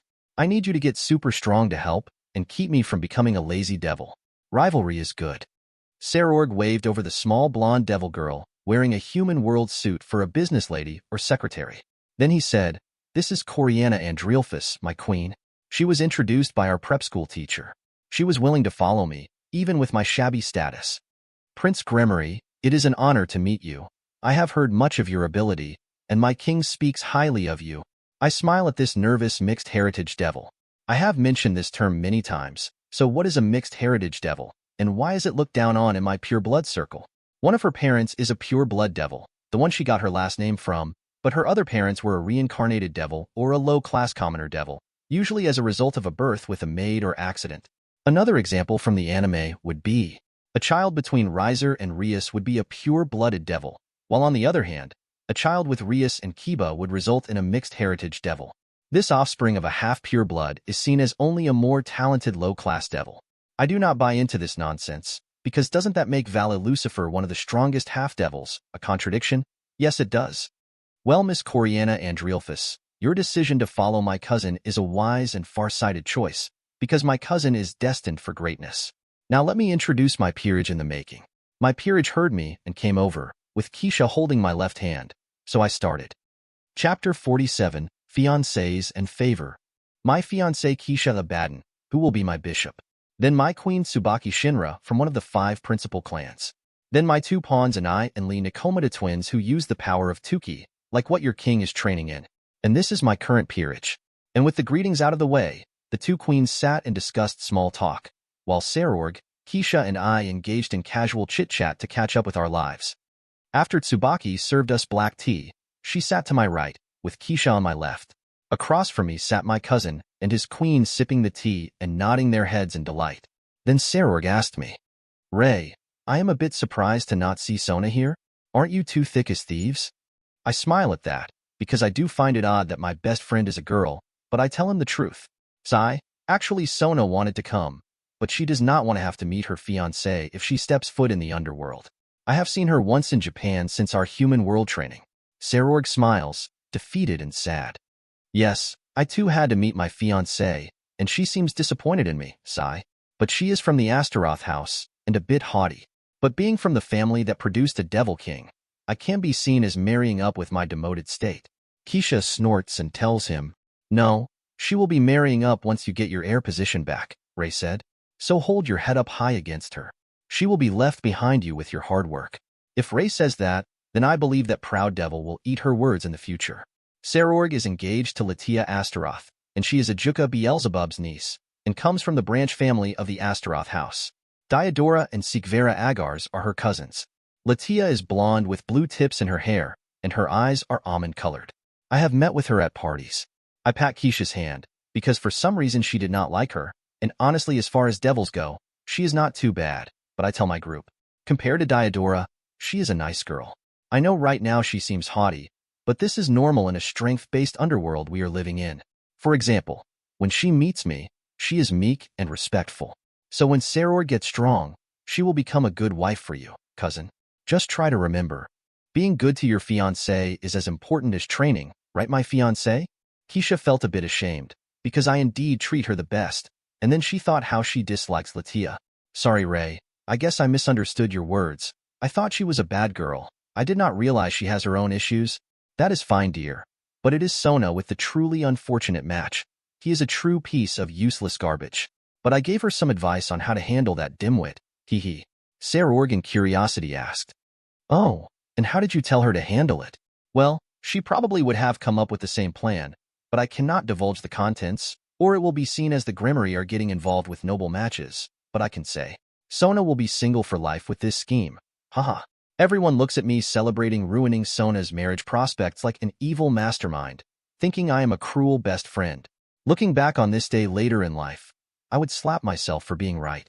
The dumb devil, me, accidentally outsmarted the smartest female devil, Sona. Well, at least she did not have to marry the Green Goblin in the end, sigh. At the end of the evening with a good meal in our belly that my father personally cooked for us, a master cook mind you, I saw off my cousin and his queen.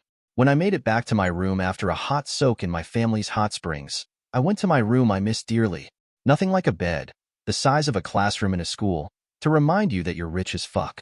I was actually surprised to not see Keisha in my bed and frankly disappointed. I do not even have my kitty hug pillows, so I mutter.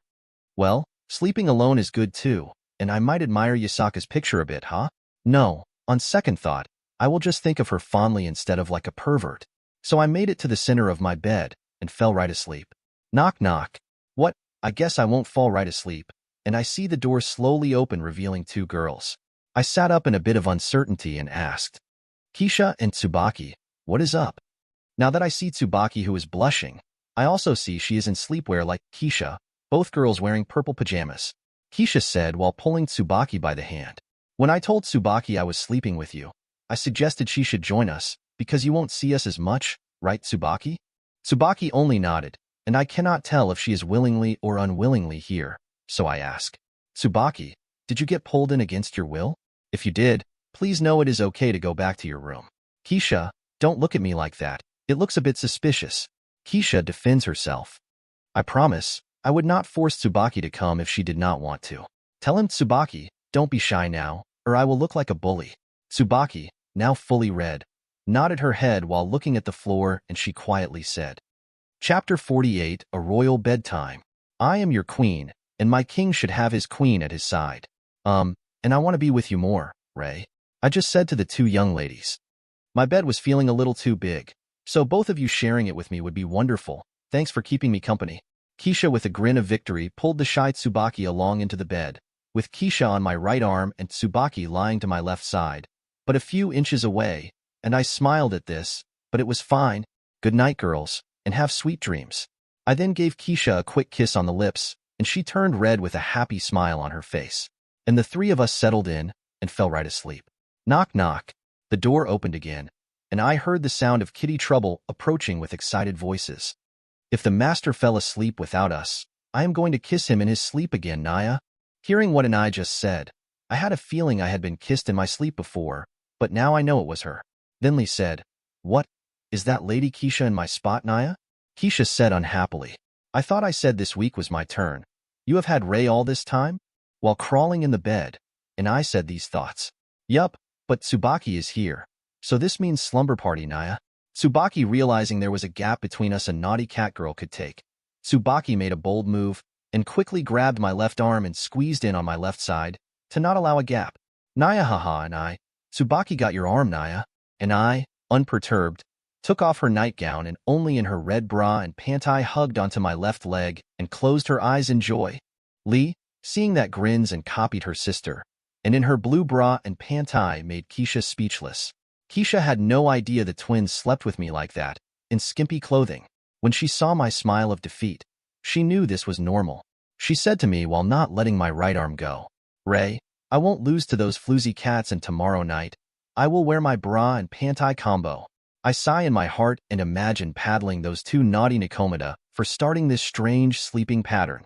But then I forgot the most important development here, so I turned my head to Tsubaki and told her, "Thank you for putting up with this, and thank you for being my queen. Good night, my Tsubaki." Yup, this is the bold sign I figured I need to know, so I will just treat her as part of this crazy bunch of girls. She said so quietly, but I made it out. "I missed you, my king, good night." And the five of us settled in and fell right asleep. But my left eye opened expecting someone else to come. But who did I expect to see? I forgot about Akino. Crap, I think I missed meeting her, right? I do not know when she and Rias met in the show, but Akino seemed young. So I think I messed up events and will not find her now. I look at the now sleeping Tsubaki and realize, oh, maybe meeting Tsubaki was my version of meeting Akino for Rias. Well, I only hope she has a better life and a bad devil does not find her first. Oh, maybe Sona might find Akino in our life? Well, I like Sona, so she would make a good queen for Sona, and then I could still meet her in real life. But I will just focus on my queen. I decided to be bad and gave the sleeping Tsubaki a kiss on her forehead and whispered, "Sweet dreams, my Tsubaki." And this time, sleep found me. Hearing me snore, Tsubaki's eyes opened and she let a tiny smile decorate her lips as she watched me sleep. A few days later in my Gremory library, I was teaching an I and Lee some facts about the underworld they have not learned yet, while Keisha and Tsubaki were across from us doing homework for Mother. I point the diagram out to the bored catgirls who hate book learning, but are only doing it for mafu rewards. In the underworld, the noble ranks of importance go as follows: Devil King, Great King, and Archduke. The high-class Duke, Prince, Marquis, Count, Viscount, and Baron. The middle class are Baronet and Knight. I point to the Devil Kings first and say, obviously the top are the four Devil Kings like my brother, Seraphal, Ajuka, and Falbium. They all run different aspects of the underworld. And below them, but just as respected, is my ancestor, Zekrambale. He represents the old way of doing things as a devil. Then the neutral branch in charge of law enforcement, the Archduke Agar's clan of the remaining 32 devil clans of the 72 pillars. It is the second highest ranking clan amongst the 72 pillars. The next heir to the Agar's clan is Sigvera Agars. Keisha and I went to preparation school with her, and she is nice. I point to the current list of nobility in the underworld and brush over it a bit. The high-class Duke, Prince, Marquis, Count, Viscount, and Baron. Well, our Gremory home is a Duke family just under the three previous groups mentioned. Now my friend Sona's family is the Prince rank, just under our family, so they're also kinda like one of our people. And the Phoenix are an example of the Marquis family. After that you get the idea. Then I point to an I, Lee, and Tsubaki and get their attention here. This last one concerns you three the most. The middle class are Baronet and Knight. This noble rank does not hold land outside of the house they are attached to, but it is the lowest form of nobility that keeps higher-ranked devils from just seeing you as rabble. Chapter 49, Gondola to Agria. You can earn this rank through doing many contracts for humans, or notable battles for the devils. I expect all three of you to at least earn this rank within the next 8 to 9 years. But once you gain this rank, you can eventually earn a higher rank joining the high class and getting a peerage of your own if you like. Lee shook her head and said vehemently, "Master, I never want to leave your side and be a king, Naya." Tsubaki frowned upon hearing that, and I nodded to agree with Lee, but I explained. "Girls, you misunderstand. You never have to leave me, silly. Becoming a king and going independent is optional, but getting your set of evil pieces is important for the Gremory house. For example, if you find a promising human who does not want to die, or someone who just wants to be a devil and becomes a maid or worker for the family, then can get all the benefits of being a devil in exchange. For raiding games, you can stay with me forever if you want." Keisha smiled at the three girls panicking, because she also panicked at the thought of getting evil pieces. She wants to stay my bishop forever. Just as we were going to learn more, Grafia came in and told us, "Devil King Lucifer has cordially invited you, Prince Ray, and your future peerage to witness a professional raiding game at the Agria's Dome this afternoon. So would you accept?"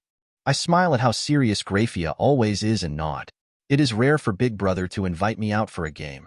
So how could I dare refuse? I will go. Let us leave and get ready, girls. Lee leaps up in the air and declares her joy for everyone to hear. My brain was hurting, and I was saved by the Devil King Naya. Poor Naya looks like learning is hard for her as well. Yukai are a free-spirited bunch, and sitting in stuffy libraries saddens them. So we all prepared to leave. An hour later, Graphia brought my peerage into the Agria's territory via her transportation magic. We unfortunately cannot enter the floating city of Agrias due to a no-flying, airships are legal, and no transportation magic ban. The Archduke's Agria's lands are large farmlands almost as fertile as the Citri territory owned by Sona's family, but not as lush. Normal food crops are grown here, and the land's biggest attraction is of course the floating island of Agrias. The floating island Agrias contains one of the most popular tourist vacation spots in the underworld. It also has the Agrias Dome where we are currently heading, the one used in Season 4 of the anime for the Gremory vs. Bale match. That was the funny striptease battle with Coriana. This dome is one of the most popular venues for the official professional raiding game of the Devils. Agrias Island is also one of the main hubs to create wind currents and circulate air in the underworld, because the underworld does not rotate like planet Earth does, and it needs to push air around to copy the atmosphere of Earth. Due to this fact, the Devil King Ajuka Beelzebub is in charge of this island. But lastly, what is currently making me and my peerage open-mouthed is the sheer charm of this floating Agrias, because its lush natural aura and many sky-high waterfalls of fantasy beauty. Tsubaki, looking up with her light brown eyes, with her now iconic squared glasses, said what is in all of our hearts. To think, the most beautiful place I have ever seen is in hell. Just amazing, Ray. I was already holding Keisha's hand on my left, but seeing the young Tsubaki look up to my right hand held her left, because at that moment, I fell in love with this girl. Yeah, I know at this very moment, her look of wonder and joy is something I always want her to have. Tsubaki never looked at me when I held her hand, but her rosy cheeks, and the fact she held my hand tighter, let me know she felt the same. So I looked back at the magical island. I and everyone here had no idea that this breathtaking island held the darkest of devil secrets. The original Satan Lucifer was a real piece of shit. Graphia, feeling we saw enough, said to us, Ray, we should take the gondola right up to the island before all of the fans flock in, making it cramped. You will be a bit surprised when you get up there, so prepare your heart. Her evil smirk did not make me feel like the island was a place I should go, and she refused to say why. With the 6 of us, we rented our own gondola all to ourselves as we slowly rose into the clouds. Look, Lee, those devils look so small down there, Naya. If I did not have devil wings now, I would have my tail straight, Naya. And Keisha, Tsubaki, and I are no exceptions. I also have never been here, and I have a kid's curiosity, and seeing a long-forgotten anime does not do this place any justice. Every sight is just better and better. Tsubaki whispers to me while listening to Lee, Ray, I don't have wings yet, so if I fall, catch me. Even if you have wings, I will catch you. Gremory charm nailed it, and I scored a critical heart arrow in my queen, well based on her flushed face and head nod. Thankfully, we devils are immune to diabetes, or I would be in trouble. And soon we touched down on the arrival station. Click, click, click, flash. I and my peerage were stupefied at the large crowd of reporters and fans. I knew I was famous, but this is a bit much, right? Looking over at the gathered crowd, I am guessing at least 200 devils are separated into 2 groups, one on each side of the security from the Gremory house, keeping them at bay. Chapter 50, Royal Debuts and Strategic Gambit. When Keisha and Tsubaki saw the crowd, my mother's training kicked in and the 2 girls let go of me and crossed their hands like Graphia does. Both stood 1 step behind me with the twins behind them, leaving me at the point to get all the attention. Damn. Hello, Prince Gremory. Is that your peerage you are forming? And are you training already for the raiding games, so the Gremory can get back in the higher ranks? Prince, I am in your fan club. Wave to us, a fufu. Hey, that is a much older woman right there. If it was not hell, I would scold her for being a Shotokan. Prince Gremory, do you feel pressure due to your older brother's position and achievements? If I say yes or no to that, I would get roasted, so I smile at him and do not answer. When is your wedding with Lady Keisha Abaddon? When will you have children together? Fuck, I am only closing in on 11, lady. Let me at least get a little older, and then visit Yasaka first. Jeez. Yeah, I decided I think I will give my first to her, for waiting so long for me. I told Keisha this, and she only said she got the first kiss, and that was what mattered the most. So hubby got the hall pass for Yukai princess mating. And many more questions like those. But Graphia encouraged me to keep going to the Crimson Limo waiting for us. I was at least polite and waved at all of them, to not show bad form and shame my Gremory house. I just pretended to be dad, but without grabbing the hot girls' butts, of course. After a short drive through the Sky City, we saw the huge dome and we all were excited. Thankfully, we get to go in through the VIP entrance where Sirzechs is waiting for us. As Grafia let us in, my brother was there with his warm smile I see more than outsiders ever see. Normally they only see my brother with his business expression, but we the family know how much of a child he can act like. And soon he said to us, "Ray, come and give big bro a hug." Unlike the anime Rias, I do not push my clingy older brother away, because one day, he or I may meet our ends in this crazy world. I never want to look back and think I did not appreciate all he did for me. There are so many more things to be ashamed about than a clingy brother that only wants to make me happy. Thanks for inviting me, brother. It has been a while, right? How is the underworld treating you? Sirzechs, seeing my group, smiled and said to us, "Ray and everyone, let us walk and talk. I have a VIP booth for this match. It will be a blitz-style match, so the game will have a 1-hour time limit when it starts." So my brother and I walk side by side to his VIP room, and he says to me, "I see you still have your 4 peerage members, so I take it no one has caught your interest yet in Japan? Or do you want me to help keep an eye out for good talent for you? If you search the human world, and I search the underworld, you should find a strong team like mine. Big bro, please keep an eye out for me here. I trust your eye for talent, like my eye for talent. I have had some close feelings, but it was not strong enough to let me find them. I can tell I keep missing some special person in Japan, so I will keep searching till I find them." As we made it to Sirzechs' VIP room, he and I stood by the window overlooking the arena. My servants all sat on the chairs in the room, while Grafia served them drinks. Then Sirzechs said something to me that made my heart skip a beat. "Zekrom Bale heard about your interest in attending school in the human world of Kuo Town, and he wants the Gremory to oversee that territory because it has issues with the last lord of the city. So when you turn 12 and get your evil pieces, he and I want you to become the territory's ruler. What do you say, little brother?" I took a deep breath, because one thing I cannot forget, like much of the story, is it may or may not become the epicenter for much trouble in the future, but... Yes, but can Sona come to school with me there? Sirzechs looked out the window with a smirk and busted my bubble. "Ah, phew, that is good, because Seraphal said you had to bring her sister along." Looking down at the stands, I sweat dropped because I know how Sona ended up there in the first place. "Kuo Town, King Rias Gremory, your new ruler is coming. Greetings, devils. Today I, Kongri Vasego, shall be the arbiter of this blitz-style rating game between the King Tanin and the King Amorous Nibirius." On the giant floating magic screen is a devil in a rainbow set of underworld robes, with a vivid and hypnotic coloration that really confuses your eyes to look at directly. But he is a middle-aged looking devil with 2 small curved horns on his forehead. On top of our normal rating game rules, we will be using the 1-hour time limit rules, and when the king is defeated, the match will end. And the following point values for defeating the opposing team in the case neither king is defeated goes as follows. The queen is worth 9 points, bishop and knight are worth 3 points, the rook is worth 5 points, and the pawns are worth 1 point. In the case of multi-piece servants like Tanin's 2-rook piece servant, his value is 10. Seeing who the 2 kings are, I know Tanin, due to his Dragon Valley being on the edge of our Gremory territory, but also the anime. But this? Chapter 51 King's Duel. Nibirius devil name is scratching my human memories, and I do not understand why. I do not even remember this name clearly, but it seems to be important, damn it.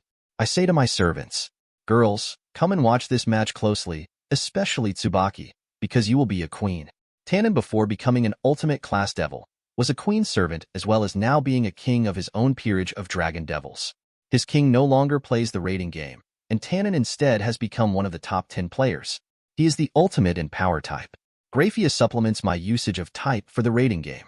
In our devil's rating game, players are put into 4 broad categories, with many subcategories, but the main 4 are power, technique, wizard, and support. Now some specialty categories apply here. Ray give an example. Looking at Tsubaki, I remembered her sacred gear from the anime a bit, and said, if Tsubaki has the sacred gear I think she does, then despite having many skills, she will be considered a technique and counter type. Tsubaki looked at me with wide eyes, because I had not yet told her I knew what gear she has, because she has not fully learned how to control and use it properly, so she asked, "Ray, you found out my power? And what does it mean to be a counter type?" This time it was my brother to answer her with a smile on his lips. Little brother had me look up past possessors of the sacred gear known as Mirror Alice, has gone by different names, but abilities stay the same. And we believe his guess is correct. I have found out what it is capable of, and it is very formidable. It is called a counter-type sacred gear, and it creates a mirror that can block an attack, and if the mirror shatters, it reflects the attack twice as strong as it was absorbed. Very powerful. So Tsubaki, if this ends up being your sacred gear, hold your head up high, for you're exceptional. Tsubaki was in a daze thinking about her cursed demon mirror, and finding out it was such a good thing slowly made her feel all the suffering she had from it had instead been a secret blessing. First, it brought her Ray. Then to find out she could use it for her king made her years of isolation feel more like a trial of will. Keisha pointed to the field and said, "Look girls, the teams are coming out. Now give it up for King Tannen and his peerage of devil dragons." A 50-foot-tall massive dragon with purple scales on most of his body and tan scales on his underbelly came out on 2 legs majestically. He has a distinctly humanoid form and wears black armored pauldrons that extend down to his draconic arms and a loincloth decorated with metallic accessories. I do not want to know if he is covering something. Roar. Tannen lets out a roar to signify his arrival on the field and show his domineering side. And the crowd went wild with his showmanship. I too had stars in my eyes, because he is one of my personal favorites to cheer for, and not because of his anime appearance, but because he is a badass motherfucker. Behind him came a group of similarly colored dragons, but at only 3/4 of Tannen's size. The second largest is what I am guessing is a female dragon, his queen. He also has a great sword-wielding 2x knight, a massive meaty 2x rook, and 2 smaller female dragons. I am guessing they are the bishops. Finally, he has 2 pawns that are 4x pawns. And after that, the announcer said, "And here he comes with his peerage, give it up for King Amorous Nibirius." All of the Nibirius peerage is wearing black hooded cloaks to hide their appearances and to give them an assassin feel. This also makes them harder to identify by just sight, but the dragons will have no problem with their keen senses. King Nibirius was the only one to remove his hood, showing a handsome black-haired devil. He then waved to the crowd with confidence. This guy had recently risen up the ranks at a rocket speed, catching everyone's attention. He was only a normal high-class level of strength, but presently, his strength has risen to ultimate class in a short 2 years' time. Including himself, he has the maximum sized peerage of 16. 1 king, 1 queen, 2 bishops, 2 knights, 2 rooks, and 8 pawns. Both kings agreed to battle in the secluded canyon valley, with only 2 directions and few places to hide. Both kings will rush and bleed-ites. Now are your peerages ready? Then step on the transportation circles, and let's go. As both teams did so, the light covered them and sent them into the raiding game field, with the sky covered in an aurora of blue, green, and white swirling beautifully. In the arena, when the 2 teams vanished, 24 illusory monitors floated in the sky to show the camera on each player. And no matter where in the arena you are, the screens always appear to be facing you. Cool, really? Anyway, you can watch the entire game focusing on 1 or 2 screens at one time. So in a sense, you can watch 2 fights. On a single massive screen separate from the 24 smaller ones, is controlled by this announcer who changes to the most interesting parts of the fight and comments on it in real time for the fans.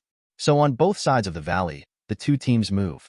Tannen's group take flight to make a fanned-out formation, while the Nibirius peerage all split in random directions to avoid Dragon's breath.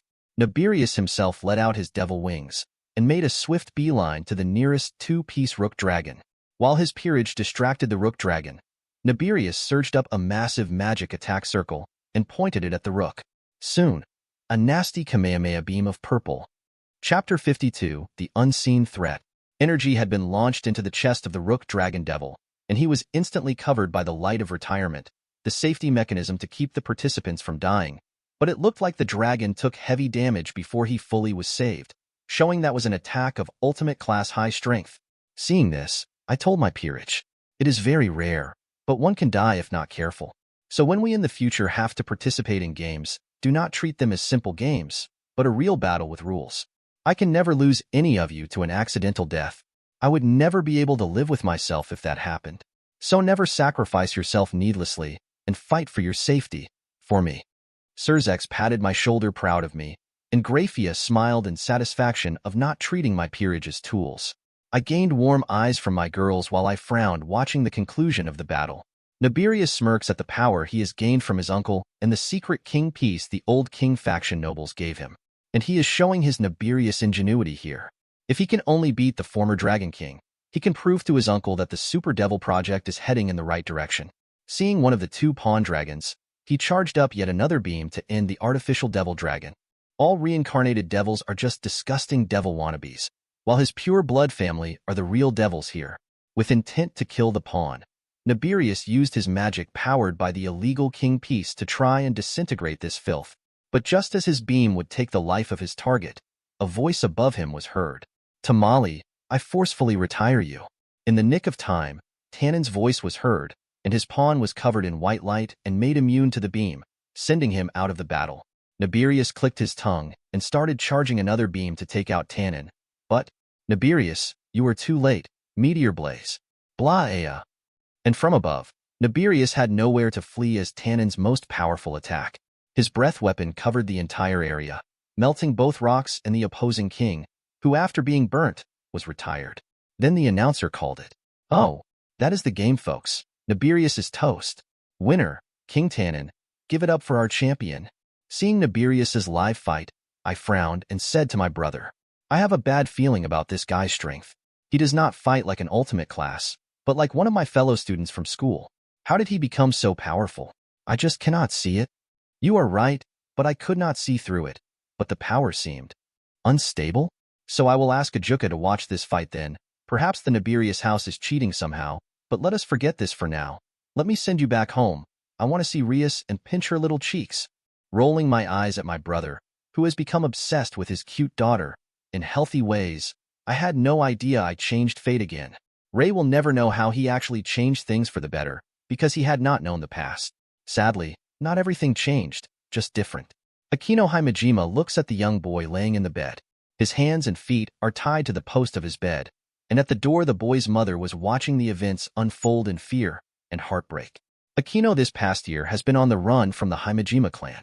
And to make matters worse, not only are they after her, but a devil child looking to be her age has been following her around every month or so.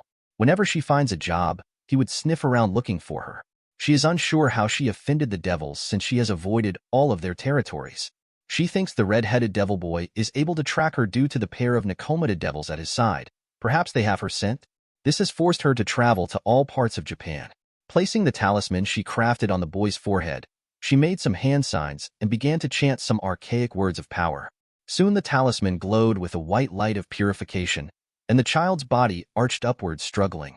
Just as the mother was going to tell her to stop, a black mist was forced out of the youngster's mouth and flew into the talisman. Akino quickly snatched the talisman and burned it with a white light, and both ladies heard the sounds of an evil spirit meeting its end. The child was left unconscious, sleeping peacefully.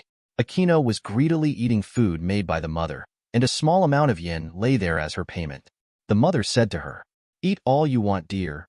I do not have much, but for saving my child, I am very thankful. Akino said to her, Well, work is hard to find for me as well, so I was glad I could help. Don't worry, the evil spirit will never come back, but I would avoid buying suspicious toys from thrift shops in the future. Knock knock. The mother and Akino looked to the front door, and were unsure, but Akino slapped a talisman on her forehead and whispered, Sorry, I need to hide. A tracker is looking for me. The mother pointed to the coat closet for her to hide, and she ran in. Then the mother opened the door. It has been almost 9 months, and I am already 11 years old. And in this time, I have trained up an eye and Lee nicely. Chapter 53, Desperate Summon. Both of their strengths are nearing middle-class low strength, so their progress is good. Keisha is learning actual magic that humans use, so her spellcasting will be more efficient. Instead of using normal demonic power magic that uses a lot of power, she is using the one that uses less power for slightly greater effects in some casting. She is getting ready for the bishop piece. Tsubaki has left for her mountain training with Okita Tsuji, and I am still in Japan looking for Akino. As my Gremory blood had been guiding me, I found out from investigation that Akino Himejima has been moving from place to place doing odd jobs for yen to eat. It seems she has been doing things like clearing out haunted houses, purifying spirits, and healing minor curses. But no matter how close I get to finding her, I just keep missing her. Sigh. As I was walking down a neighborhood on the far outskirts of Osaka, I had another urge to come here. The two girls behind me are eating some roadside grilled squid sticks, and I asked me, Ray, I do not think that Akino Himejima wants to meet you, Naya. Munch munch. On the other side from Inai, Lee to my right offers me a bite of the skewers she bit off of, and I just take a bite to make her happy, she then said.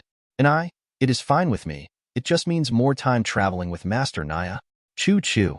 Suddenly, I stopped in front of a 2-story suburban tract home with a wall. My feelings are coming from here. So I go to the door and knock. Knock knock. After I tap the door, my feeling vanished again. I notice this happens a lot as I get close. I think somehow that Akino is flying away, or using transportation magic to flee. Then the door opened and a middle-aged human woman answered with concern on her face. Well yeah, I look like a redhead European boy. So in Japan it is strange. She asked, "Hello, what can I do for you?"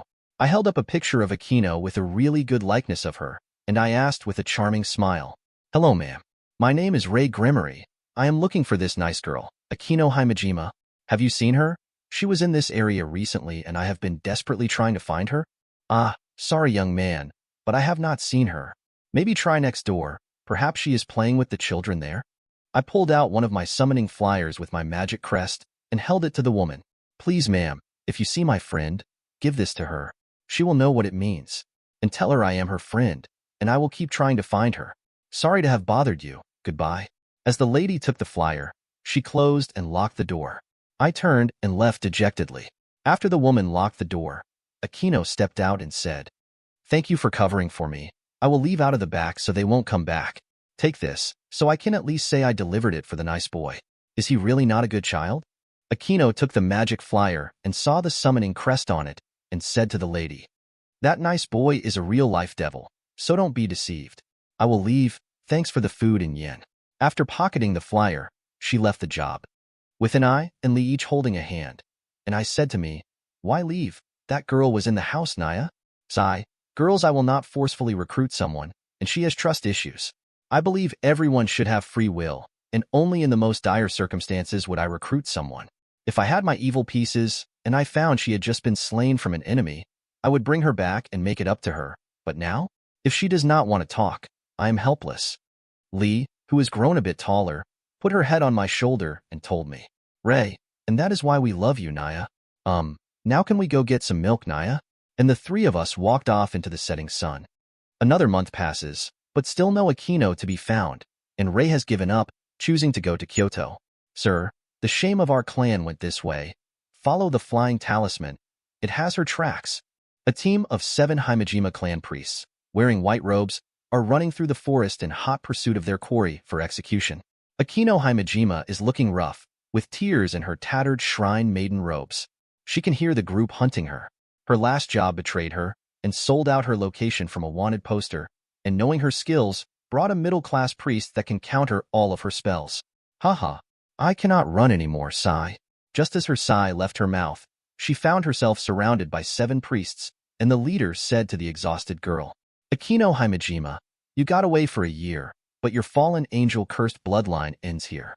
Sorry, I will not lay your body with your mother, and you will just perish quietly here. Any last words before we carry out your sentence?"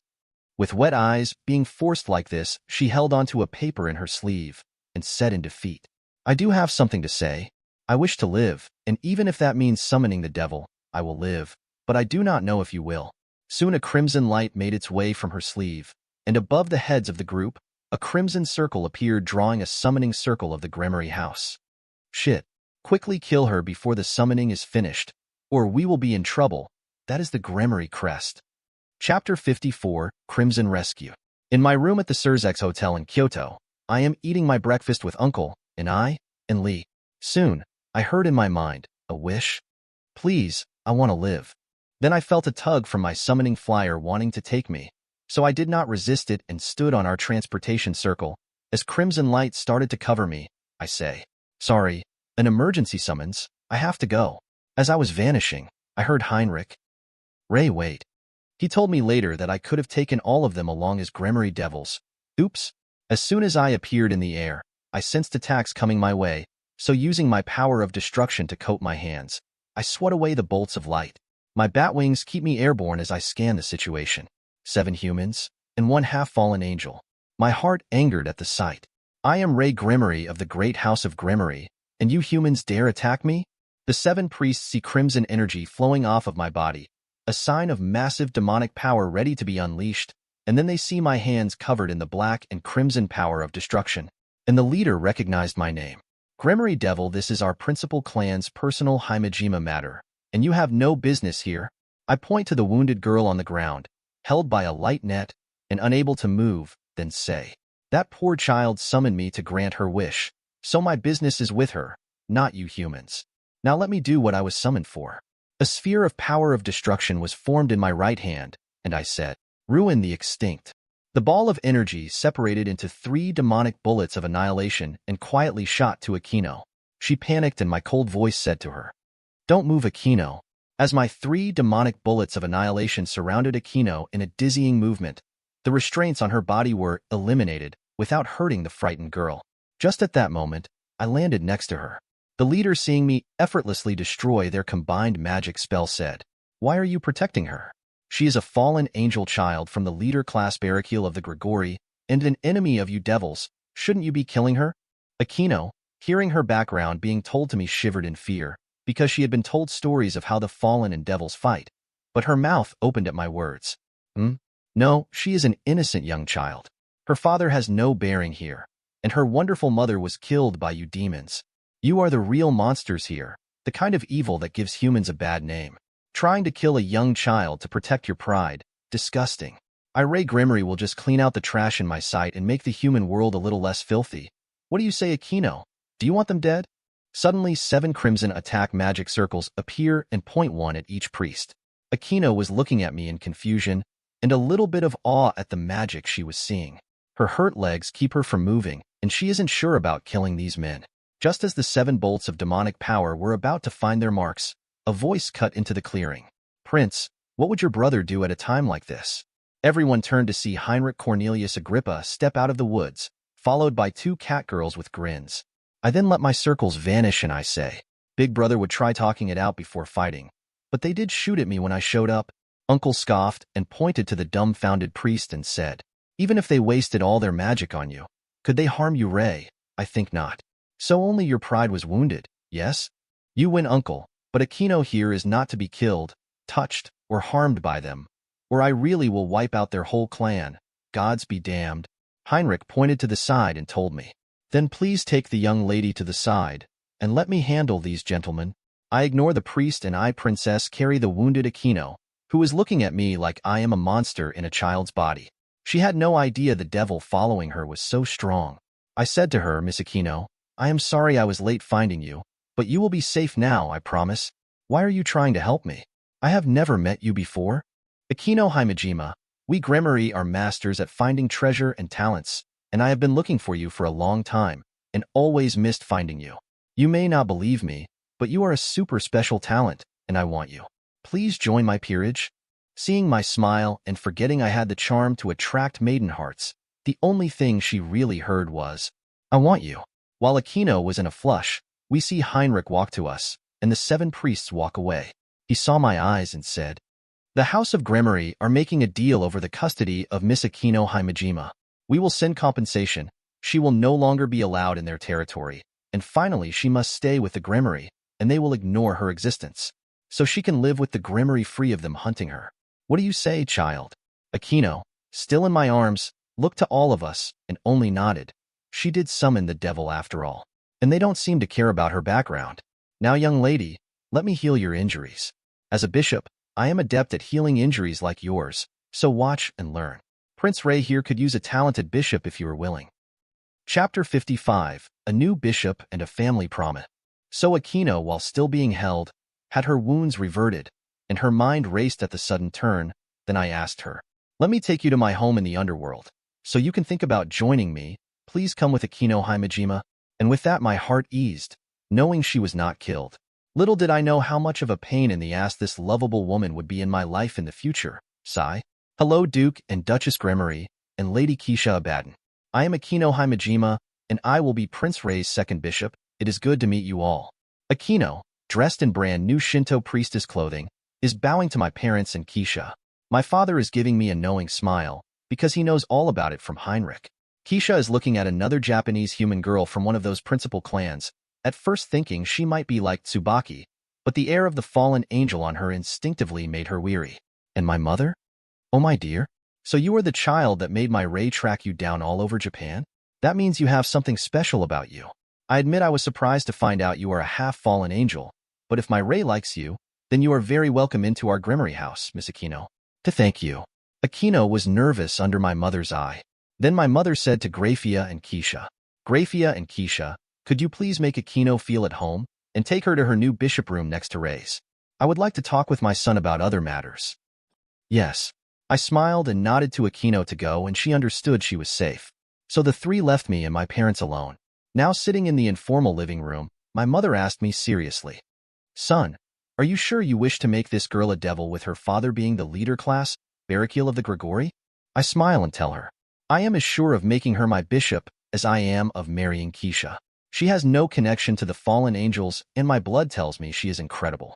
She does not like her fallen angel heritage, but this side of her, as well as her personality, will make her a well-known devil. I promise you, Mother. Please treat her as you would treat Keisha and Tsubaki. So, why do you feel so strongly for a girl you just met? I know it is not your ability to find talent, my son. I sip my tea and tell her the only lie I can come up with. Well, it is a half-lie, cough. I have recently found that while spending time in Japan, I have an attraction to the Yamato Nadeshiko type of charm, and both Tsubaki and Aquino will become such a woman. Yamato Nadeshiko is a Japanese term meaning the personification of an idealized Japanese woman. I am blushing because I think it was my past life's mother who influenced me about the beauty of noble ladies of Japan, and my mother had been one such woman from Kyoto. No, my memory was not one of a momcon, but I had looked for women like my mother in grace and personality. So I am only using this excuse to cover for my wanting to protect Aquino. My past life visions are something I will never spill, not even to my loved ones, because it is absurd to accept them. My father nodded his head and said, You got that from your father, my son. You are now going through the phase we Gremory men go through. This is also why you like that QB woman. You have a certain view of noble beauty.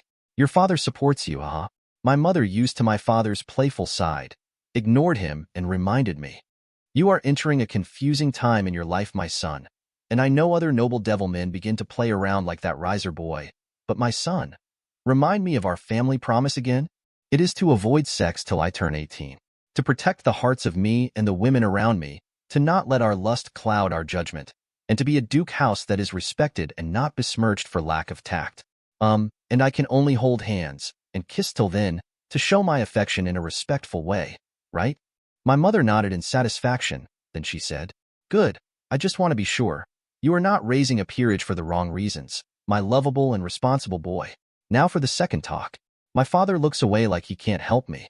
Ray, I heard your emotions started to get the best of you.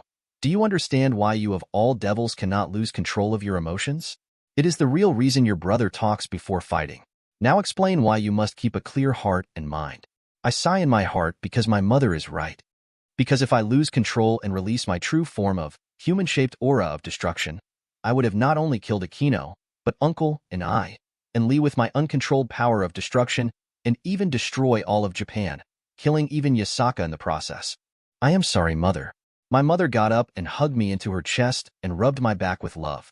She then told me, My two boys are amazing, and you being so strong is our blessing. I just do not want to lose you to anger. There are times you might even have to use that power, but only let it be your last response. Take deep breaths and find another path to keep your family safe. Now, my son, I will train your new servant Aquino, like I have with Keisha and Tsubaki. Chapter 56, Crimson Rescue. Unraveling Secret. I promise she will become the woman you hope for. I will even treat her like a daughter, a foof. Finally, the serious talk was over, and I told my parents about my adventures and contract work I had been doing from my own thoughts, and not Heinrich's. Elsewhere in the underworld. MT Obsidian in the Nibirius territory. Two devil kings, Sirzechs Lucifer and Ajuka Beelzebub, floated in the sky looking down at the dark, unassuming mountain, and the two men spoke. Ajuka, is this the place? Yes. I have confirmed this is where amorous Nibirius has been sneaking off to every week. He has made many transportation circle attempts to hide its location, but he underestimated I could track the king piece in his body. He is inside as we speak. Sirzechs, with his not-so-friendly cold face, said, If Ray hadn't pointed out the abnormality in his body, I would not have even thought anything of it. But to think that it was two issues with him, the king piece and the tampering of his body. Well, should we make our move now? Ajuka nodded and said, Let us try and preserve as much evidence as possible, and try not to kill if we can help it. Oh, they detected us, interesting? Sirzechs smiled and said, let's go my frenemy, huh? No need to hide now. The two super devils descended on the hidden mountain fortress lab, and did not even break a sweat as they slowly made their way through the laboratory of horrors that make even the Devil Kings frown in disgust. Knock knock. I knocked on Aquino's new room, and then Graphia opened the door to let me in. She said before leaving. Everything has been sorted, and Miss Aquino is happy with the arrangements. Now, Ray, I will make sure dinner is ready. Excuse me.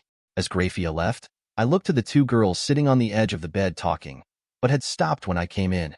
I said, please, I want you two to continue your talks. I only wanted to let you all know that everything is settled perfectly, and Aquino, your training with my mother will begin after you're arrested and used to the home. Lastly, holding out my hands, I summon my familiar, who poofs into my hands. Naya. I pet Nico and handed my small black kitten to Aquino and told her, this is my familiar Nico. She will keep you company till you feel comfortable, and if you need anyone in the house, she can transform and go fetch them for you. She can also guide you around the house and answer simple questions for you. Okay? Keisha smiled at Aquino, who was petting the cute black kitten, and then Aquino said, thanks, Ray. All of this is so much to take in. This room is bigger than my old house, and everyone is so nice. Thanks for looking for me all this time. If I knew you were so nice, I cut her off and told her. It is in the past, and I am only glad you are safe now. No need to thank or say sorry, just be the best person you can be, and find some happiness in this world. I just hope you can be happy again, Aquino.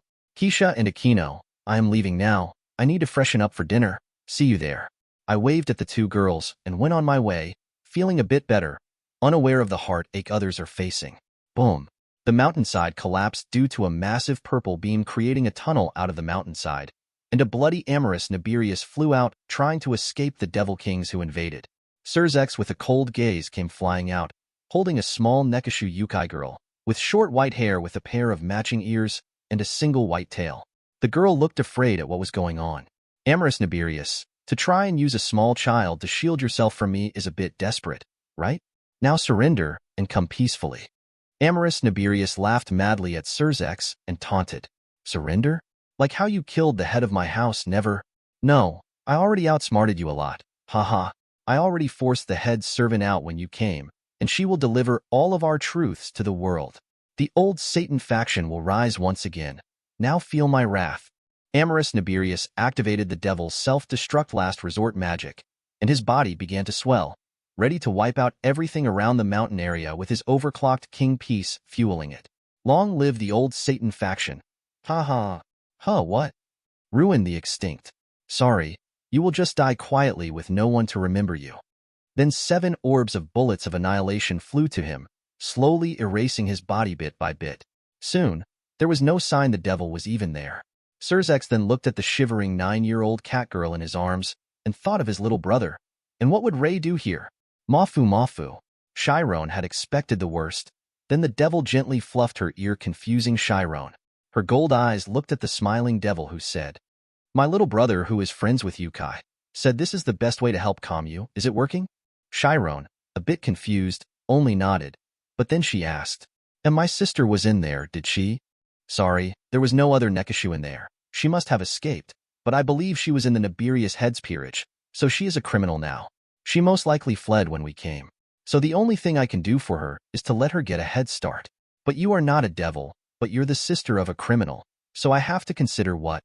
Chapter 57, The King's Decision. To do with you, young lady. Are you willing to testify against what went on here? I can try and protect you if you do. Chiron, touching her cat hair pin, remembered her sister's cruel words before she ran and abandoned her, to be taken hostage by that devil. With tears in her eyes, Chiron said, I will tell you everything, even what my sister was a part of, and my dead parents.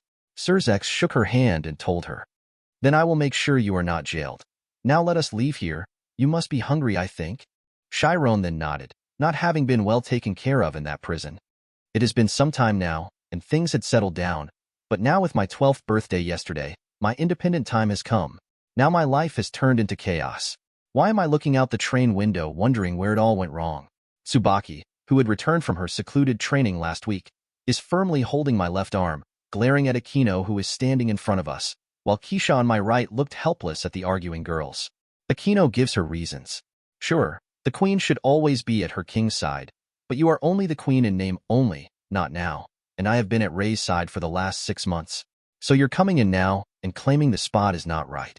Tsubaki then calmly said. All of the Gremory are on this train, officially taking Rei to the king's monument to get his evil pieces. So this is an official event I need to attend? Thank you for being a good bishop, but I will take it from here. Rei, can I make you some tea? Akino heard that said. Rei, let me get your tea, because you love my tea, right? And I and Lee, who love trouble, join in my suffering. And I said, oh, I want some of Tsubaki's tea, Naya. Lee with a grin says, oh, I want some of Akino's tea, Naya. Yup, the girls are excited about me getting to make everyone official peerage members, and they like to claim territory. I also in my heart will remember the 2 cat girls trying to get me to drink twice as much tea again, sigh. My bladder cannot take that again. With the taste testing, Keisha, knowing dealing with the girls is her job, said. Akino, being by Rei's side on formal events is technically true, and as his fiancé, I should also be at his other side. But ask yourself, Akino, who gets to sit in Rei's lap? Achoo. Sirzechs looked down at the small Nekashu and asked, Chiron, are you feeling all right? You will meet Rei today, so are you maybe nervous? No, it must have been dust, Devil King Lucifer, I am fine. And I do not think I am nervous about meeting your brother. Akino, now sitting in my lap, is looking at Tsubaki smugly and like she thought of the seat. But Tsubaki said just after Akino sat, she seems to be comfortable, so I shall prepare your tea, Rei. Tsubaki then got up and did so with an air of a winner, while Akino knew she got tricked. Rivalry became strong between the two who had so much in common. So I patted Akino on her back and said, you can make tea for me after the event, because I will be thirsty then. Akino got off me and said, all right, Rei, you can count on it. Let me go help Tsubaki then, Fufu. Keisha asked me, well, did the 2 distract you well enough? You know they like one another, right?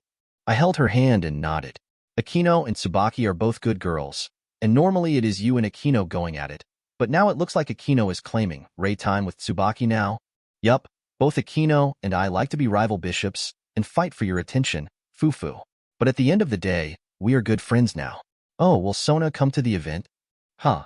Lady Serafal said she was going to drag Sona there no matter what. So yes, she will soon also get her set in a few months. The car door then opened and mother and father came into the servant's car.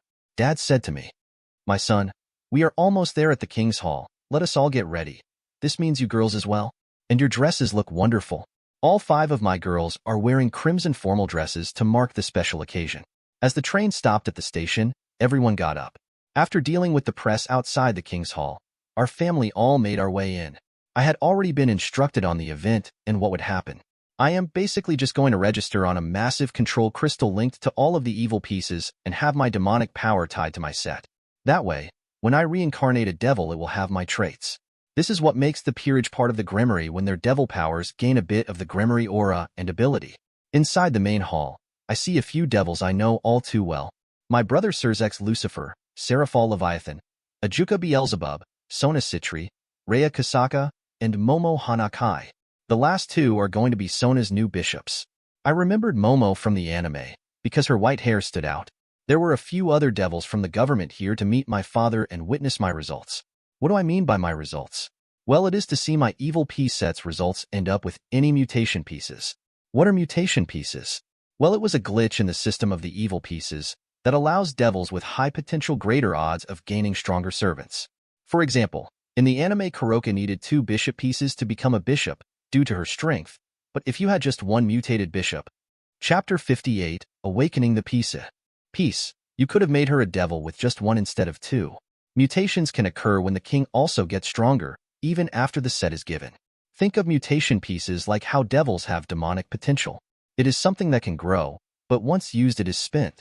Sona off to the side waved to me, and I waved back. We can hang out after the ceremony, so we can only wave now, but she looks happy. As we approach the Devil Kings, we all bow our heads to recognize their Devil King positions. Then Ajuka Beelzebub walked up to me and asked, Congratulations, Prince Gremory. Are you ready to register for your king position? Yes, Devil King Ajuka. I am both humbled and anticipatory to see if I can live up to my Gremory house's expectations. In this large white stone hall, he walked up a set of steps to the platform, with red carpeting softening our step to the large floating black crystal. This massive crystal is made of the same material all evil pieces are made from. Then Ajuka takes a blank set of boxed 15 evil pieces containing every piece but the king. He then slid the box into a slot in the crystal and told me, "Ray, place your hand just above the box on that square panel, then channel your demonic power into the master crystal. It will then register you as a king and infect your set with your demonic power, recognizing you as the master. This is why kings can summon pieces to themselves from anywhere and use abilities like castling and more." So I touched the stone panel and focused and almost prayed to the damned god as I pushed my demonic power of crimson into the large monument. Soon, everyone saw the massive stone glow with my crimson light. Fun fact, that evil pieces are naturally white, and mutation pieces get the color of your demonic power when they occur. Soon the light from the stone faded, and Ajuka removed the box with my set and handed it to me. Opening it can be hidden or publicly shown, because some kings want to hide their trump cards or failures to acquire mutations. Only around 1 in 10 devils are lucky enough to get them. Everyone is hopeful I will show, and I do not disappoint. I decided to not look first, and I held the box to everyone, and then slowly opened the box. Everyone was leaning close like it would let them see what if anything I got. The first person to break the silence was Seraphal. "Wow, 1 bishop and 2 pawn pieces mutated. That is incredible. Not 1 but 3 mutations, great job, Ray." Ajuka patted my stunned shoulders and said, "I think heaven wants its luck back you stole from them. To just get 1 is good, but 3, I hope you find good candidates for them." My father said, "We will have to celebrate this fantastic news. And now you can trade me the 2 normal pawn pieces in a bit. We can do the trade soon." The girls look excited, haha, and everyone gathered around for congratulations and to witness the use and trading of the evil pieces. My father was creating a special magic circle on the floor right there in the hall, while everyone watched and chatted. Sona came to my side to watch the processes. She said, "Thank you, Ray, for letting me come to the territory of Kuo, Japan with you. Next year we can start human school, and I can see my best friend more often." "That is you, in case you forgot." "Really? I think you should remind me more, because I like the sound of it. I also want to hang out more in Kuo. It is a nice place after all. You and I only meet in Tokyo, but Kuo is just comfortable." My father said to break us up. "Okay, Ray, it is time to begin. So and I and Lee, come and stand right inside the inner circle closest to Ray. And Ray, place your 2 pawn pieces in the one next to me. That is perfect. Now channel your demonic power into the input circle. Great, just like that." Crimson demonic power from the both of us surges in the magic circle, showing the connection my father had with the twins and mine with the pawn pieces changed, and now I have the connection with the twins instead of my original evil pieces. The 2 girls looked at me and could now feel our connection, and they wanted to run into my arms, but remembered where we were. I whispered to them, "I know how you feel, so be patient, haha." Then I turned to Tsubaki.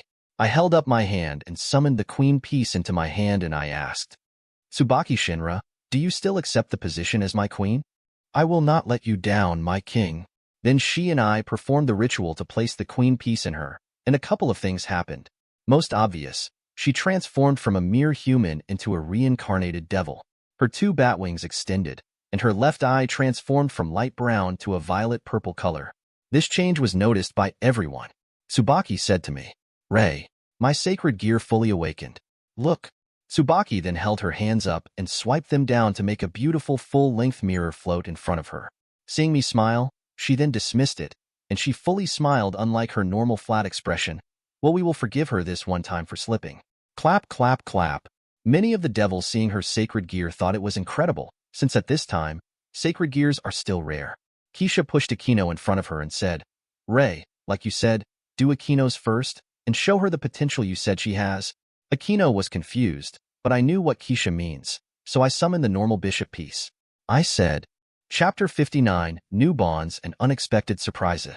If you are as special as I say you are, you will not be able to use this normal bishop piece Akino, so watch. Everyone witnessed the bishop piece refusing to enter, because she was indeed too strong for a single piece, just like Sirzechs 2-piece Bishop MacGregor. Then Keisha, "It is you first then, my fiancé. Please be my bishop and keep us healthy and happy. Together forever, dear." Foo-foo. And with no suspense, instead of reincarnating, her magic powers and types of magic have improved with the bishop's spellcasting, demonic power reserves, and healing specialty. Then I faced Akino, holding out my hand, and the mutated bishop piece appeared, and I said, You will become a devil fallen angel, and to me this is incredible. So please do not be sad and know that this mutated piece shows how special you will be one day. Thank you, Ray, for believing in me. I am ready. And as the ritual to place the crimson-colored mutated bishop piece on her, the thing that hurt her self-esteem in the anime happened now. As Akino's wings appeared, she indeed had the garish mix of a left-side fallen angel wing with her feathers becoming discolored from the pretty color they were before, and even her right-side devil bat wing was lacking in beauty compared to other devils. As the surrounding devils in the government, and even a few others I personally know, made insensitive comments under their breaths, I saw Akino's eyes water in shame and humiliation. So I told her, Akino Himejima, I promise in my very soul, you are the most beautiful in my eyes.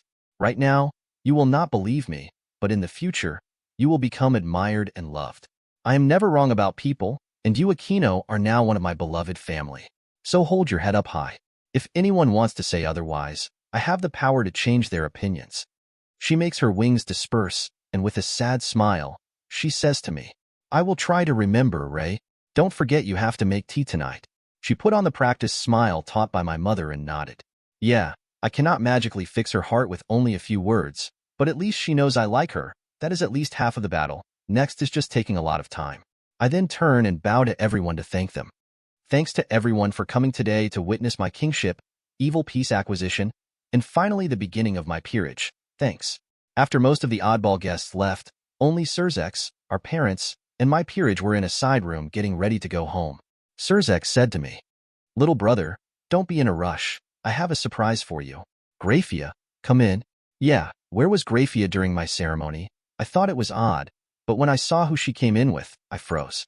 Kaneko means kitten, yeah. Rias sucked at naming. Sirzechs hearing me thought I meant she was a white nekashu, so he said, Ray, this is Chiron, and this is my little brother, Rias Gremory. Her gold eyes looked at me seeing my resemblance to my brother, and I just smiled and said, Hello Chiron, it is very nice to meet you. Please forgive my being surprised to meet a pure Yukai Nekashu here in the underworld. I think I put my foot in my mouth, cause her ears went down thinking of why she is in the underworld. Ah, I am sorry, please don't be sad. She heard the panic in my voice, looked at me curiously, and could see it in my eyes. Chiron is a very intelligent girl, despite her cute looks. My brother then said what I thought would happen. Chiron has been placed in the Gremory care, for reasons. I discussed it with her, and she is willing to become your new servant, Ray. What do you say? You did ask me to keep an eye out for good prospects. I held out my hand and my rook piece materialized in my hand, and I knelt in front of Chiron and asked, The rook is the most durable and strongest of my servants, and the best part, if you are ever in danger, I can trade places with you. Chiron, become my rook? I will listen to you then, Ray. Mafu Mafu. I could not help it, and I rubbed her ear. She looked at my brother in amusement. It seemed my reputation precedes myself, so I pulled back my hand and held up the rook piece. And then the two of us performed the ritual, placing the rook piece in her body. Her small wings extended cutely. I grin, and for some reason I feel like a child abductor at the age of 12. A few months have passed, and I and my peerage came to see Sona get her new evil pieces. I have no idea how well Sona did in the anime, or if my personal training advice changed her fate. Well, my best friend managed to get one mutated queen piece, and I was impressed. With that one queen, she can make any non-god a queen. Her options are limitless. I wonder if Tsubaki in the anime had that mutated piece?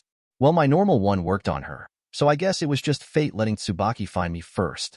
On the Gremory magic train to Kuo, it was me, Keisha, and Sona sitting in my noble's car, as we traveled through the dimensional gap. I cross my fingers she can find an amazing queen, cough. For some reason, I thought of that character Miltan when I thought of cross-dressing and queen. I am bad. Chapter 60, New Mansion, New Beginning. Ray, ever since I became a king, you get an annoying grin when you look at me. I think you are plotting evil against me.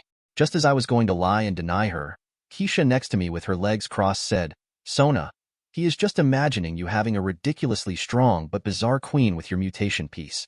Personally, I think Ray is just jealous. I nod at my fiancée, because her explanation is better than mine would be, and Sona grins imagining me jealous of her amazing new queen she will find. My smile came back imagining Sona commanding a magical Miltan in a raiding game again, and Keisha gently swatted my leg for having the look again. After arriving in the human world of Kuo Town, Our two incomplete peerages stood and said our goodbyes for now. All right, Ray. My family got me an old-style mansion near the high-end middle school, so make sure and stop by. They even installed a magical spa hidden inside. And we will start middle school next April. I give the ever-diligent Sona a thumbs up and tell her. All right, and my new mansion's address is in your new human phone, so stop by anytime as well. Don't even worry about calling ahead. I will tell the staff to just let you in. Have fun starting your human contract work, and good luck finding new members, Sona. Then our two groups walked in separate directions. Yes, we are walking and not getting limo rides, because the goal now is to live like the Japanese do, and less like the devils do. A while later, my group along with me is Keisha, Tsubaki, Akino, Chiron, and I, and Lee. Both of my older Nikomata twins are nearing the age of 16 in human years. Despite Chiron looking young, she is as old as us, also being 12, wink asterisk. But since no human would believe that, we made her fake paperwork to say she was younger, to match what she would seem to be in human years. We also did this to put her in a lower grade because she had no real education. Arriving in front of my new Gremory mansion, I smiled in defeat, because I am sure this is the same mansion that was in the anime. But I remember it being super awesome, so I do not mind. My parents insisted on making this for us, since all of my peerage wanted to live under one roof. Even Chiron wanted to have her own room here. I believe this was not the case in the anime. I also have found out some things that changed from the anime with the white and black sisters. First, Kuroka was not the one to kill her king. It seems that the raiding game devil sent her away before the fight, but like in the anime, she is still a criminal. But because her sister did not go on a murder spree, Chiron does not hate her Nekishu side. She only hates what her sister said to her before leaving her with the hairpin of a black cat. Sigh, well, I would have been sad if she was afraid of her ears and tail. No, I am not drooling, damn it. Look, dear, we are going to live in these servants' quarters. My whole peerage looks funny at Keisha, the spoiled fiancée, used to oversized homes. To her, this massively big human-style mansion is actually small, especially when my father wanted to put a medieval castle here 10 times this size. Tsubaki said with no emotion. Ray, I don't think this is living like normal humans, right? And I said to Lee's sister, we are still sharing a room, right, Naya? I think so, or I will get lost, Naya. Chiron looked at the huge place and said a short response she tends to do. That is rad crap, that is right. I forgot that she is a huge fan of human rap music, so her lingo slips with a bit of hip-hop slang. Akino said, Ray, I changed my mind. I will not live in that temple you got me after all. I call dibs on Ray's room of fufu. At this point, none of the girls believe in her provocative words. She really won't do it. I think. Okay, girls, let us go and explore our new home. And before you girls fight, the two closest rooms to mine will be for Keisha and Tsubaki. This was my mother's order, so you can fight over the others later. Yes. So we entered the mansion greeted by a group of 7 maids from the Gremory mansion, and all Japanese reincarnated devils. So here is the breakdown of what we have discovered. First floor includes guest/maids rooms, the living room, kitchen, a bathroom, and Japanese-styled rooms. Second floor includes Ray's, Keisha's, and Tsubaki's rooms, with Ray's room being in the middle. It has 2 interconnecting doors on each side, one connecting to Keisha's room and one connecting to Tsubaki's room. Third floor includes Akino's room, a study, and a storeroom. Fourth floor includes Chiron's, Lee's, and Nee's rooms. Fifth floor, empty bedrooms on this floor. Possible peerage rooms, 6th floor, party, gather, or leisure room, also known as the VIP room. Rooftop. The rooftop is a communal garden decorated with flower plots, and there is a small vegetable farm planted. There is also a table and chairs to drink tea at. First basement floor includes a movie theater, training rooms, changing rooms, and a large indoor bath which has a refrigerator filled with 3 different flavors of milk, fruit milk, regular milk, and coffee milk. A hidden bedroom is located here as well. Chapter 61, Training Grounds and Tension. The second hidden room also contains an assortment of baths of various sizes, but are noticeably larger than the first and are decorated gorgeously with ornate patterns, tropical plants, naked maiden statues pouring water into the bath, and the Gremory symbol. This has yet to be found and opened. Second basement floor includes a heated indoor swimming pool. This is used for water magic training as well. Third basement floor, a mostly vacant floor that is generally used for storage. It also includes a library. Finally, this area has the incoming and outgoing transportation magic circles. And this sums up the majority of the interior. Outside we have a security fence, as well as a car garage. After everyone picked their rooms and settled in, the maids had dinner ready for all of us. As the master and king of the house, I sit at the head of the table. To be fair, we made the seating arrangement based on the peerage, which also works with Keisha being my fiancée. So to my left sits Keisha, then Akino, and lastly an I. And to my right sits Tsubaki, then Chiron, followed by Lee. This allows all the girls to be close, but serves to avoid conflicts in seating. It was agreed as new pieces servants with the rook, and knight pieces would push the pawn seating down in the future, just to avoid future fights. This was all planned by Keisha, in charge of maintaining some peace in our relationships. While small battles still take place, Keisha was fair and added special event seating, such as birthdays, noble rank promotions, highest human contracts for the month, and notable achievements can earn a girl the right to take Keisha's spot for the day in casual living. So cute of her. While we ate with chopsticks, Tsubaki pushed up her glasses and said to Chiron, Chiron, you will shadow an I for a week to learn what we devils need to do for human contract work. Lee will take Keisha out for her training, and Akino and I will shadow Ray for 1 week. After that, Ray will take us to the familiar forest to find our familiars when the full moon is ready. After this time, we will all do devil contracts independently and let the best devil win. After Tsubaki said that seriously, everyone looked at Keisha's seat with a fiery determination, and Keisha said, while covering her mouth evilly, Ho ho ho, do you all think I am also not fighting for that prize? Dream on, ladies, for I will win and show my Ray who can earn more for the Gremory vaults. Ufufu. All 6 women had imaginary electric sparks in their gazes at one another, but Keisha just winked at me, and later told me this was her trick to make the girls try hard. So as dinner was ending, I said to everyone, we have a state-of-the-art training center downstairs, so starting tomorrow, we will train just like we did back in the underworld. I know life seems peaceful now, but I promise, one day you will all thank me for keeping us all training. Now let's all go to the basement for the large indoor bath. Yes. Don't worry. The steam magically covers the nude bodies. Wink whistle. So, after a relaxing bath to break in the mansion, we head to bed. Singular, because all the girls wanted to have a sleepover in my room on the first night. No, nothing inappropriate, and Chiron slept on the other side of an I and Lee. After a fierce game of rock, paper, scissors, the 2 girls who won an arm was Tsubaki and I. The other girls looked at my legs, but I told them no a long time ago, because I am closing in on 13, and young men who have cute girls holding your leg might come face to face with my morning shame, and I need to avoid that till my senior year in high school, And to my horror, I and Lee being older girls are growing tempting bodies, so I must practice meditation very much, sigh. The girls thankfully have not gotten so bold as to sleep naked, and the worst they do to me is wear a bra and panty, but even this is nosebleed-inducing. When I sleep alone, I just wear boxers, but when the girls join me, I wear full-body pajamas to not feel any temptation. Mother, I promise I am trying really hard here. When I told Yasaka I had finally moved into my new home, she told me something that made me sweat drop.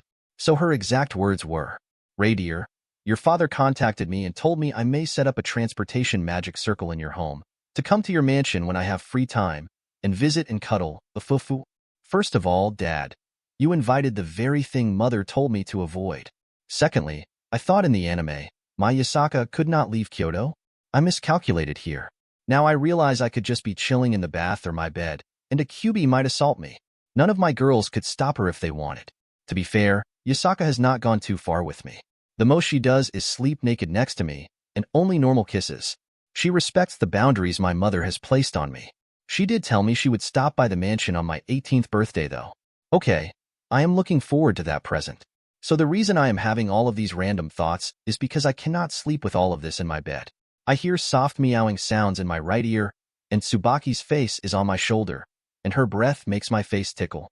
No, sleeping with a bunch of girls is no good for actual sleeping. 2 hours later in the 1 RST level basement. Whoosh whoosh whoosh. Tsubaki's Naginata is spinning at insane speeds I can hardly keep up with, as I am being assaulted by my full peerage. I am not allowed to fight. Chapter 62, Training and Transformation. Back but defend. AKA I am being used as a live punch bag. Ray, stay still, Naya.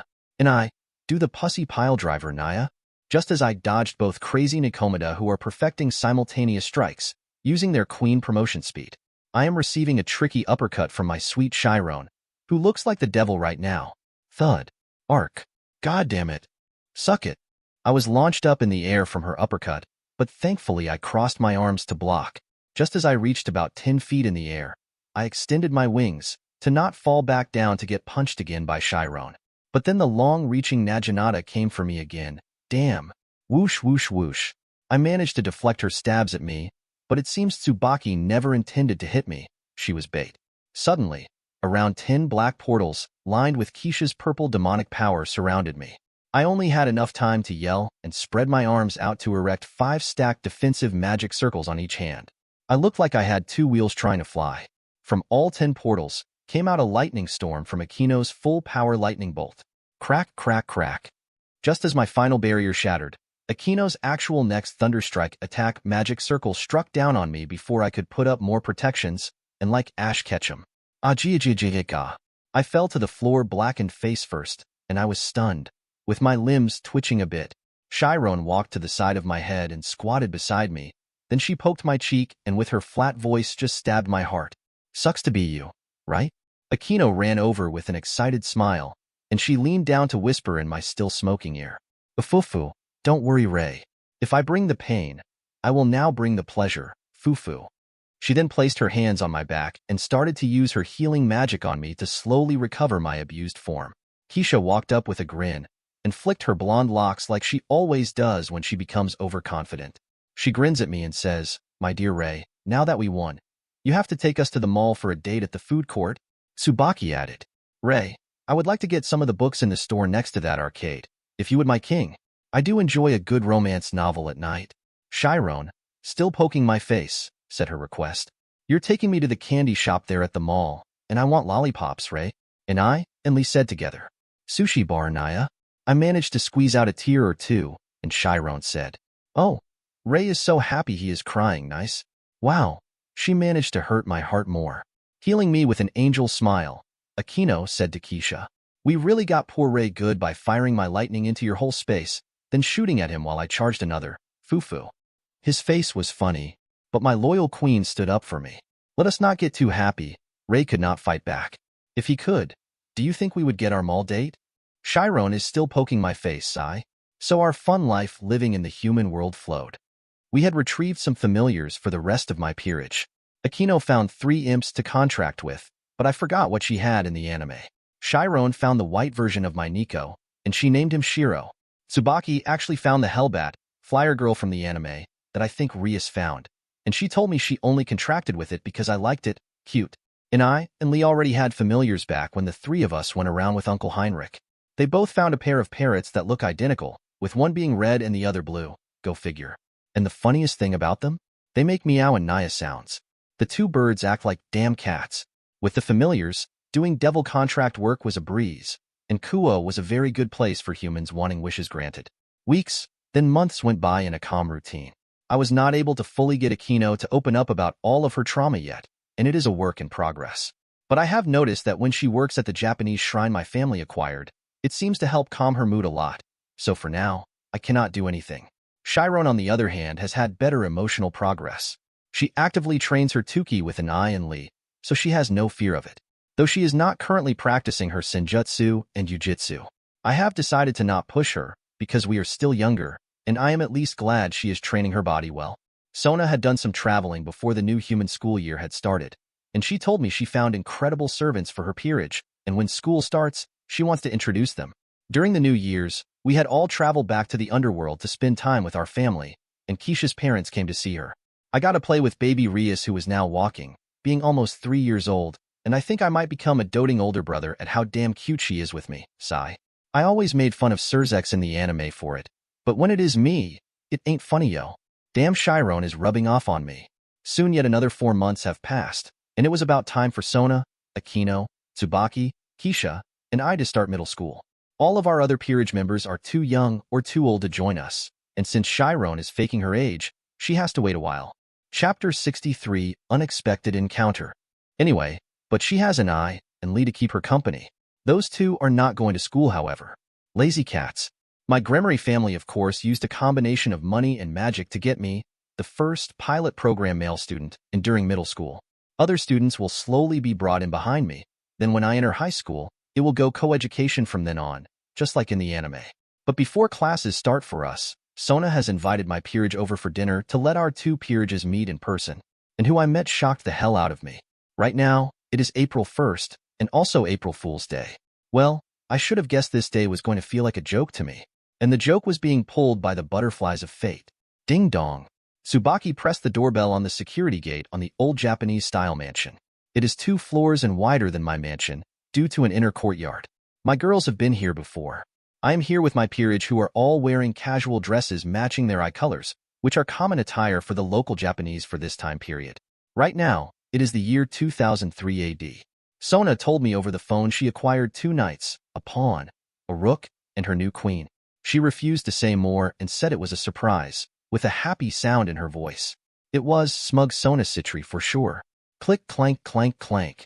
As the gate unlocked and remotely opened, a deep young man's voice was heard over the intercom. Greetings, Gremory House. Sona is expecting you, so please enter. My eyebrow raised because of 2 things. First, the person speaking was male, and Sona only has 3 devil maids. Second, I do not recognize that voice from the anime, but I lead in my peerage and head to the front doors. When the front door opened for us, a teenager of large build for a 14 to 15-year-old was met. He is wearing blue jeans, boots, and a Guns N' Roses t-shirt. He also wore a bandana on his head with gray hair and yellow eyes.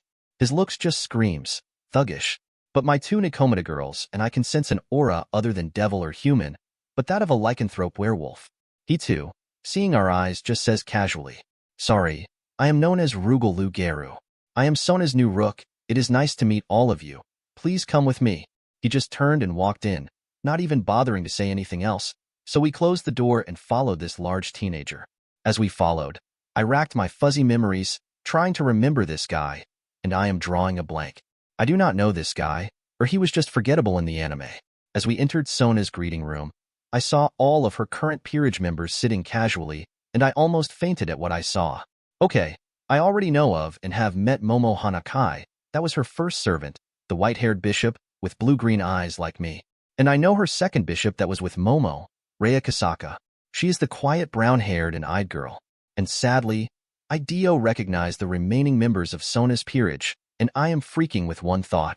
Is Sona a fucking protagonist of our world with Rias not it?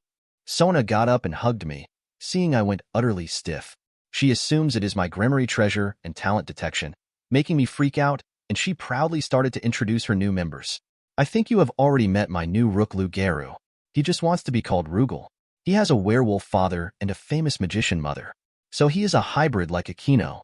Rugal nodded to me again, and then Sona waved to the smallest of her members, a young platinum blonde girl with pink eyes and short pointed ears. This girl is a vampire-human hybrid called a damper. I know this little girl is no fucking girl, but a cross-dressing boy, better known as a trap. Do not be mistaken, this cross-dresser is not gay, but just has special tastes. He is known as. And this is my new incredible mutated queen, Gasper Vladi. I had stumbled upon him in Romania just after some vampire hunters killed him. I tried to bring him back as a pawn, but the amount of pieces was too much, so I took a gamble on him. Cough at the time. I thought he was a girl. I look into his shaky eyes and see terror in them, like he can see how much power I have in me. I greet him warmly. Hello, Sona's queen. Gasper dash flash. I felt like I blinked, and I felt like I was frozen for a split second. But after I blinked, Gasper vanished like he was never there. Sona just sighed beside me and looked at me, while I turned to see a shaking cardboard box in the corner. Shiver, shiver. Seeing the trembling box put a smile on my face. Seeing it in the anime and feeling it are 2 different things. His sacred gear is truly terrifying. Then from the box, Gasper's trembling voice came.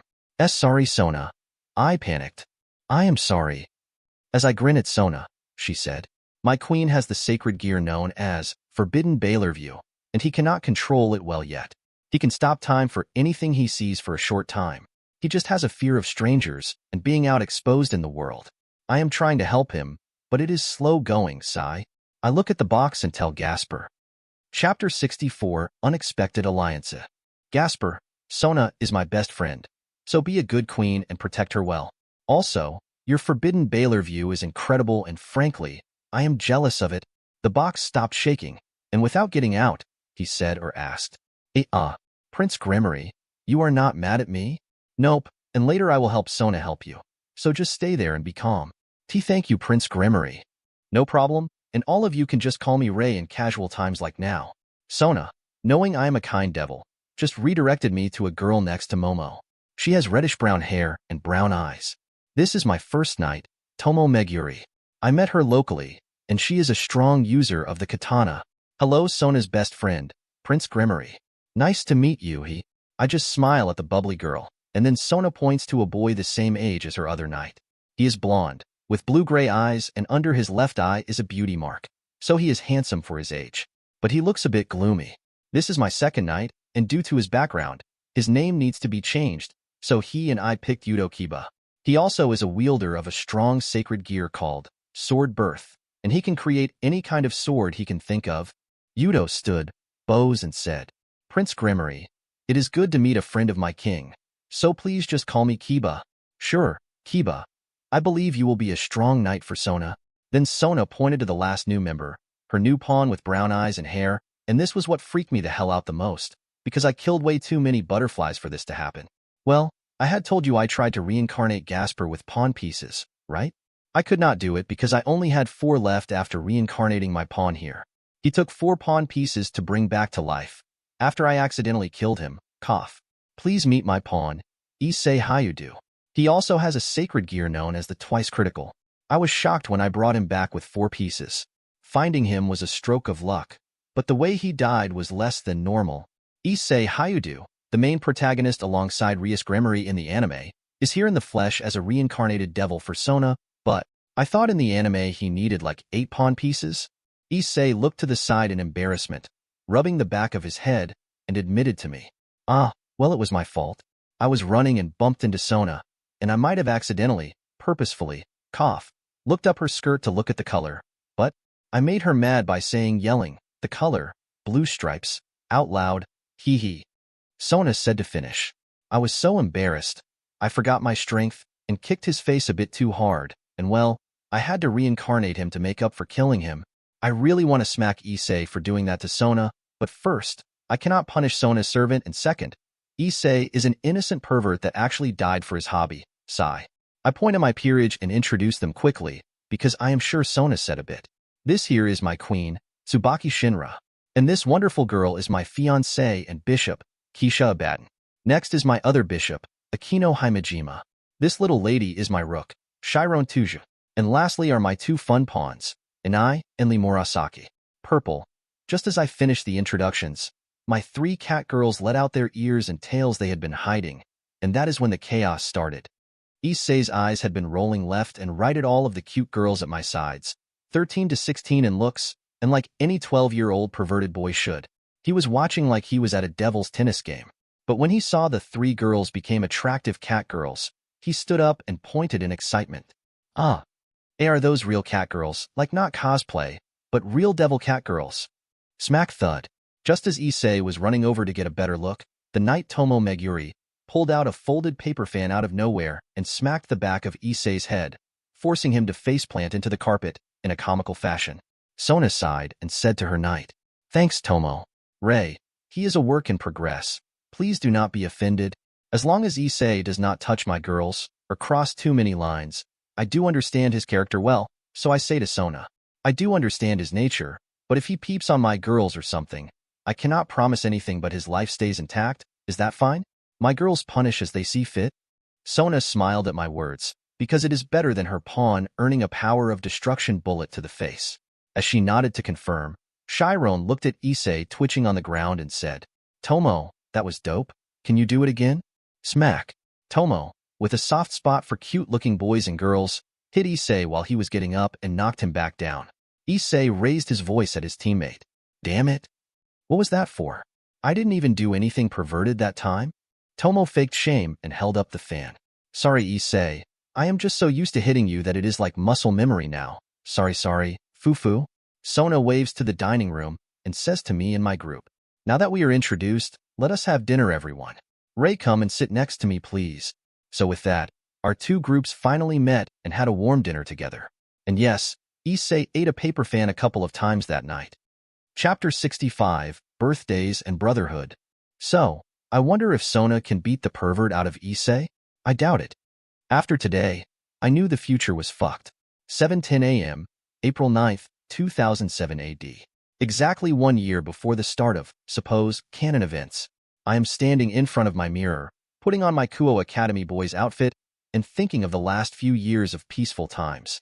I say to the younger-looking Sirzechs in the mirror and ask, Rias Gremory, what are you doing in Kuo? Is this place even safe for you? Should I just pack up my peerage and go home? Click. I stopped my talk as my side room door opened from Keisha's room, and she has matured to that of what I remembered in the anime. She is beautiful and elegant, but her smile right now is creepy. She came up behind me and hugged me, looming over my shoulder and said, Happy birthday, dear. You are 17 now, just like me. Now in only 1 year, I will become Mrs. Gremory, ufufu. Good morning, my Keisha. Oh, and did you do your homework they gave you yesterday in class? Her green eyes pouted. I did, but Japanese history is terrible. How can the Japanese remember all of that useless history? Sigh. I could not even sleep with you because I was up all night doing it. Knock, knock. And from Tsubaki's room door, she came into my room fully ready for class. She pushed up her glasses and said, Good morning, Ray and Keisha. We need to get ready faster. Class starts at 8:30 and Vice President Sauna Shirtorai will be upset if we are late. Keisha giggled and said, Ray, I can't help her name change, Fufu.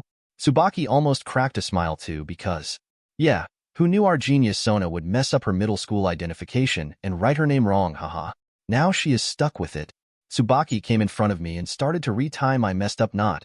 Then she looked in my eyes with her brown and purple eyes. She said, Happy birthday, my king. She looked at Keisha, who got the hint, and then Keisha gave me a fast kiss and said, Dear, I will wait at the breakfast table. And just as Keisha left, Tsubaki blushed and said, My king, here is your advanced birthday gift from me, moi. Tsubaki cutely leaned in and gently kissed my lips. She then blushed while fleeing, out the door saying nothing else. She really is cute. And just as I was going to follow with my school bag, I got a magic communication call, so I answered it. Good morning, Yasaka. And how is my loving QB doing this morning?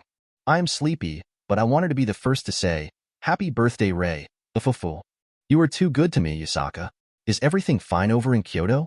It is, and Ray, it is this fall you get your school trip to Kyoto, right? Yes, after the summer break. I am looking forward to it, though I already get to see the best sights in Kyoto already. Ufufu, you do not have to impress me, my mate. Just go to school and make the year go faster. I will visit you tonight, okay? Yup, I told the girls you were sleeping over for the night, so they know to just let us rest. See you at dinner then, bye. With the end of the call, I went down.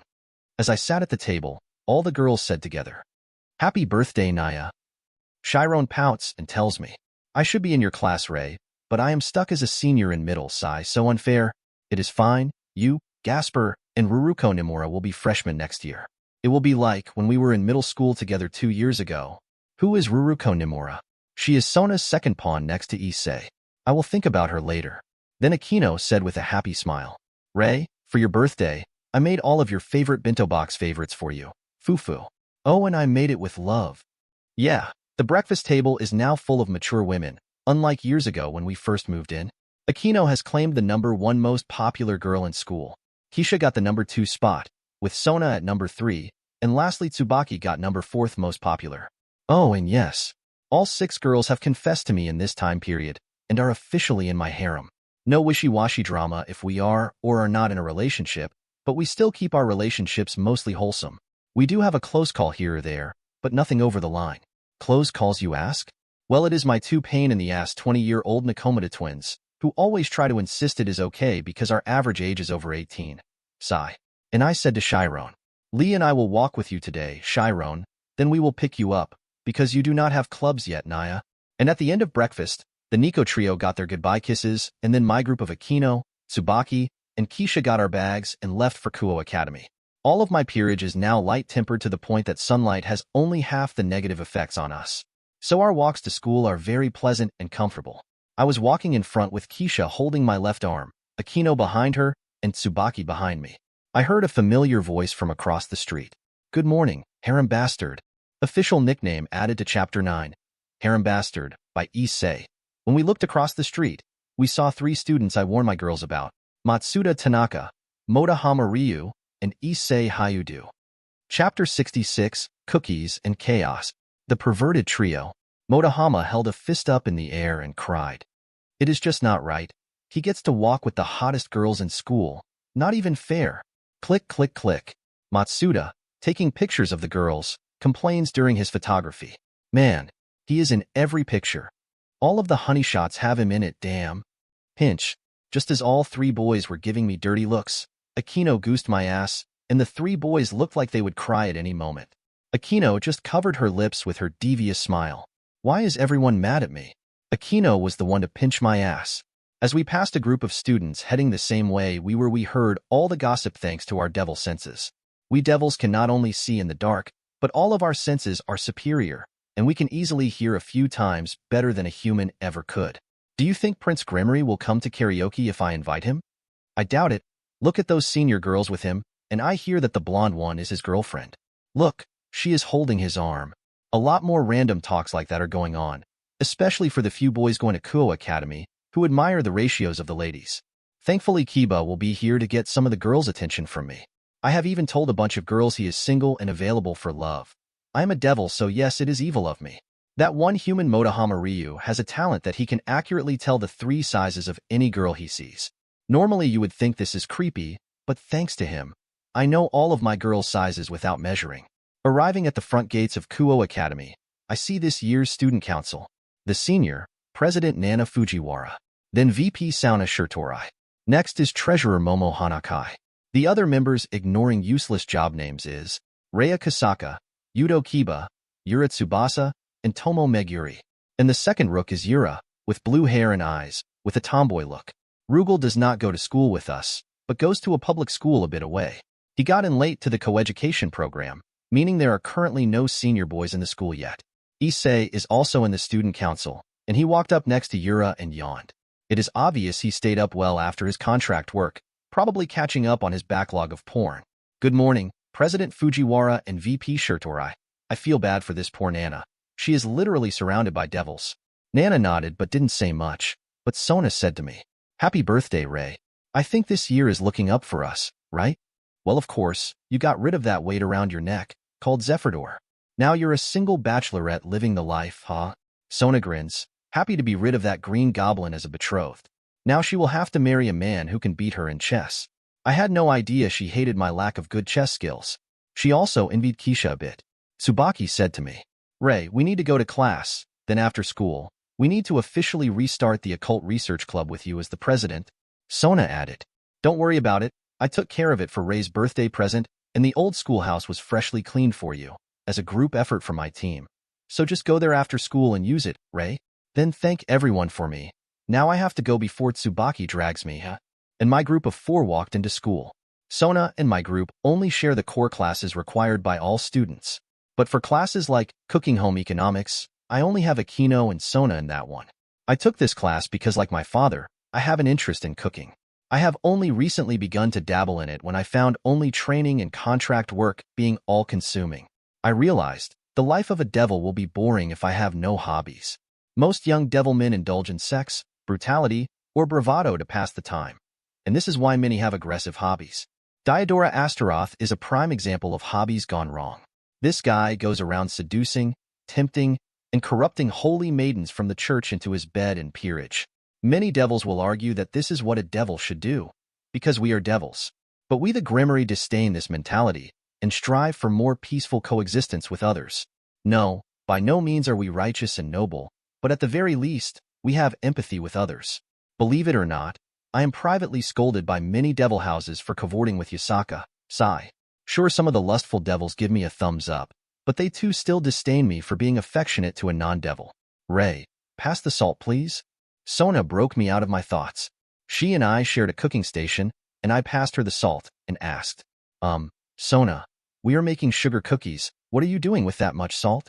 Sona points to the recipe and says it like it is common sense. Rei, look, salt is clearly in the recipe, so it is fine. Using more salt makes the cookie look better. If food looks bad, no one will eat it.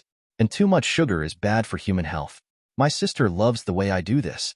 Akino behind us just giggles at my look, and I remember last year when Sona made me a cake for my 16th birthday. Shiver. I think drinking holy water would have been a kinder punishment. And now Sona pouts when I find excuses to not try something. Chapter 67, Occult Beginning. I even thought of hiding a small power of destruction in my mouth to disintegrate the food, but that proved pointless as the crumbs landed in my mouth. Shiver. After cooking class ended, it was the end of the day, and the clubs were busy recruiting for their new members. Me and my peerage, however, met in the back of the new school building, and all walked to our new club room together. We four walked by part of the athletics field that was very iconic in the anime, and followed the path back to the old schoolhouse. We had been here plenty, but today it is officially reopened as our new clubhouse. The Occult Research Club, ORC for short. I stopped in front of the old two-floored school, enjoying how it melds with nature and gives a rustic vibe of class. Then I say to Keisha, Akino, and Tsubaki, I officially announce the opening of our Occult Research Club, girls, and you are the first members. Now let us go in and get comfortable. Yes, Ray. Keisha, Tsubaki, Akino, and I walked into the building, and we went to the second floor, to the central double doors. I unlocked it and led ourselves in the iconic ORC club room. To the immediate left of the door, past the summoning circle, is a bookcase with many occult-oriented fun novels and prop books for show.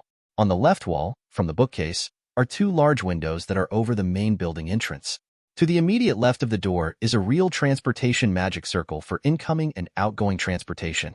We have to use this for every flyer summons, so all of those retards and fanfiction stories that said Rias was waiting for Issei to die did not understand how this world works. In order for Rias to pop out of that floating magic circle from the flyer, she had to stand in this circle. So those guys were stupid conspiracy theorists. Even when the Akino emergency summoned me, I had to stand in the circle we had in my hotel room. Anyway, on the right side wall are full of pictures of many occult-oriented images for the flavor. Everything in the room is actually antique and genuine. We collected much of it over the years of contract work we did. In the center of the room are two opposing left and right couches surrounding a tea table. From the bookcase, past the center couches on the far wall, is my ornate old-fashioned wooden desk and chair for the king and club president. To the far back right of the club room, from the bookcase, is a partition curtain leading into a mini apartment, complete with a shower, mini kitchen, and a small bedroom for me. Why do I have a bedroom here? In case I, or one of my girls needs to skip and sleep. We do work long hours after all. I head to my desk and sit at it and lean back in the chair. Tsubaki, seeing this, said to me, Ray, I will get the black tea ready. Akino said playfully, to be competitive with Tsubaki. Ufufu, I will prepare your treats and those for Chiron. And as the two went to the back, the doors opened up and three cat girls burst in energetically. Or rather, two did, while the other was nonplussed. President Ray, your blue kitty is here, Naya. Nico Master, your red kitty is here, Naya. Nickname added to Chapter 9. Nico Master, by Lee. My day was lame. I need sweets. Like in the anime, Chiron moved to the left window side couch, while waiting for Akino to help with her appetite. Both Lee and I sit on each side of her, and also smile waiting for tea. Keisha sits on the right side couch closest to me, and when Tsubaki comes out she will sit in the middle of the couch, and Akino sits furthest on the right couch. This has been their seating arrangement. In the corners of the room are comfortable single-person chairs that match the couches as well. And in the kitchen we keep some pipe folding chairs just in case Sona were to bring her group for something. On the tea table, we have two candle holders with a creepy look surrounding a nice chess set of high quality. I smile and say to the cat girls, glad you are all so energetic today. Since it is the first day of the ORC, we will only do one contract each tonight, and because it is my birthday. But we still have to wait for the sun to go down like normal. Just then, Tsubaki and Akino came out with a rolling tea and cake cart, and stopped behind the right couch and began to serve everyone. My queen put my cup of tea down and said, your black tea with 2 cubes of sugar. It is hot. Chiron asked, Tsubaki, can I have 7 cubes please, and milk? Both Murasaka sisters said, half milk please, Naya. So why do Lee and I have the last name of Purple? Because when the two girls begged for me to give them a family name, I thought of blue and red, so I gave them the pretty name, Murasaki. They loved it, even though my naming sense is horrible. When all 6 girls sat, and when we were almost done with tea, I brought up business. All right, so here are the contracts for tonight. Chiron, you got the client that likes you carting him around in cosplay. Tsubaki, there is a girl from our school who wants help in tennis to get into the club. Use Abe Kyom to get her in. Keisha, a secretary, wants to impress her boss. Help her out with that. Akino, your regular businessman, wants his usual whipping, sigh. Lee, you have a dog walking job tonight. And lastly, Inai, You have to cover a shift at the Cat-Made Cafe for the owner who is short-staffed. Chapter 68, Summoning Hope. Anyone have any questions? Lee raised her hand then said, Why do I get the dogs again? And I gets the cat job, not fair, Naya? Because I has more experience serving tables, and the manager complained that you keep writing in ketchup. Love Ray. On the Omurus sigh. Lee blushes, and poorly defends herself. But that is all my hands can write, Naya. At this moment, my black kitty familiar jumped to the windowsill from the open window. Poof. Then she transformed into her 8-year-old look, in her maid outfit, and ran to my side reporting. Master, I delivered all the flyers like you asked. I was a good girl, right? Mafu. I scratched her little black ear and she grins in joy, but all of a sudden, I felt a weight in my lap, and Chiron was in it, giving my Nico eyes telling her to not even think about it. Aquino covered her mouth and commented, Ufufu, look at Chiron feeling threatened. So cute. Chiron squinted her gold eyes at Aquino and said or threatened, I am watching you the most, homewrecker. After the sun went down, and the girls were done having fun teasing each other, they all left for their devil jobs. I was left alone, doing paperwork. When I was finishing up, ready to go home, to be with my QB, I got one. Sniff. I need help. My grandfather is gone, and my brother and sister need me. I am struggling, please help me. When I heard that wish, I stopped what I was doing, because I could hear the heartache in the human calling. Not only that, but my Gremory blood was urging me to move. I walked over to the transportation circle on the floor, and I let the summoned flyer whisk me away in crimson light to the human calling for help. Genshiru Saji, a 16-year-old young man with blonde hair and gray eyes, had gotten off work from his second of 3 jobs that he was working under the table to support his 2 young siblings. Recently, his grandfather died of failing health, leaving the 3 siblings alone with no one.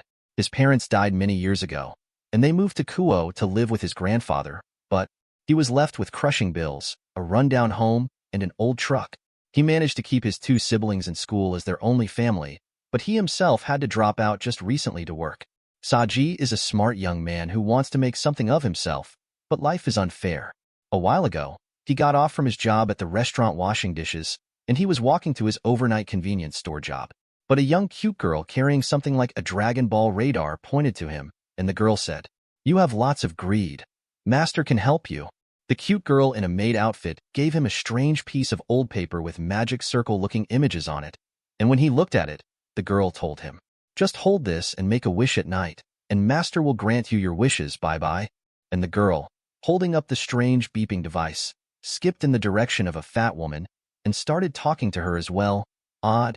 Stuffing the flyer in his pocket, Saji moved on. Later, when he showed up for his late-night job, the owner shook his head and said to Saji, Sorry, kid, I just hired a legal employee, so I do not have any work for you. You understand, right? So here, take a meat bun for the walk here. After losing his job, Saji walked into the central Kuo Park and sat on the bench by the fountain. The same fountain Issei died at in episode 1. Saji, depressed, ate the meat bun, due to starving. Looking at the fountain, he was lost. Then, since no one could see him, he cried a bit, to release the frustration he cannot show his family. He felt the flyer in his pocket at that moment, and remembered what the strange girl said. He held it and said his wish, even if it was a joke. What did he have to lose? Sniff. I need help. My grandfather is gone, and my brother and sister need me. I am struggling. Please help me. Then his tears stopped, as a red glowing light began to make a magic circle on the ground around him, like the one on the paper. His eyes followed the pattern being drawn, then he noticed it. In the air, a crimson portal was summoning something, no someone, to him. It was a crimson-haired young man with blue-green eyes, who looks to be a high schooler. In fact, he is wearing the Kuo Academy boys' uniform. As I was transferred, I noticed I was outside in a park, and the person who summoned me was a young man with blonde hair and wide-open swollen gray eyes. I could tell he was in distress, so I said with a smile, Hello, I am Rias Gremory, and you summoned the devil to grant your wish. How can I help? He pointed to me and said, Senior, is it you? Huh, you know me? We went to middle school together. Everyone knows you. Are you really a devil? So, you went to Kuo Middle? What is your name, kid? He bowed his head a bit and said, Sorry, my name is Genshiru Saji. No fucking way, really? I mean, I think I remember you now, yup. So let me know the details then. Yeah, I fucking know this guy. He was the wielder of one of the Black Dragon King's sacred gears, Absorption Line. He was Sona's pawn with 4 pieces, but Sona messed it up when she made Ruruko her pawn, leaving her with 3 pieces, and I totally forgot about Saji till just now, damn. Chapter 69, New Alliance. So he and I talked for a while he told me his life story. My Gremory blood was most definitely sensing Saji as a great talent, but I don't remember a whole lot of his activities in the anime, other than going toe-to-toe with Yasaka in the battle in Kyoto. But I know he was worth more than the initial 4 pawn pieces, in my opinion. Well, I told him honestly. Well, I can grant you your wish, and there is a way to pay for it. Are you willing to become a devil under me?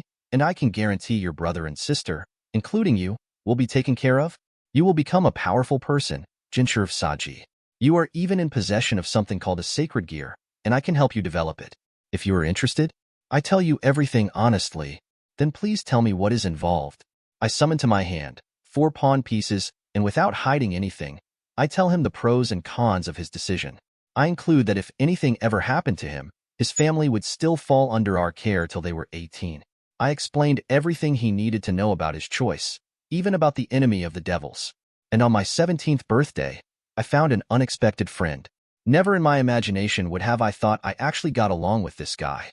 And under the central Kuo Park fountain's light, the prison dragon joined me as a servant, a pawn, and as family. After handing Jinshur of Saji a thick wad of yen, I told him, now go and buy your family a bunch of good takeout and get a good night's sleep. Tomorrow is Saturday and I will find you to relocate you and your family to a nice home. I would do it now, but it is still my birthday, and I have a sleepover with a foxy lady. Saji looked surprised and asked, Senior, it is your birthday today. Sorry for bringing you out. I wave my hand to blow it off and just say, no, recruiting you on my birthday can be my good luck, so do not worry. Plus we devils are night people. As for you calling me Senior, just call me Ray, since you're part of my family now. In formal times you can call me King or Prince Gremory. We are only 1 year apart in age after all. All right, if I don't leave now, that foxy woman will hunt me down. All right, then I will start packing tonight for the move, and what should I tell my siblings? I put my hand on my chin and think. I got it. Just tell them you saved a rich kid from the Gremory family, from a mugging, and I made you my best friend. It is believable, right? Yeah, my little sister is smart, so if she looks up your family online, she will believe it. Thanks, Ray, and see you tomorrow. I just remembered. Show me the back of your right hand. I will put the Gremory crest on it, so any fallen angels or church exorcist knows you are part of my house. This will also help with dealing with annoying devils sneaking around my territory. Just show them this magic crest, and it is like offending our family. Saji was surprised how he could make the crest glow visible or make it vanish, like having a secret identification. Then the two of us parted. So I walked home in the quiet streets of Kuo. When I walked into the mansion, it was around 10 p.m., and Tsubaki had waited for me at the door just inside. I had called her on my smartphone when I walked. Tsubaki took my jacket and put it to the side for the maids to clean later, and she told me, as you asked my king, I called our Gremory realtor and bought the home next to Issei Hayudu's home. The owners gladly took the large sum of yen and have begun to pack and will be gone tonight. I also called Sona to have Jinshur Saji enrolled and able to start on Monday. I smiled at my excellent queen who did all of that in only 20 minutes, and I complimented. Tsubaki, I honestly don't know what I would do without you. Anything else to report? Princess Yasaka arrived about 30 minutes ago and is upstairs in the VIP room with Kisha and Akino. She is waiting for you patiently, Ray. Let us go then, Tsubaki. The elevator doors opened, and the two of us stepped out onto the 6th floor. Yasaka in her kimono, Kisha in her sweats after a shower, and Akino wearing her shrine maiden outfit are all sitting on the couch having some green tea. Yasaka's golden eyes lit up, and she waved me over and said, Ray dear, come quickly and hug me. Your birthday will be over soon, and I need to remember this day. A foof. Sitting between Yasaka and Kisha, I was enveloped in a tight QB hug, and yes, this includes attempted murder by size, 2 fucking big breasts. After tapping out on her shoulders, I managed to get my breath and smelled her unique scent, which I found smelled like her porn dash. I mint art painting that I still study in private to this day. Cough.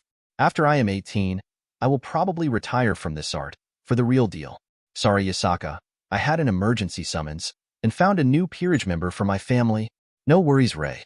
Akino and Kisha have been updating me on all that has been going on lately, you know, harem chat, fufu. Akino asked in surprise. Ray, I heard our new peerage member is a boy. Is he living with us? I kinda like our house guy free. Chapter 70, New Beginning. I smile at Akino, because despite her bravado of her noble lady act, she does not care for males, well other than me. I shook my head and told her, he will come over a lot as our family, but he will be living with his 2 siblings that he takes care of. When he comes over, he will not go to your living spaces. He will only come to this room, and the first floor and below like everyone else.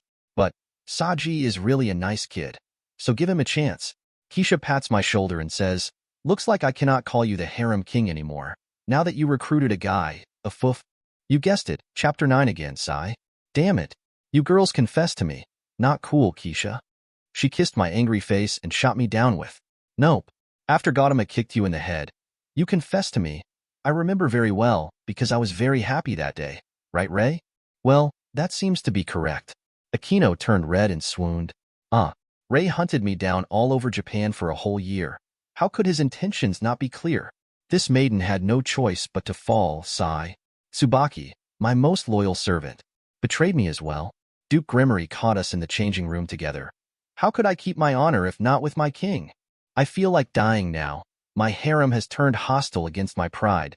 Then I forgot the most devastating one. On our first night meeting, Ray had, Mom. Mom. I used both hands to cover her mouth, because nothing good is going to come out, and her eyes look amused at my blushing face. Accident.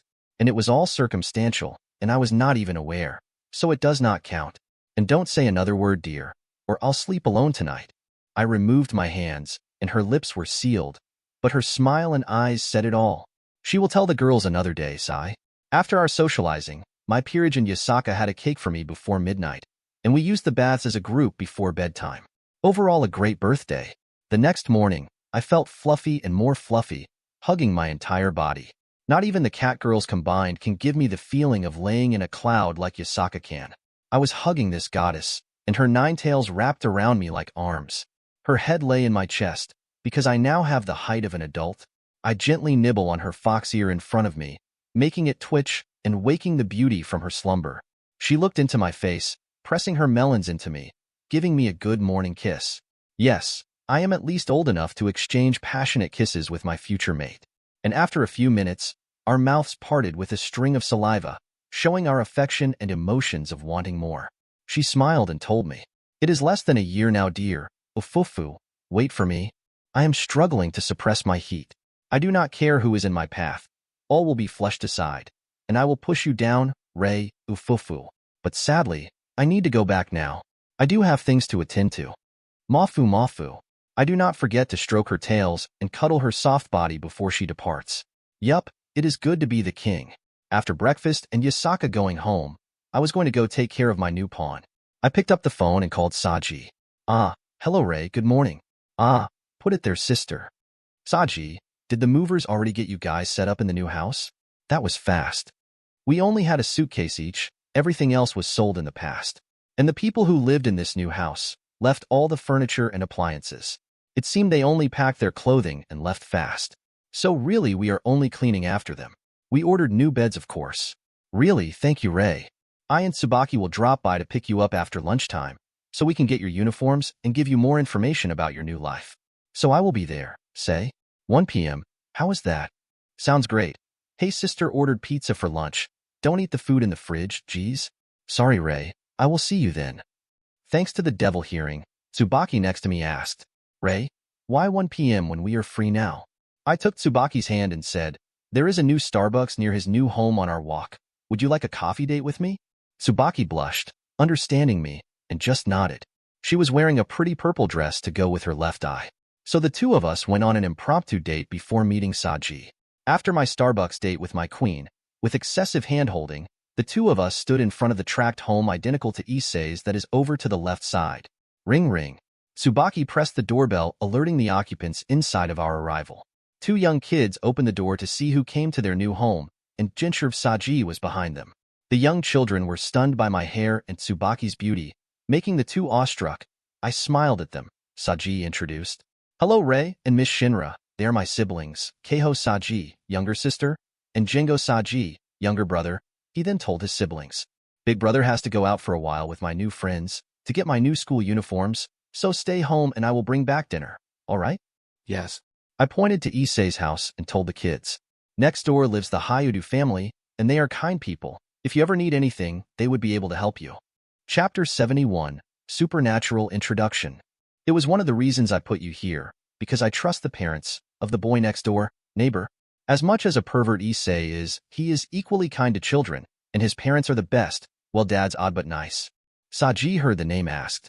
Wait, my neighbor is Issei from my last year of middle school? That Issei?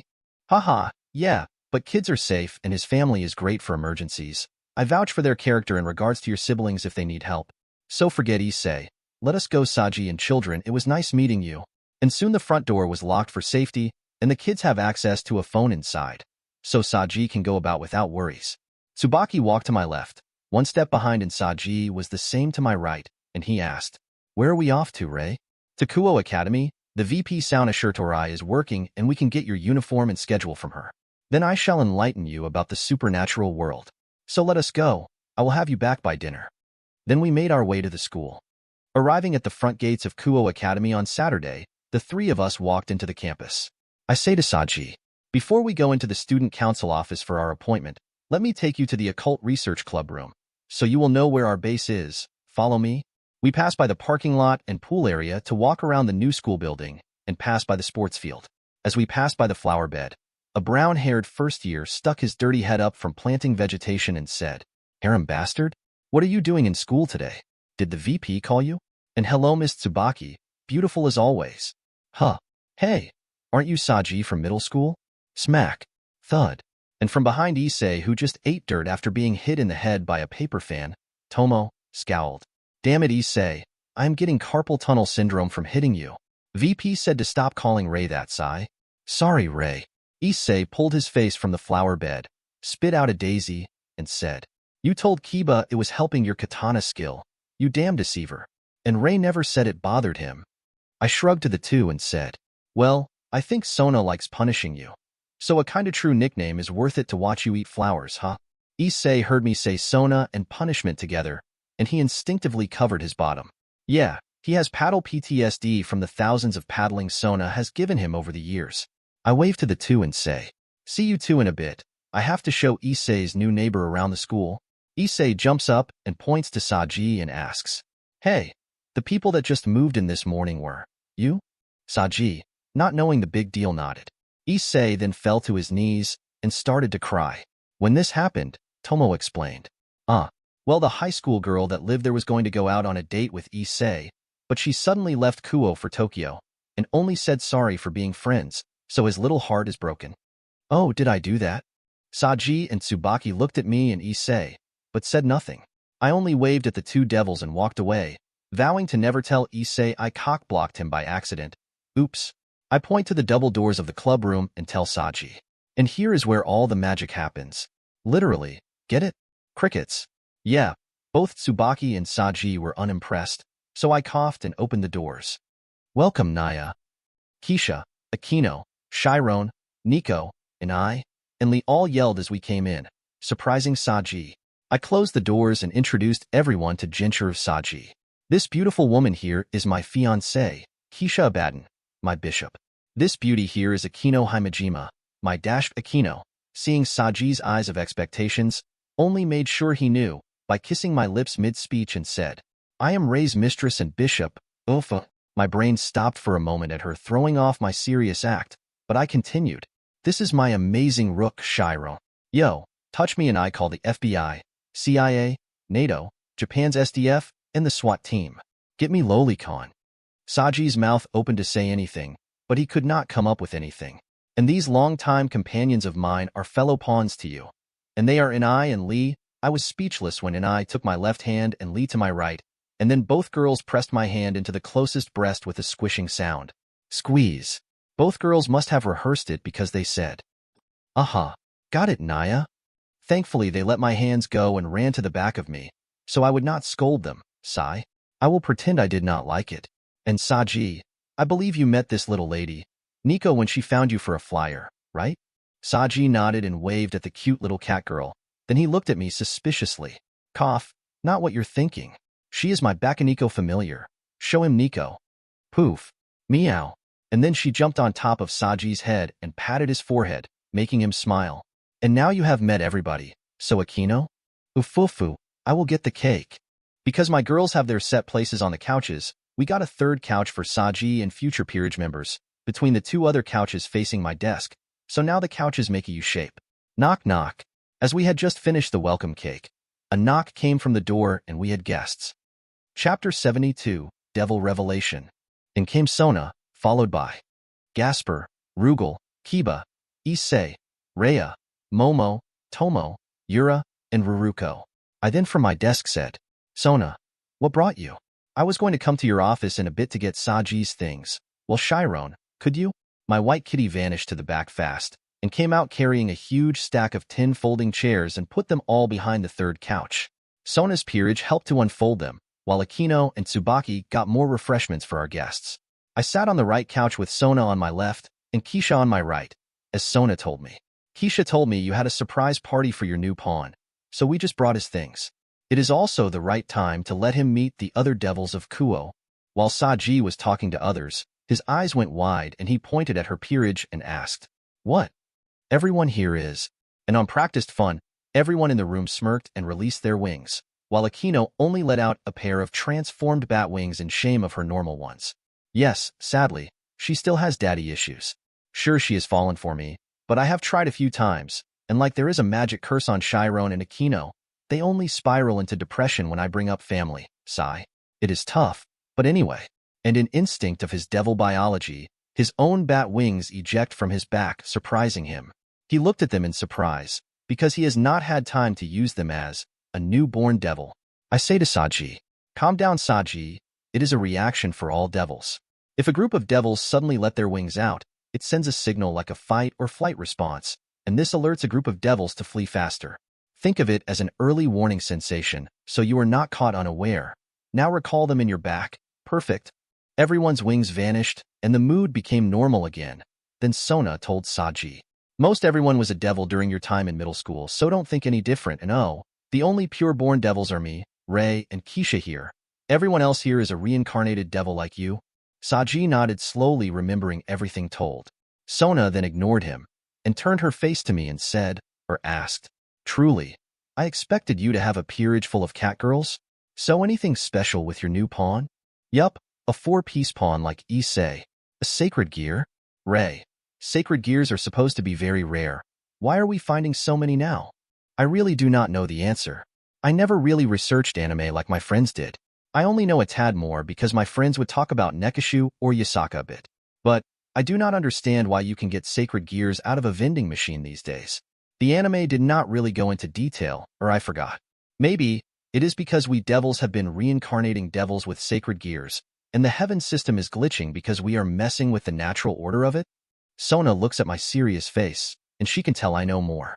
She and Keisha have known me all my life, so my face cannot fool the two. Then Sona said, for such a good hypothesis of sacred gears, you are smart, but your chess skills are still lacking, and that is an unattractive trait for a king. What just happened? Saji in the other end of the room yelled, then was confused looking at a shaking cardboard box. Oh, it seems he startled poor Gasper, and he fled into his cardboard box. Yup, so it seems if vampires do not have a coffin, a cardboard box can substitute for one. Why? Because it is cramped like a coffin, and like a coffin, it is made of wood. Lastly, my world is strange. Issei put his hand on Saji's shoulder, shaking his head in pity, and told him the hurtful truth. Brother, our Queen Gasper is a boy, not a girl. Jinchuru Saji, Yexi, has stopped working. Then he fell to his knees and cried. Yeah, everyone falls for it, sigh. Issei, now with a smug smile of not being the only chump, just patted my silly pawn's back in solidarity. I feel like I am forgetting something here with Issei and Saji. Sona asked Rugal. Rugal, could you please take Gasper back to the office? Now that he is a Gasper in a box, I won't get him out for a while. The now giant Rugal only nodded without saying anything. He with one arm put the cardboard box on his shoulder and walked out of the ORC, and the box said, Thanks big brother Rugal. I smile and say to Sona, to see a vampire and a werewolf, two natural enemies get along so well is heartwarming. Sona smiled seeing that and said to me, your advice to let the quiet and manly Rugal be his mentor really brought Gasper's confidence up a lot, and now the two are best friends. Issei could have also done it, but I am afraid Issei's perverted side would have rubbed off on him. Kiba walked up to us and smiled. He greeted me and asked, Prince Gremory, I know you told girls I was looking for love, and I can deal with that, but did you spread rumors about me and Issei? Sorry to ask that. I all of a sudden remembered a scene in the anime, with the glasses wearing Motahama and the Ashbaldi Matsuda, spreading rumors, and I said to Kiba, that is a line I would never cross as a man, but if I had to guess, perhaps the friends of Issei? Thanks for that tip, Prince Gremory. I will investigate that source. Good day. Chapter 73 of Kings and Pawn. Did I just see him have an evil smile? Like the perverted trio is doomed? Well, if they are guilty, it is none of my concern. Cough. Sona smiled at me and asked, Ray, will you bring your peerage back to the underworld for summer break? If so, can we ride along? We are, and yes you can. So, why go? I thought you avoided meeting your sister at all costs.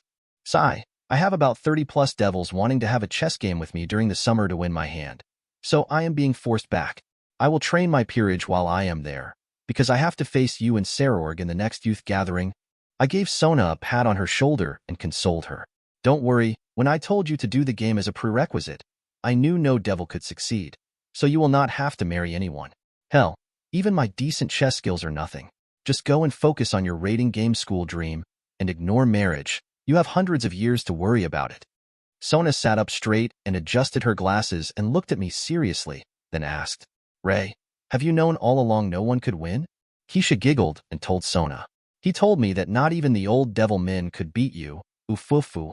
Sona stood up and said to her peerage, Student council, back to work, our break is over. And Gremories, I will see you Monday, bye. When the Citri left, Keisha asked, Ray, did I say something to upset her? I don't think so. No, I do not think so. She might just be worried about this summer break. Yup. I had no idea that I ended up setting an event in motion that would bring chaos to the youth of the underworld in a year. On Monday at school, I was in the middle of heading to my cooking class at the end of the day, and standing at the balcony of the second floor was Sona. When I first saw her, she was looking down at the students, with a bit of complex expressions on her face. But when she saw me, she smiled a bit and she called me over. Ray, come here, let's talk. Sona, you have been gloomy since Saturday. Did I or Keisha upset you? Sona pushed up her glasses and her violet eyes bore into me. Ray, you literally are my best friend, and even if I was ever upset with you, this fact would never change. No, I was not mad at you too. I was mad at myself for being too worked up over my engagement to realize I had nothing to worry about. I leaned on the rail and watched the humans move around, heading to whatever class they were off to, and I said with some relief, Well, I did not sleep well thinking I upset you, Sona. I always hate it when you get bullied or messed with. She watched my face for falsehoods, then she said, While our peerages work tonight, come to my steam bath, just me and you like old times. We have not just spent quality time together, and I promise to not force you to play chess tonight, all right? A meeting of kings? Or just friends? No queens, just unofficial. I do not want our hangout to be official. Just bring yourself and give me an hour of your time. Come on, our class is starting. Oh, and if you don't come tonight, I will serve you the birthday cake I secretly made you, fufu. Sona then turned and walked to class, with my heart warmed that she had made me a cake, but my spine and stomach trembled at the thought. She made me a cake. Shiver. Later after school, in the ORC. All right, you all have gotten your jobs for the evening, and I will see you at home. And for you, Saji, I summoned Nico to appear, and then poof. She took her humanoid form looking cute. I then pointed to a box full of everyone's flyers. Saji, Nico will take you around tonight showing you how to deliver flyers to human clients. I believe you saw this magic device before? This is a greed detector. It has the following functions. First, at night, it will make your actions to normal humans unnoticeable. This means humans will not notice anything you are doing, like delivering flyers, talking to clients, and the like. Only those with supernatural ability can even act normally around this device. Next, this magic greed detector searches for humans with intense levels of greed. In short, they want wishes, even from a demon or devil. But fear not, this device will only show humans that will ask for wishes we can grant or are willing. For example, I will not sleep with a client for profit, but I will give a massage. So any human with a wish in line with what I am willing to grant will show on this screen. Do you understand this, Saji? Saji nodded and asked, I think I get it. So when Nico found me, it was because my wish and desire was something you would grant. But if I asked for you to kill off an innocent person's whole family for fun, you would refuse and I would not have shown up for Nico to find me, right? I gave him a thumbs up. Correct. But if you wanted an evil murderer of your family dead, I would grant that, so you get it now. As far as dark wishes, there are other devil houses in Kuo that do those things, like devils that sleep with humans for wealth. But I would never have family members ever do things like that. Even Akino's freaky clients only wish for things like being tied up and whipped, getting a foot massage, or having her cook dinner in a naked apron. Chapter 74, The Bond of King.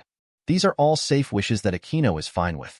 No man lusting after her would even get her flyer. Get it? Yes, but how does the device know what clients and what devils to connect? This is easy to explain. Watch. I held up a stack of Chiron's flyers to the detector, and a bunch of blips showed. Then I used flyers from Keisha, and the dots changed, with some dots staying the same, meaning both women can satisfy that particular human client. Saji nodded in understanding. I then finished with, we just missed the last familiar forest full moon, so you will be on flyer duty till you get your own familiar to deliver them for you. So, now go and have fun running around. Oh, and you can ride the clubhouse bicycle if you want to make it faster. I thought of how for the first 6 months, Issei had to bike all over town before he had enough demonic power to even get summoned. He was really terrible back then, but with all of the men in Sona's peerage and her strict teaching methods, Issei is not too bad now. But he most definitely won't outperform Saji later. And with that, the two left me alone in my office. I tidy up and then head over to Sona's house. One of Sona's maids let me in and I followed her to the back of the mansion. I was led to Sona's private office. Entering, I see she is hard at work at her desk. Not wanting to disturb her, I sat across in an empty chair facing her. As I sat, her eyes looked over the top of her lenses and smiled. She said to me, just let me finish this reply letter, sigh.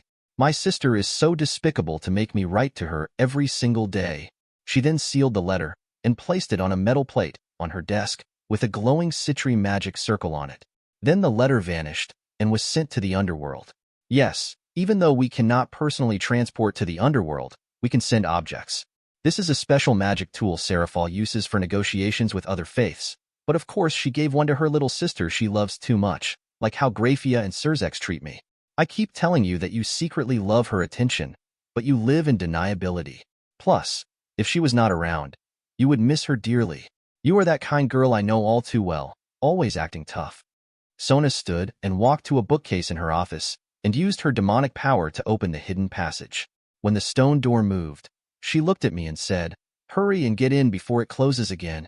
This is Sona's secret spa that is basically like a personal rating game field, and not really on the human world, but a fabricated space within the dimensional gap, a fake reproduction of a real-world spa.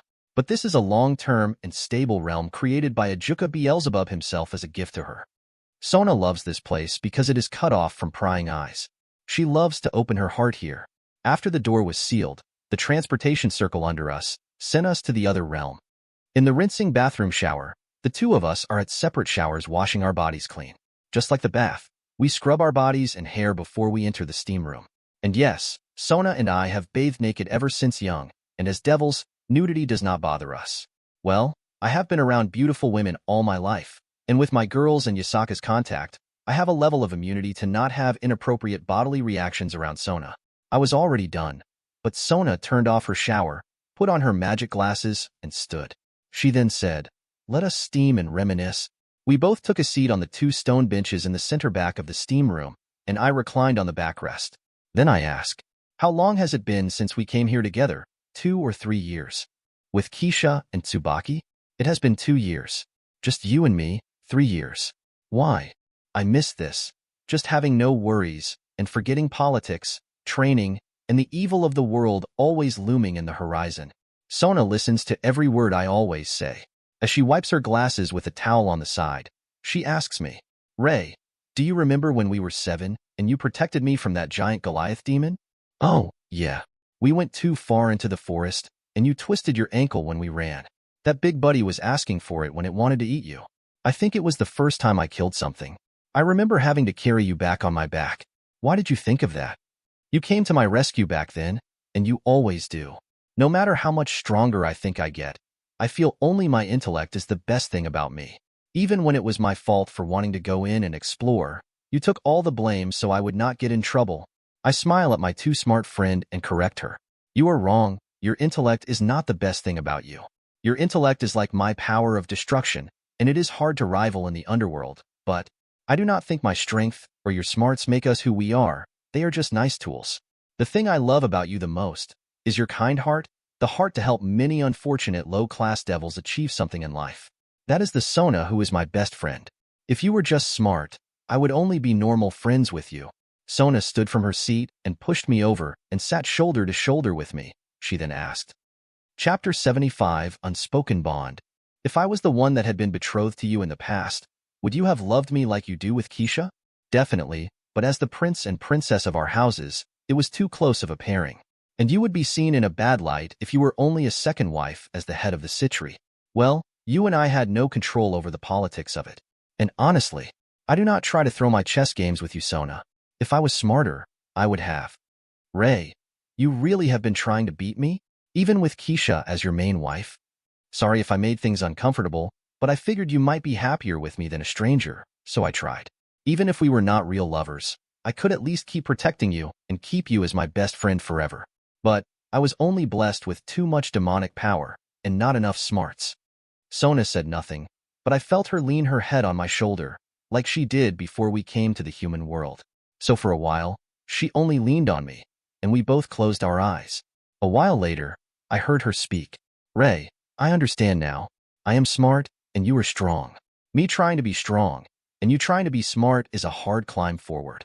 But if I use my brains and your strength, we can overcome anything, right? Since I do not know what you are talking about, I will just agree with you. Sona stood taking her head off of my shoulder, due to her being shorter than me now. She did her iconic glasses push-up, and she said, Ray, I will combine our gifts to get what we both want. So please endure for my sake, and always come to my rescue. All right? Can you wait patiently for me to come up with a devilish scheme? I stood, because it was time for us to leave, and I looked down into her confident eyes, not knowing what was going through her brain at this time, but I just nodded to her anyway. Her smile was rare and warm. Then she said, Good, then it is a promise. So let us go, my partner in crime. Yup, I had no idea how I would change our best friend dynamics today, but who cares if I kill one or thousands of butterflies? As long as Sona is happy, it is worth it, right? In the underworld, a professional raiding game was taking place, and the king, who was confidently overlooking his peerage's tactics, felt a sudden, unsettling feeling. His queen next to him asked, Lord Riser, what is wrong? We are about to win, but you look worried? Ubeluna, it is nothing. Riser just felt an ominous déjà vu feeling. But Riser never feels defeat. Maybe Riser has been too focused on the matches lately. Riser will have to do some drinking tonight to relax. Yes, Lord Riser, then shall I join you? Riser would like that, and bring the others as well, for special training. Even Yukiana Christie? Riser looks down at his pawn he acquired when he lost the twin catgirls. She was a beautiful Yukai ice girl, till she matured, and now he has a gorilla of white, or better known as a yeti, that was freezing her opponents in ice. Riser told you to never talk about that night. She was beautiful back then, cough. It is now the end of July, and the first term is about to end. We will be given a holiday till the 1st of September before the second term starts. Both peerages are going to head back to the underworld together and do our training using our family's resources, but mainly it is to spend time with family. My parents and siblings are missing me dearly, and my niece Rias is now 7.5 years old. Sigh, and it is official, I'm a siscon, but not in a sexual way, just that she is really so damn adorable it hurts. But I make sure to not let her act spoiled, and Grafia is helping me with that. Grafia is my one reliable ally. Anyway, it has been 4 months that Saji has been in my family, and he is really doing better than I thought. Comparing his overall personality to Issei was my mistake, because Saji is an all-rounder with a good grasp of magic, contract work, and training. He has a personality that makes him get back up, and even fights half-consciously. Frankly, he is impressive. Thankfully, he did not get pulled into the perverted trios group, probably due to Akino threatening to zap him if he did. Or was it Chiron promising to punch his man-bits? No, I think it was an I and Lee saying they would make him a scratching post. Well, about Saji's sacred gear, due to my knowledge of the anime, we had no problem getting him to activate it, and I also explained it was more than a grappling line, as the name implies. It is the absorption line, meaning he can drain the target's blood, energy, chi, stamina, demonic power, or magic just by focusing. He even discovered he could transfer the stolen properties to another. Like I said, he is smart. He even found he could drain my demonic power and use it to use his own and train faster. This also helps his body get stronger, and I have so much that he cannot even drain it if he did it all day long. Lee and I and Chiron are making huge leaps in using Tuki. And the best part, when Chiron saw how happy I was at Saji's progress, she broke down and started practicing her use of Senjutsu Aura Blasts. Chapter 76, The Bond of Power and Responsibility. Though she is still a bit off from using her Nikomata mode to grow her second tail like her sister, Kuroka, Chiron's mastery of Senjutsu alone is remarkable and more than enough to make me proud as her king. Senjutsu is the art of manipulating life energy, or Tuki, chi, and projecting it externally as energy blasts. Think of it like energy projectiles in a fantasy anime. Even Saorg cannot perform this feat, and neither can an I or Lee. This is because Senjutsu lies in the realm of the Nekishu, a rare, higher breed of Nikomata with a natural affinity for life energy. The Nekishu are a unique and extraordinary lineage, but unfortunately, they are becoming increasingly rare. Chiron is among the few remaining and is incredibly special to us all. It's our duty to protect her and help her realize her full potential. Shifting gears, Keisha has been diligently practicing her magic. She's focused on refining her spells to stand out from Akino and Tsubaki.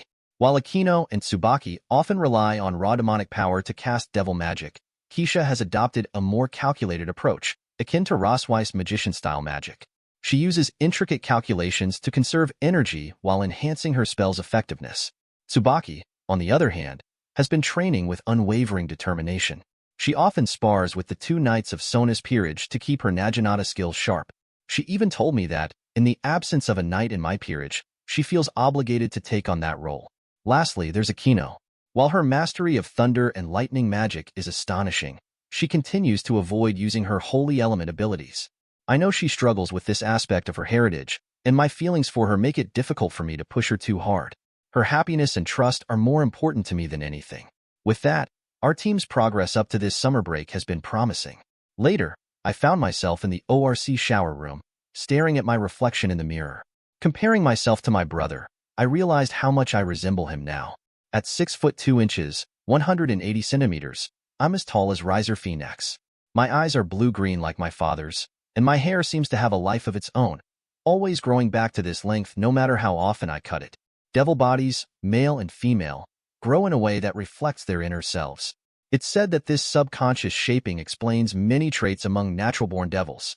Just as I was lost in thought, a pair of feminine arms wrapped around my waist from behind, and I felt someone press close to me. Turning around, I saw Akino smiling playfully. "Ray, we're ready for the meeting," she said, her voice teasing. "Or would you prefer I do something mischievous first?" I chuckled, gently patting her head. "Thank you for your affection, Akino, but we have serious work to do." Akino grinned and quickly leaned in to steal a kiss before heading out of the room. Shaking my head with a smile, I followed her.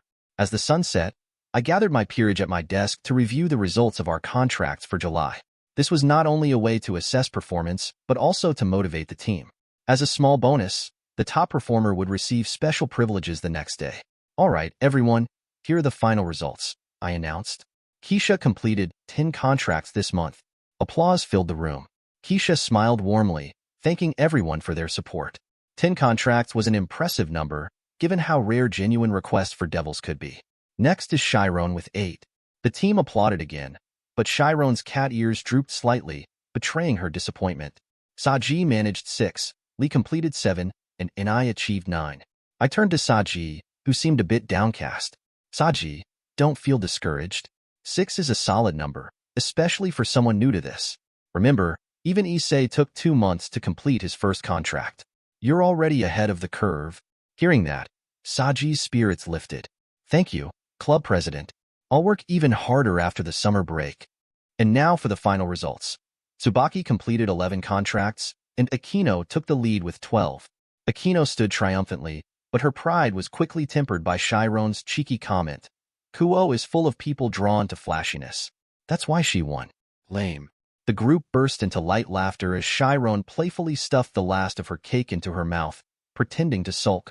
At that moment, Tsubaki entered the room, carrying a letter. "Club President Ray," she said, handing it to me. We've received a subjugation request. 4 stray devils have been reported on the north side of Kuo. The request comes directly from Archduke Agars. Reading the letter carefully, I address the team. No contracts tonight. We've got official work to do. Everyone, prepare yourselves. The atmosphere grew serious as we all understood the gravity of the mission. Before we head out, here's a simple explanation of stray devils. Reincarnated devils are individuals transformed into devils through evil pieces. These pieces create a symbiotic connection between the reincarnated devil and their king. The connection grants them special powers under the king's control. However, when a reincarnated devil rebels or breaks free from this bond, they become a stray devil, a rogue being that threatens both devils and the human world. And so, our mission began. Chapter 77, Stray Devils, Judgment of Betrayer. If a servant either betrays, runs away, or kills its master, the symbiotic link is broken and the power from the evil piece becomes unstable, changing the devil, making it stronger when it indulges in the 7 deadly sins.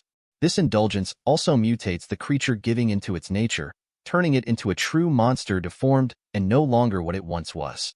So in essence, the king acts as a kind of limiter to keep the servant from becoming a wild demon. In essence, a stray devil is more demon than devil. A devil is just a more civilized demon. In devil society, all stray devils must be killed like wild dogs.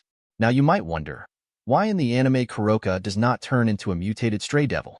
Simple, she did not indulge in those acts of depravity, and in this life she did not kill her master, but she is still a stray devil and must be killed when found, no exceptions. And now, our job tonight is to kill 4 runaway pawns, who fled from their master and indulged in acts of eating humans. Our group of 8 arrived at a bad part of town, in an old apartment complex that was abandoned long ago. It is on the edge of the warehouse and industrial district. Tsubaki pointed to the deserted building in the distance, with 2 floors. This is the place. Reports from a servant of the Amon house saw them flee to. The stray devils are known as Darren, Dome, Pictor, and Ava. Their forms and ability are unclear, so caution is advised. Ray, who will go in first? I look at the building and can even smell old and fresh blood from here from the wind. I first tell my peerage. Keisha, put up the anti-human barrier. I grant promotions, so do that first. Keisha cast the spell I requested, while Inai, Lee, and Saji all said with confidence. Promotion to Queen, Naya. Promotion, Queen. I want Inai, Lee, and Chiron on the first floor. I want Tsubaki, Saji, and Keisha on the second floor. Akino, take to the sky and kill runners, while charging up for the 2 teams to kite out their strays. I will only enter the battle if you guys are in danger, so, boom crash. From the first floor apartment, a mutated-looking devil man with his arms merged with his bat wings and rows of sharp teeth came flying out of the room in a miserable state. The entire doorframe was bent, with parts of the old wall crumbling. The sounds of battle were heard inside. Crackle, crackle, boom. And from the sky, Akino was floating with a blush, as her horizontal Gremory attack magic circle called down a thick bolt of lightning onto the exposed stray devil, turning it black and near death. She only giggled at the sight. Saji, seeing that, only said, Deawaram, boom crash. Then from a freshly created stray-sized hole in the wall, out came a 10-foot-tall stray with a grotesque woman's body and purple hair. She went flying face first near the first piece of charcoal. Then a loud, deep voice was heard from inside the apartment, while the sounds of fighting continued. A voice from my forgotten memory. Then a loud, deep voice was heard from inside the apartment, while the sounds of fighting continued. A voice from my forgotten memory. I am a magical girl of Justice Nyo. I quickly said to my team. The big human is not our enemy, and Akino, hold your spell. And I and Lee, the female stray is yours. Take care of her. Keisha backs up Saji, Chiron, and Tsubaki, go. Just as the grotesque purple-haired stray got back to her feet, the cat girls were on her, with a flurry of attacks that only a queen and knight can deliver, bewildering the stray, Ava. I stood next to the near-dead vampire stray, and held out my hand with one of my bullets of annihilation, and spoke my judgment dictated by the Archduke Agria's house. Yeah, it feels cheesy as shit to say it, but it is required to kill another devil servants. In the name of the Duke House of Gremory, I, Rias Gremory, the lord of this territory, carry out the sentence of death for betraying your master. Darren, Dome, Pictor, and Ava, die. As my power of destruction hit, it disintegrated the middle-class low stray out of existence. BOOM slide. A massive bodybuilder-like man, dressed in tattered magical girl clothing, identical to Seraphal, was shot out of the previous hole made by Ava. Even though he was shot back, he only skied across the broken parking lot of the apartment building in a dust cloud. When the dust cleared, everyone saw the buff man standing at 6 feet 10 inches, holding his right arm up in a blocking pose, while holding an unconscious woman, wearing a runner's outfit, in the other arm. It is clear that this man, I now confirm to be Miltan, was shielding the vulnerable woman. He most likely saw the kidnapping of the woman, and with his kind heart came to save her. Then 2 huge stray devils came out of the hole to follow its prey. The first stray on the left is standing at 8 feet tall and has scorpion claws for hands, and a long scorpion tail with a stinger dripping acid from the end, just the tip. The second stray is a hulking 10-foot tall devil yukai in the shape of a feral panda man. His red eyes glow in malice, and drool drips from his teeth. The panda then yells at all of us. Pictor, look, more foes to fight, but devil meat tastes rotten. I want the big guy and you eat the little woman, okay? With his tail swishing behind like a viper, Pictor said. Hisses. Sounds good. Ava can eat cat, hiss. Ava, currently getting pummeled like a sandbag, yells at her companions. You bastards, help me, or I will not sleep with you tonight. Dararamnit. Chapter 78, The Heroic Stray. Miltan's Last Stand. I break up the evil monologues of the 3 and say, Saji, that tail is yours to hold down. Chiron and Tsubaki, on Kung Fu Panda. Miltan, take a break, leave the rest to us. At my words, Saji used his absorption line to entangle the flailing scorpion tail, draining his stamina and keeping it from being used, while the stray tried desperately to cut the line with his razor-like claws, unable to sever it. Bang bang bang. Chiron began to hurl Senjutsu aura blasts at the panda with mild effectiveness, while Tsubaki twirled her Naginata and rushed to engage the panda man. Miltan was surprised, pointing to himself, and asked me, You know me, Nyo? I nodded with a smile, but gave orders. Inai and Lee, change to Pictor, and Aquino, finish her off. See you later, Ava. Nice not meowing ya, Naya. Sister Sadist surprising super shocking special smites, you, Naya? Both twins clipped her feet at the same time, sweeping Ava to the ground, and with queen's speed, went to fight Pictor. Aquino, releasing her spell, shook her head at Lee's terrible battle-naming ability. Crackle crackle, boom, and from the sky, her horizontal Gremory attack magic circle called down a thick bolt of lightning onto the exposed stray devil, killing her in one go. If it can blow up a school gym, it can blow up a stray, yup. Miltan, seeing Aquino's magic, only widened his eyes in childlike surprise. Magic is something that Miltan had fantasized and wished for all his life, even more than his feelings of being a female trapped in a man's body after discovering magical girls. Though, his bodybuilding is the one thing in his life that gave him purpose, to become strong enough to break his limits and become a magical hero. But the hero he admired the most, and felt the connection to, was the magical girl Milky Spiral 7. Aquino tightened her legs, seeing Ava scream and then vanish into dust, like all devils do when they die. Boom. Ding swoosh slice. With the ground shaking, we can see the panda tried to bring down an overhead punch to flatten Tsubaki, but she agilely parried, sidestepped him, and then left a large slice on his side, making his eyes scrunch in anger. Crack. Whoosh. Smack. Chiron ripped a large chunk of asphalt and hurled it at the panda, knocking his head to the side, distracting him from Tsubaki.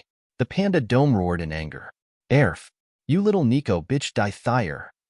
Skid. Saji's feet slid closer to the stray, as it was trying to snap its giant pincers onto the 2 nimble cat girls. But Saji, using his queen strength, grit his teeth to pull as hard as he could, to throw off his balance, he yelled. Inai and Lee, can you hurry? Or the ORC vice president is going to beat hers first and make us look bad. Inai and Lee nodded to one another, to be more serious, and ran around the stray clockwise in a trick to make him turn into the absorption line. I'm better than you. Nah, boo-boo. Stick your head in doo-doo, Naya. Inai, that is disgusting. Who taught you that, Naya? Fufu. It was little Rias who taught me, Naya. Oh, then Ray can't get mad at us for using it. Naya ha. Pictor, frustrated, fell for the plot and spun around trying to get them, but found he was tied up by his own tail for a moment. Then he saw 3 uppercuts coming to him at the same time from Inai, Lee, and Saji. New. Bam bam. Both the giant panda and Chiron delivered a massive punch to each other, colliding and blocking one another. Then Dome smiled wickedly as he inhaled deeply for some kind of breath attack. Seeing this, I yelled, "Tsubaki, now! Chiron, retreat!" Chiron, super fast and nimble for a rook, leaps back in a somersault, while Tsubaki stands where she had been. Tsubaki then swiftly swung both of her hands down, creating a mirror as the attack came. Blarerheg. From Dome's mouth came a stream of superheated steam, almost like horizontal rain with heat vapor. But then the attack was sucked into the mirror Alice, and then instantly rebound back at the stunned panda, who took his own attack at double its strength. Crack scatter. As the attack was reflected, the mirror shattered into motes of light, showing the scene of a massive, headless panda. Then, like a lie, the body slowly crumbled into ash, blowing away in the breeze. That is it. I am taking all of you assholes with me. Ha ha ha ha ha ha. We all turned to see I, Lee, and Saji beating the tar out of the last stray, and then see him activate his self-destruct magic, and the explosion will be enough to take out everything within 30 feet of him. So I yell, "Everyone run. He will blow up soon." Thanks to their Queen Peace promotions, the 3 pawns of mine begin to run, but an unexpected event took place, stopping them in their tracks. Miltan had laid the woman safely to the side on an old bus stop bench when he heard my yell, "Everyone run. He will blow up soon." And without thinking, Miltan rushed to the slowly expanding stray devil. He ignored the shocked looks of the blonde kid and the 2 cat girls, and like a hero on a mission, grabbed the growing Pictor by the tail and began to toss him high into the sky, while yelling, "Magical Milky Spiral Missile Launcher Nyo." As Pictor was flung at speeds he could not understand, he could only scream in his last moments, "No, I am blasting off Agarwang." Boom. And high in the air, Pictor's demonic power erupted in a strength equal to a high-class high level. The explosion was even bigger than I thought, and Miltan really saved our bacon in the property damage department. I could only say to him, "Thanks for that, Miltan." Chapter 79, Echoes of the Past. The scream behind Ku. "You are welcome, Nyo." I looked at the woman on the bench and told Keisha, "Heal her, then make her forget the attack. She will only be left with some nightmares for a bit, but will recover soon." Keisha nodded, then looked at Miltan and asked me, "What about his memories?" I smiled at her and said, "Mind control magic will not work on him like that, woman, so leave Miltan to me. Aquino, Chiron, and I, Lee, and Saji, investigate the site for any possible survivors or clues." All of my peerage acknowledged my orders, and Tsubaki stood behind me as I looked at Miltan and asked, "Hello, Miltan. I am Rias Gremory, lord of the territory known as Kuo Town. If you have not guessed, we are devils, and those monsters were ex-devils, known as stray devils or demons. My question for you is, how did you get involved with this scene here?" Miltan, with his serious face, said, "I was getting my nails done at my friend's dress-up party, and on my way home, I saw 2 guys kidnap that poor lady there. So as any good magical girl would do, I followed to rescue her, Nyo. That was nice of you to do. And my best friend's sister, who created the magical girl stories, would be proud of your dedication." "Sister? Osamu Tezuka is a man, though, Nyo. Osamu Tezuka is a reincarnated devil like my pawns over there. He made the story for the Devil King Leviathan, who loves the whole idea of it. You see, she is a girl, and the writer a man. So concepts merged to that of the first character made. The first magical girl. Osamu Tezuka was able to also live as a magical girl while using transformation magic, so he is a man most of the time, but fights as a magical girl, like his king, the main inspiration for the first magical girl." Miltan's eyes sparkled at that, as I figured he would. Yes, I know it is dirty to recruit him like this, but really, Miltan is incredibly strong as a human. His strength, I see, is topped off at the highest middle-class high rank, without being a devil. And when we came here, my cat girls, or any of us, could even detect his presence. He was also not affected by Keisha's anti-human barrier. And the most important part, he is a really kind person. I put both hands out, and in my left is my personal summoning flyer, and in my right was a crimson mutated pawn piece. So with my utmost seriousness I tell or offer Miltan, "Miltan, this summoning flyer can call for me if you wish to ever have a wish granted for an equal price. Or this pawn piece can transform you into a devil servant of mine, giving you the magic you have always longed for. I will explain the finer details of both choices to you. I will even tell you about the magicians out there if you cannot accept this offer. So do you wish to hear the fine print?" Tsubaki was a bit surprised I would even recruit this mass of cross-dressing muscle, and Miltan said, "Ah, On the last day of school, before the summer break, an unconfirmed murder took place behind Kuo Academy as an unknown male student met his end. Students investigated and found nothing to show a crime took place, but the heart-rending scream still haunts students to this very day as one of the unexplained events of the academy. After cooking class, Sona, Akino, and I walked out and went our separate ways. Sona had been so preoccupied with her business, she forgot to ask me what time our train was leaving tomorrow. Sona walked into the student council room and took a seat at her desk. She looked out of the window, seeing that everyone was going to their clubs or leaving school to head out for the 40-day summer break. Her musings were interrupted by some of her members entering the room. Issei was flirting with Yura Tsubasa when Sona thought of having Issei run the errand. I have tasks for the two of you. Yura, please unload the boxes in the storeroom and bring them here to the student council room, and Issei, please go to the ORC and ask one of the members what time the Gremory train will leave, so we are not late. Issei stuck out his bottom lip and pouted, then looked all around for someone who was not there, and said, VP, do I really have to go talk to Harem Bastard? Smack thud, and like magic, Tomo stood behind Issei with her paper fan in her outstretched, swinging motion and a look of annoyance. Issei was face first in the carpet and quickly stood frowning and questioned, where the hell were you? I looked around before I even said anything. Gasper has been teaching me how to hide my presence, so I was tailing you for practice, and lo and behold, you lowered your guard, huh? What? Gaspy can teach me that too, right? I can do some serious peep dash. I meant stealth missions with that power. Now I know what to spend my demonic potential on. Stealth. And dress break was averted, with an even more sinister ability magic. While Issei was fist-pumping, Sona remembered. Hayudu, has your ass recovered from yesterday's paddling? Go and do my task, sigh. Issei, with a sweat drop, covered his butt, running out of the room like a devil on a mission. Tomo and Yura only chuckled at their members' funny reactions. Despite his perverted character, he is actually liked by most members of the peerage, and find his behaviors entertaining, except for Sona. She only hopes his behavior will leave him after a decade or two. And after a short while, they, like the rest of Kuo Academy, heard it. Ah!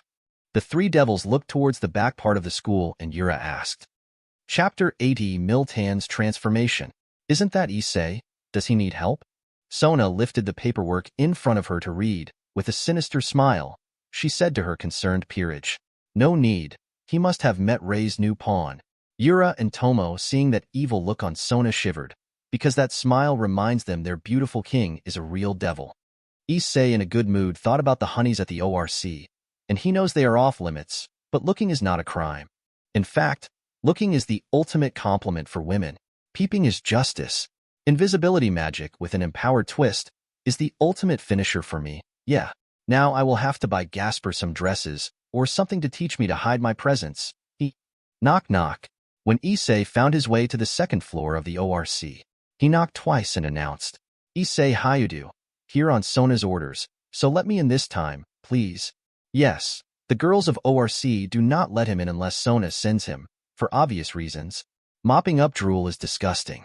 When the door opened, Issei's jaw dropped as a senior student in a Kuo Academy girl's uniform answered the door.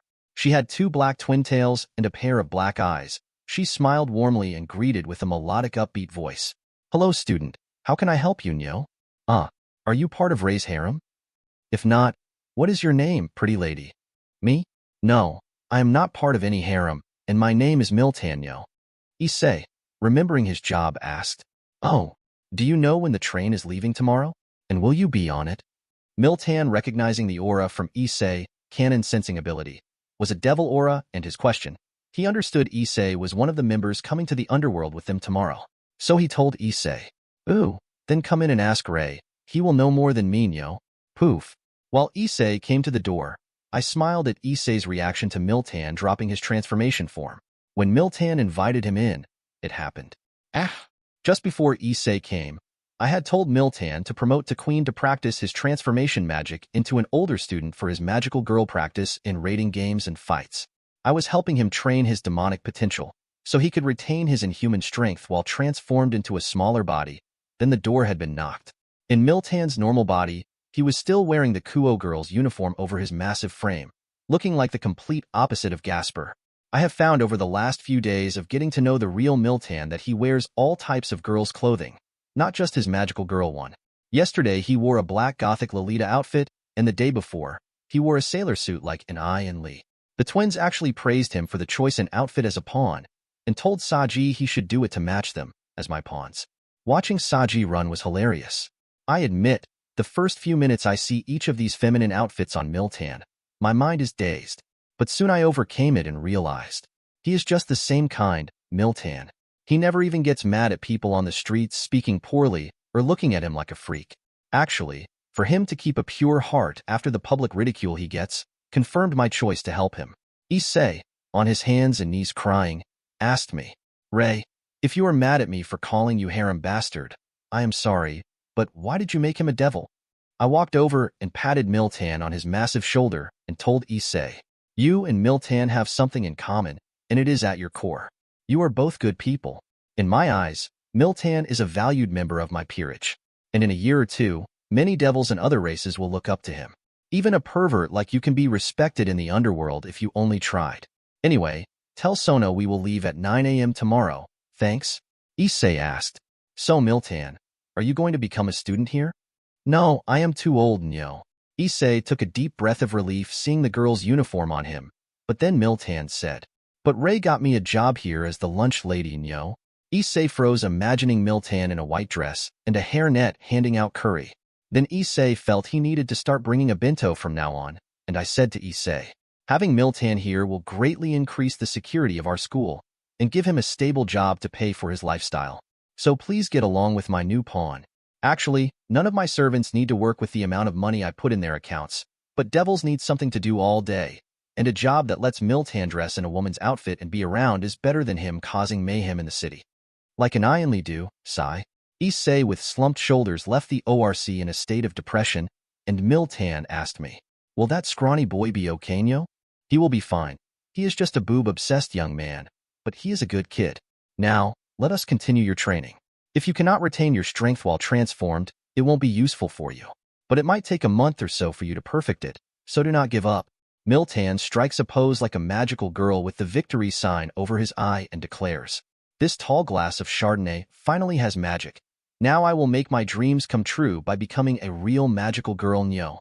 The next morning in front of the Kuo Bullet train station, my peerage was waiting for Sonas to arrive. Chapter 81 Journey to the Underworld. Akino and Keisha both looked over at Miltan wearing a Kuo girl's uniform again, to match theirs. Yes, like Rias in the anime. I like how we all look in the uniforms. Frankly, the girls look good, and the male uniform fits well for my human tastes. Saji also pulls the look off. But it was not the uniform on Miltan that had them looking in amazement, but the fact that he is holding all of the girls' luggage under his two tree trunk arms. Yes, he could do that as a human, let alone now with his massive devil strength. Miltan insisted on carrying it for the girls, while Saji and I pulled our own bags.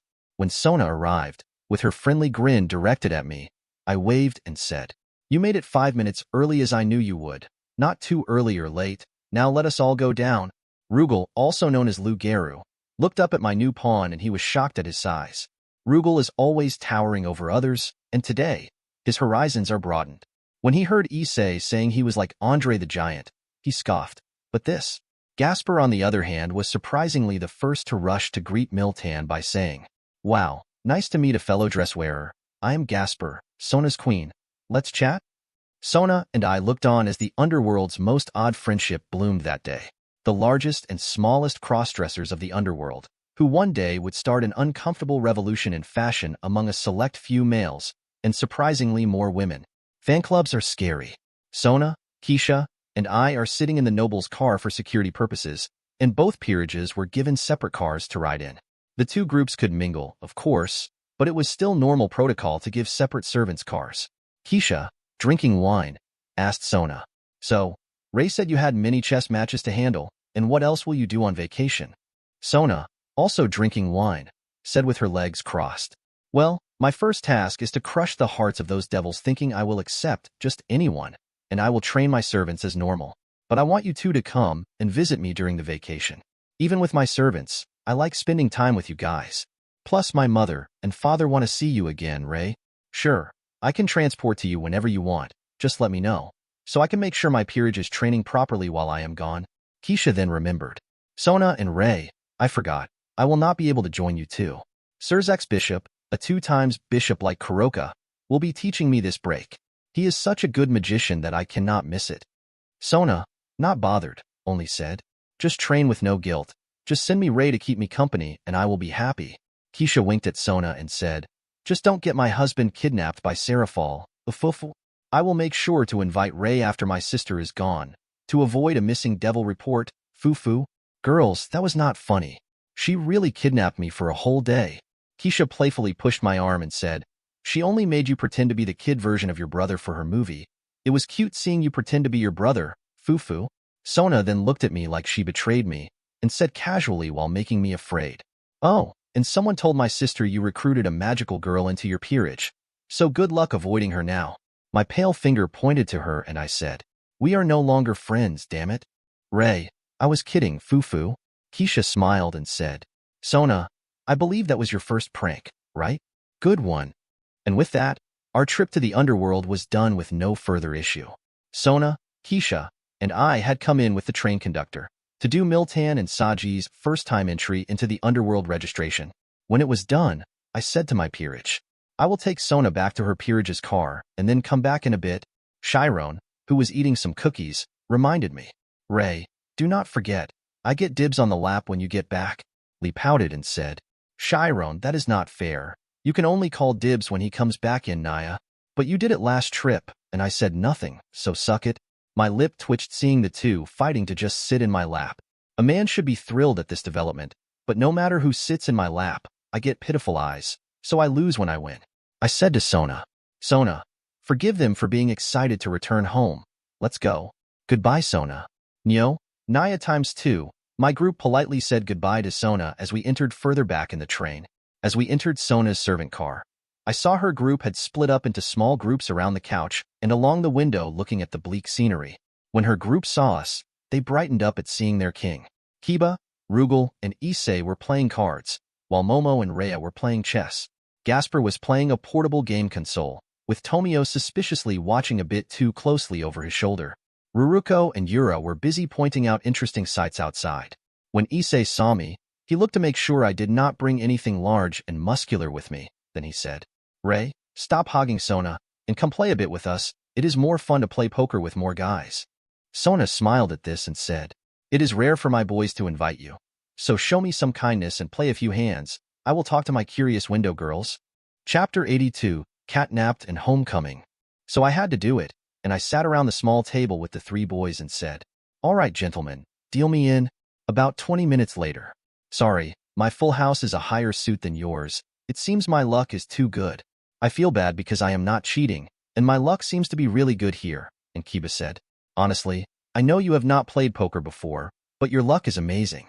It seems if you had luck in chess, you would curb stomp the VP. I, with a defeated smile, see the glare Sona is giving me across the train car, and say to Kiba, let us not talk about chess, huh? Oh, and Issei, did you hear that you are getting another new neighbor? Issei with cold sweat asked. No begged. No, no, no, please tell me that is not you. And not for that new pawn of yours?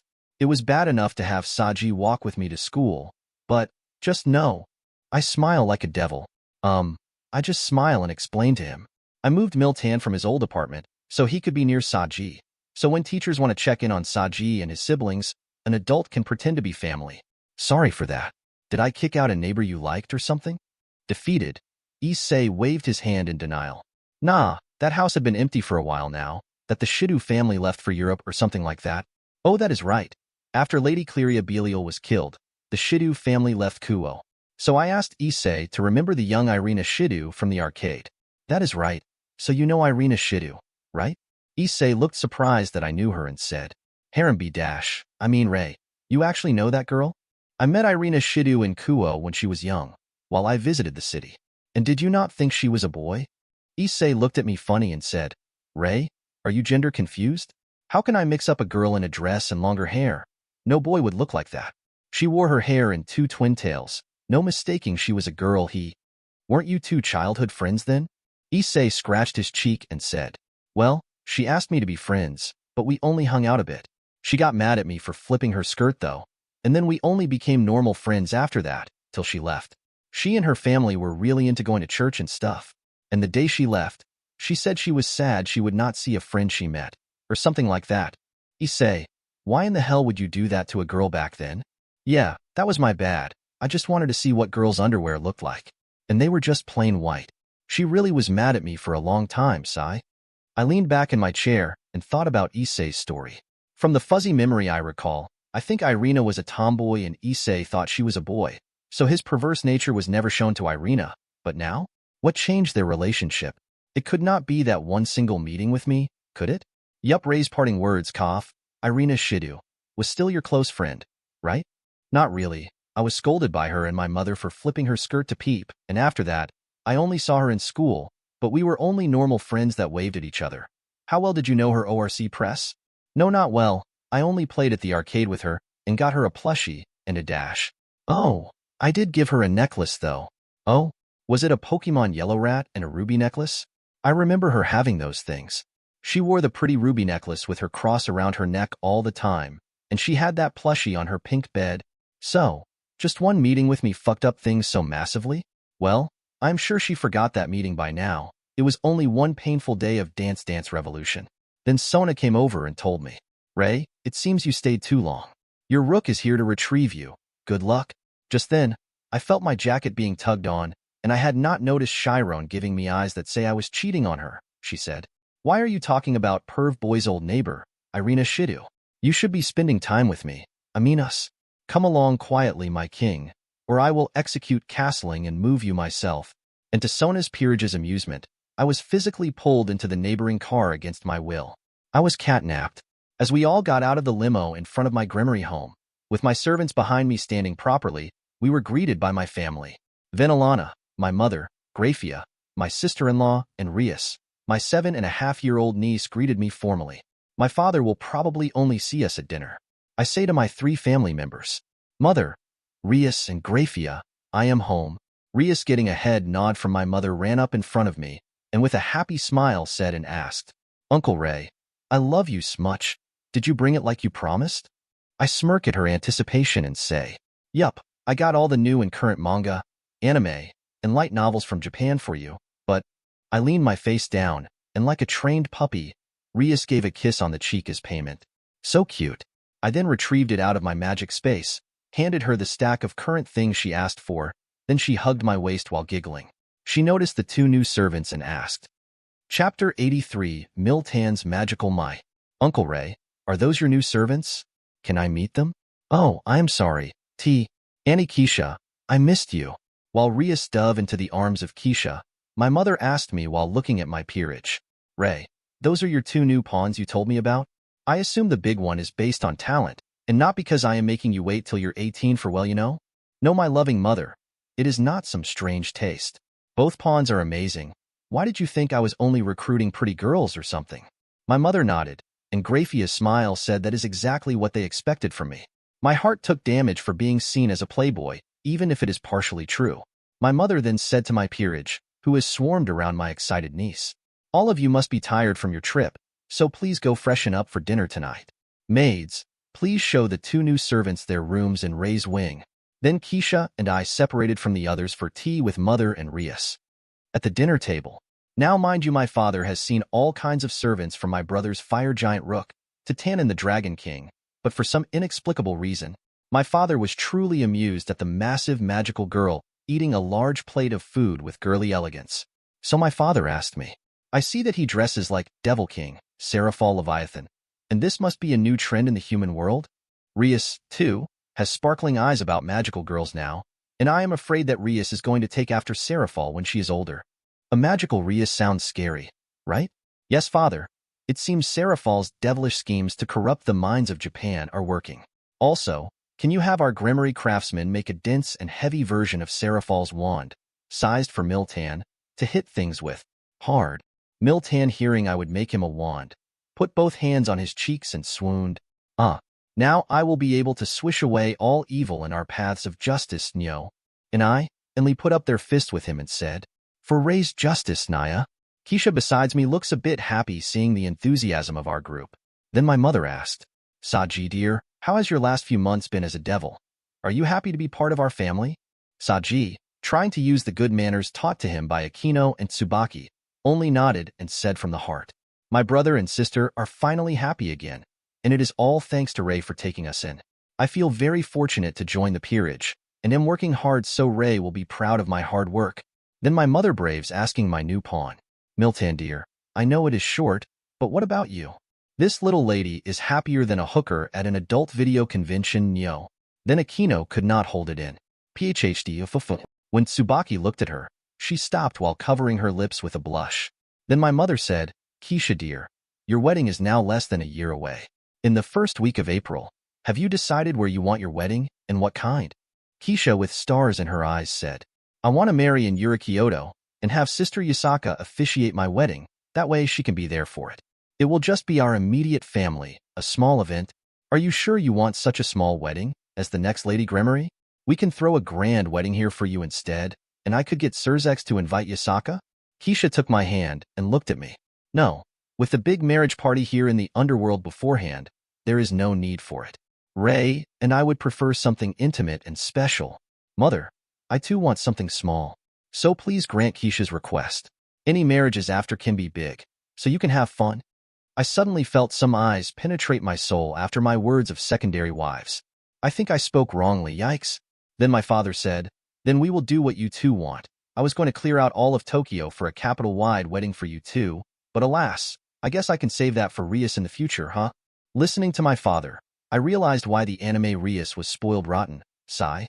After that, our summer holiday continued with training for our futures in the Devil's Raiding games. Crack, boom, crumble.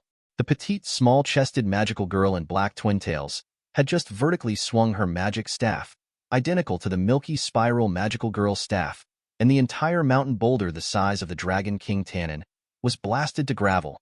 My father and my peerage all watched the results of this 1 month of Miltan's improved magical girl transformation magic created by his demonic potential, and his use of the new adamantine staff with gravity magic runes. Miltan calls a magic wand. No, it is clearly a fucking sledgehammer that even Thor would be proud of. Like Seraphal, Miltan's new magical girl transformation puts him into the default milky spiral outfit. So now he can wear anything, and when he uses his unique spell, he can assume this form with full costume. So if he is wearing armored clothing, the properties of the clothing get transferred to his new outfit, just like his natural strength. In effect, he is only reshaping his existing body to his imagination. His new form also retains his original weight by compressing it into a smaller form. After Queen promoting and using raw strength, he effortlessly pulverized the massive hard stone, showing that no high-class devil could stay in the game with that hit over the head. Miltan then spun into a pose and said, Chapter 84, Mountains and Bond. My magical crush is Justice, Nyo. Clap, clap, clap. Yeah, he always smashes you and says it is magic.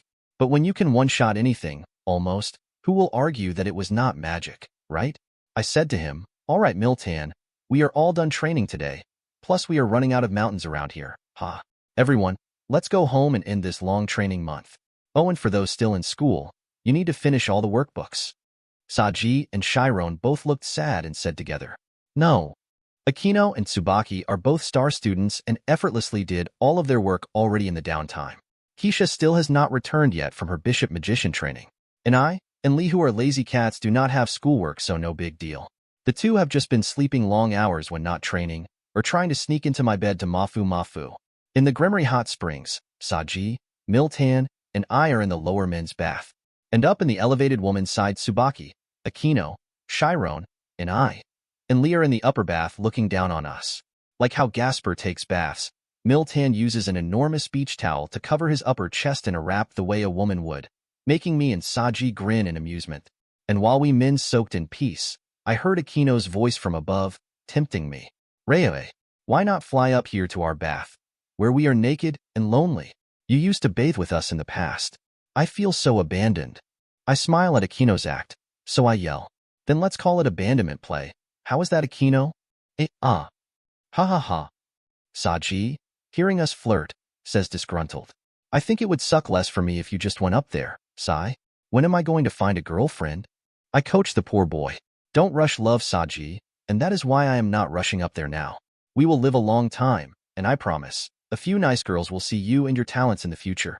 There is no rush. You are only in your first year of high school. So, just enjoy our guy bonding time while we can, because once next school year rolls around, I will be sucked into the black hole known as harem. Saji seemed to understand, and then I got a magic communication circle call. It was Sona, so I took it, as my Gremory crest floated to my left ear. Hello, Ray. Did I get you at a bad time? No. I am soaking with the guys in my peerage. What is up? It is safe to come at noon tomorrow, and my parents will be here. Can you make it? I will be there then. Good, then bye for now. It uses a lot of demonic power for this kind of magic, so keeping it short for most is good, though I could talk all day with my reserves. When I woke up the next late morning, I saw 3 sets of cat ears. White hair in the middle, red on my right, and blue on my left. Seems Akino and Tsubaki slept in their own rooms. Sometimes, when I go to bed alone, random girls will be in my bed when I wake up. Very rarely do I ever wake alone, and on those rare days, my heart feels lonely. Chiron's gold eyes look into mine as she gives me a shy kiss on my lips, then lays her head on my chest to hear my heartbeat. Lee then turned my head for her good morning kiss and bit my lower lip. Then to finish me off, and I invaded my mouth with her sly tongue, but only briefly to not get the other girls jealous. I then said, "Morning, girls, now let's get ready for our day."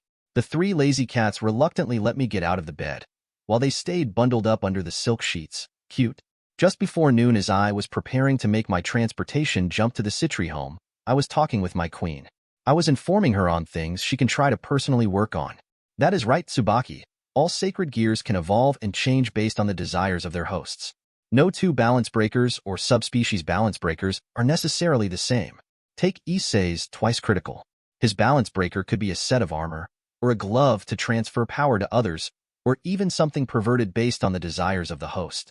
Subspecies balance breakers change the very way the sacred gear works. I have heard of a twice critical that grants its user extra dragon arms to wield more swords. So your mirror Alice can do much more as you get stronger and your desires affected. Tsubaki straightens my gray suit with care and says softly, "Then, I will diligently research my mirror. All mirrors of legend and fictional mirrors. I will make my sacred gear stronger to help you, Ray." I look down into my queen's caring eyes and hold her hands. The slight blush on her cheeks are adorable, but I tell her, "I do not need you to do it for me, but yourself. I also do not want you to obsess over it, because your mirror may not improve. I only told you all of this so you knew the possibility existed. Obsession can make you unhappy, and that would hurt my heart to see you sad, all right?"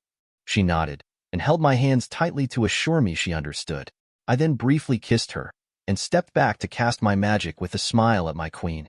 Soon the crimson light rose, making me vanish from the backyard of my mansion. My mother walked to Tsubaki's side and patted her shoulder with a giggle. Chapter 85, Checkmate of the Heart. Bufufu, dear. My son left a bit ago, and you are here in a daze. Don't worry, he cares for you very much. Now come for tea with me and Akino. Then the 2 devils went in. As the crimson light faded from my vision, I found myself in the Citri domain, more specifically behind Sona's mansion. The Citri territory is home to the best medical facilities in the underworld. It is well known for its rich natural resources, and is said to boast the most plentiful natural reserves present amongst the few territories belonging to high-class devils. Prince Ray, it is good to see you again, and you have grown so handsome in the last year, Afuf. I follow the motherly voice of Lady Citri, and see her mid-length black hair and pink eyes looking warmly in my direction. She is wearing a motherly dress in pale blue, kinda like my mother wears. I smile and say to her, "Lady Citri, it is nice to see you looking well, but I had thought Sona would greet me here." She covers her mouth with a giggle and playfully looks at me while joking. "Ufufu, I see. So you wanted Sona here. I see. Sigh. She is currently in her last chess game right now, and asked me to meet you. She should be done soon. This suitor is an older man. I think your idea for using chess was both a blessing and a curse for our Citri house, young Ray." I was wanting to retort and say that Sona would have done this in the anime, but alas, it fell in my lap as the mastermind of the infinite chess swindle. Lady Citri took my arm to walk me in, and did not let me make excuses. Lord Citri was sitting between Sona and a 30-ish looking yellow-skinned devil with orange eyes, who was looking at the game in frustration. I could see sweat on his forehead as he tried really hard to make a decision, while Sona was cool and relaxed.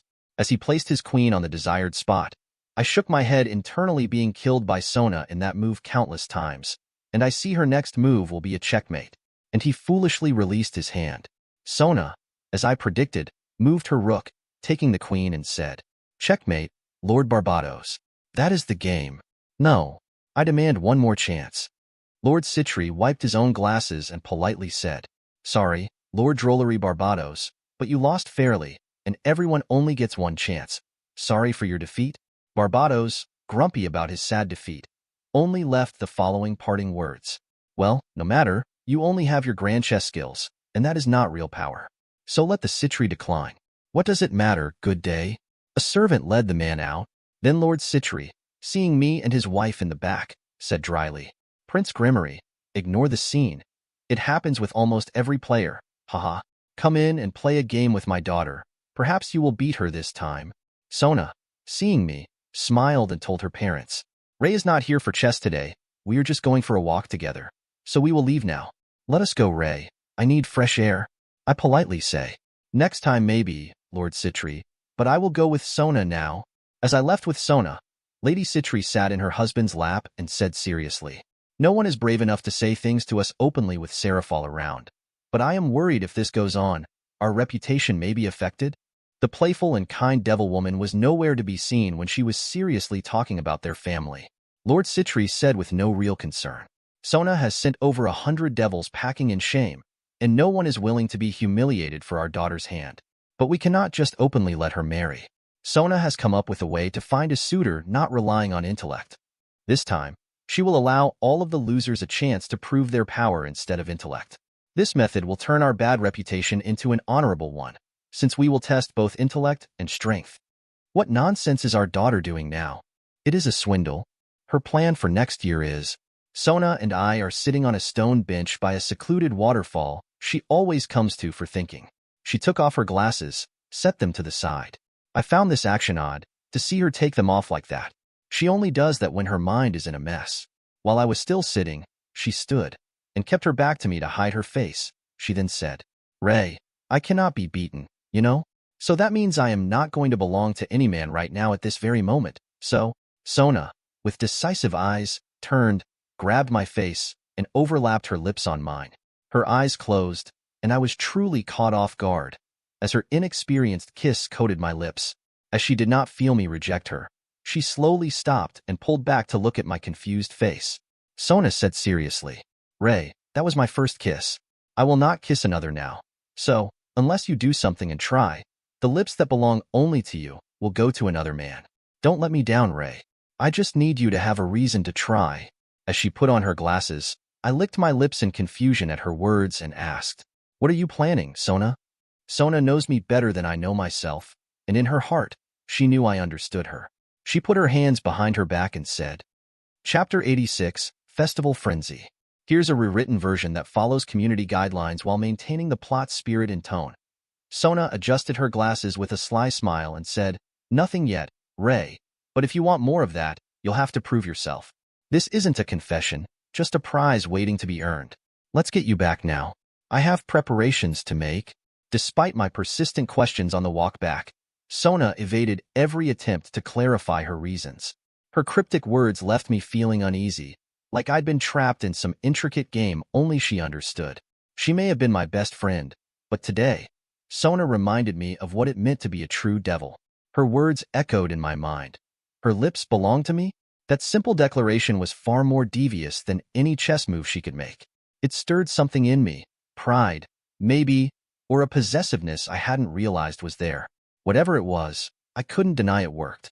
As the month neared its end, Kuo Academy prepared for the annual Karama Fire Festival, an event filled with food, games, and performances. The Occult Research Club had its own role to play, and our preparations began with a meeting in the club room. Tsubaki was reviewing the festival guidelines, outlining the rules for participation. Only official members can actively participate, she explained. Ray, Keisha, Akino, Saji, and I are eligible. And I, Lee, Chiron, and Miltan can assist with the setup, but not the main event. Miltan, lounging dramatically on the couch, chimed in, Don't worry. I'll be one of the staff for the bonfire dance. The power of community spirit is important, Nyo. Smiling at the lively atmosphere, I asked, So, what are your ideas for the event? Saji immediately raised his hand. Maid Cafe. His enthusiasm was cut short by Tsubaki, who shook her head disapprovingly. Keisha suggested, What about a haunted house? It fits the club's theme. Tsubaki, ever the strategist, proposed a fortune-telling booth, while Akino smirked mischievously. How about a dunk tank? Or perhaps Ray could host a kissing booth, she teased. The room erupted into laughter as Saji jumped at the idea of a kissing booth, until Chiron shot him down mercilessly. No one would line up for that, she said bluntly, eliciting more laughter. Ultimately, we combined Keisha and Tsubaki's ideas into one, a haunted house with adjoining fortune-telling booths. Akino would handle love fortunes while Tsubaki focused on more traditional readings. The concept was approved, and we got to work. 2 days before the festival, the club bustled with activity. The sound of sawing and hammering filled the air as we built props for the haunted house. I was helping Tsubaki paint a table for her crystal ball when I, Lee, and Miltan entered the room, beaming with excitement.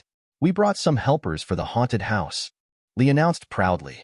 Curious, I followed them outside, where 3 nervous figures stood.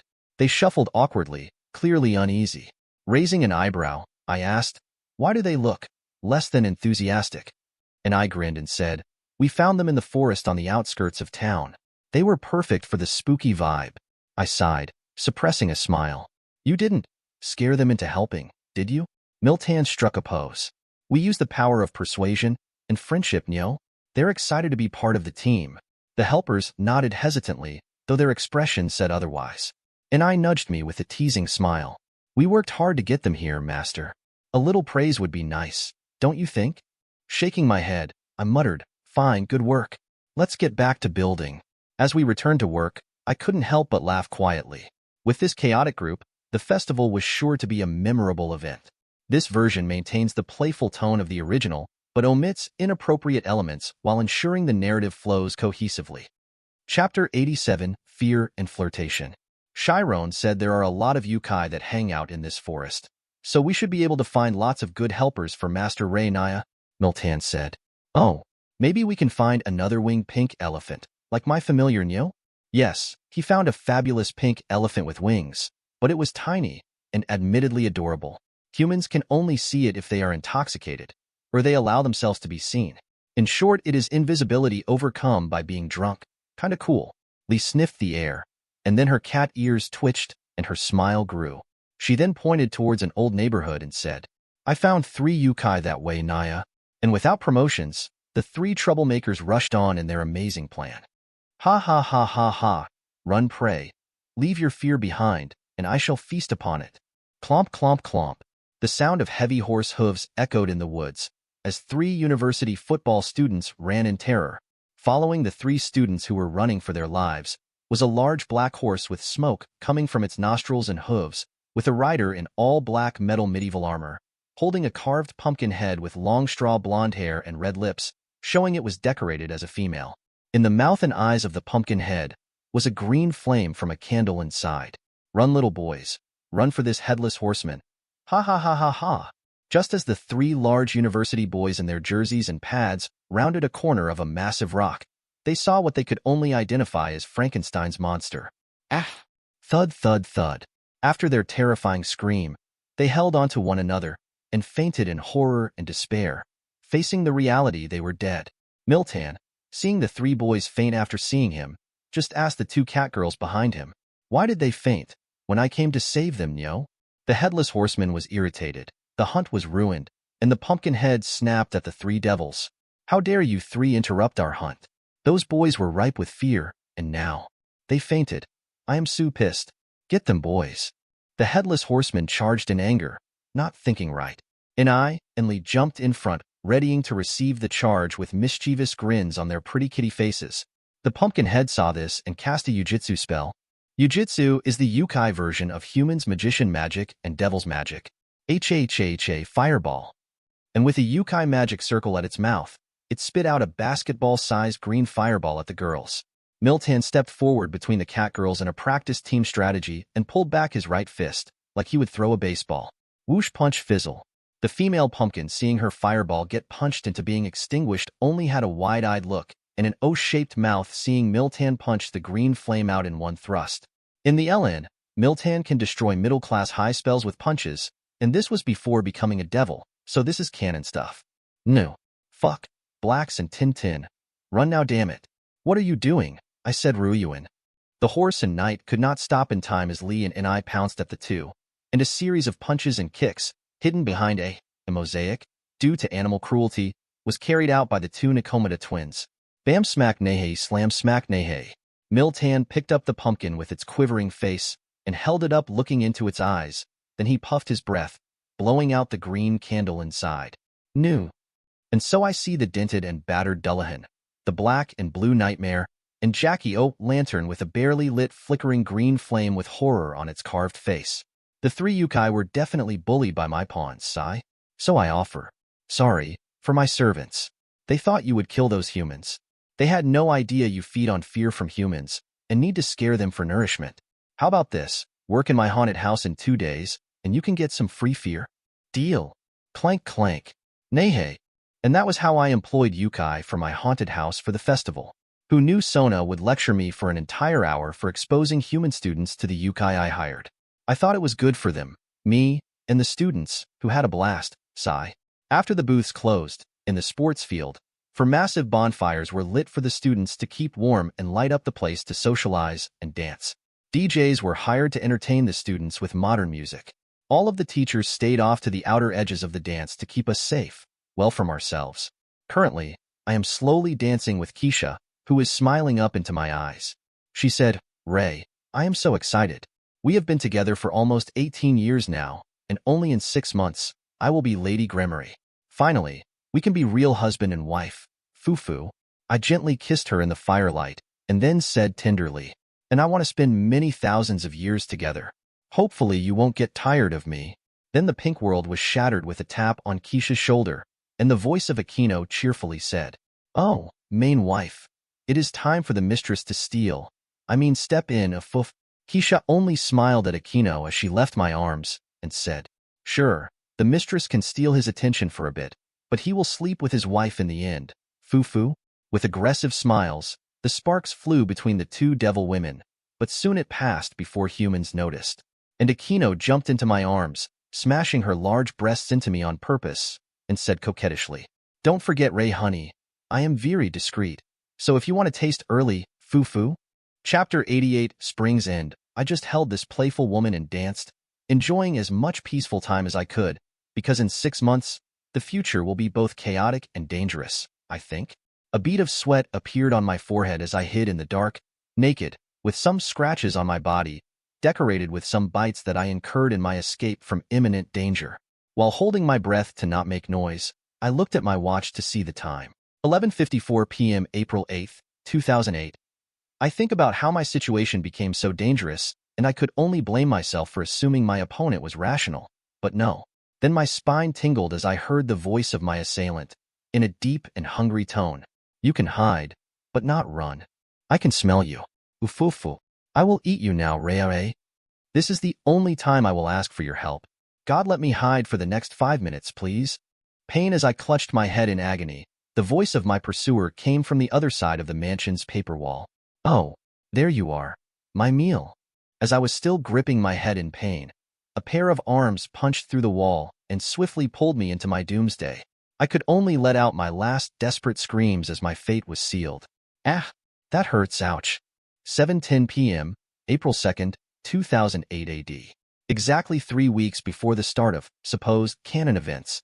Sitting around my dinner table, my peerage is wearing birthday hats, and the place is decorated in a fun birthday atmosphere for Keisha and Tsubaki, who have turned 18 today. Akino pushed out a cart with a birthday cake for the 2 girls each. She put the chocolate cake in front of Keisha and the vanilla with strawberry cake in front of Tsubaki. Each cake has 18 candles on the top, and each was personalized to their styles. Akino put on her party hat, then said, All right, ladies, you two can now make your wishes while we sing. Everyone with me. Happy birthday to you. Happy birthday to you. Happy birthday, Keisha and Tsubaki. Happy birthday to you, Nyo. Naya times 2, golf clapping. And as we gently clapped, the 2 girls, women closed their eyes and then blew out their candles, with smiles. Saji with a grin asked the 2, Did you wish for April 9th to come sooner, haha? Tsubaki blushed and only pushed up her glasses, not saying anything, while Keisha said proudly, Well, my wedding day is on the 10th, so I guess that was close. Then we had small human-style gift-giving for the girls. Nothing fancy, as we are still trying to live like the local humans. But I and Lee with evil cat grins handed their gifts to both girls and said together, well, you have to wait for Nico Master for a week, so wear this tonight to make him suffer, Naya. At the same time, both Keisha and Tsubaki pulled out a pair of teddy and panty silk combos. Keisha's was a purple her color, and Tsubaki's was red. Tsubaki quickly in shame put it away, and Keisha nodded her head admiring the quality. Spurt, Thud, and Saji, seeing this erotic-looking scene, held his nose and fell over in fake unconsciousness. Miltan held his blushing cheeks and said, oh my. Miltan also wants a pair of those, in pink with squeaky rabbit slippers, Nyo? Saji, hearing that only had his fake dead leg twitch. I smiled at my peerage being lively, but then Chiron said, Ray said I had to wait till August 8th to get mated, sigh. The lively air was fun, and this heralded the end of the spring break, as our senior year in school starts for me. Sona, now student council president, Keisha, Tsubaki, and Akino. Saji, Issei, Yura, Momo, now student council vice president, Tomo, and Rhea are entering year 2. Chiron, Ruruko, plus Gasper are entering as year 1. On the third and first day of school, I awoke with 2 well-developed devils on my sides, hugging me warmly. Keisha and Tsubaki, as the birthday girls, were the ones to sleep with me last night, and I lay there, in worry. As I looked at the ceiling, I finally understood why those protagonists who transmigrate, reincarnate, and regress all try and stick to not changing things in the world. The unknown is scary. From my right, Tsubaki, who just awoke from her slumber, with her one brown and one violet eye, looked into my face and answered my statement. Is it Ray? Is the unknown less scary with me as your queen? Yes, the unknown is much less scary with all of you at my side. So never leave me, moi. Tsubaki was careful to not wake Keisha, as she slowly kissed me. Her birthday has made her feel more confident. Even though she is not as proactive as the other girls, she has as much hidden passion for me that they feel. But as soon as Keisha stirred, Tsubaki got out of bed, pretending to not have just been making out, and fled to her room to get ready for school. Keisha, seeing that, giggled and said, "Oh, fufu, sorry Ray, I could not pretend to sleep anymore, because we have to get ready, moi." And with a fast kiss, she too left for her room to change and shower. The walk to school was kind of funny with Chiron on my side, holding my hand. She looked at the other girls and said, "You 3 had him all during the last 2 years, so today is my day." Akino, with her smiling crescent eyes, covered her lips and teased, "Well, that is fine, but with you sucking on that lollipop, Ray looks like he is joining the perverted trio."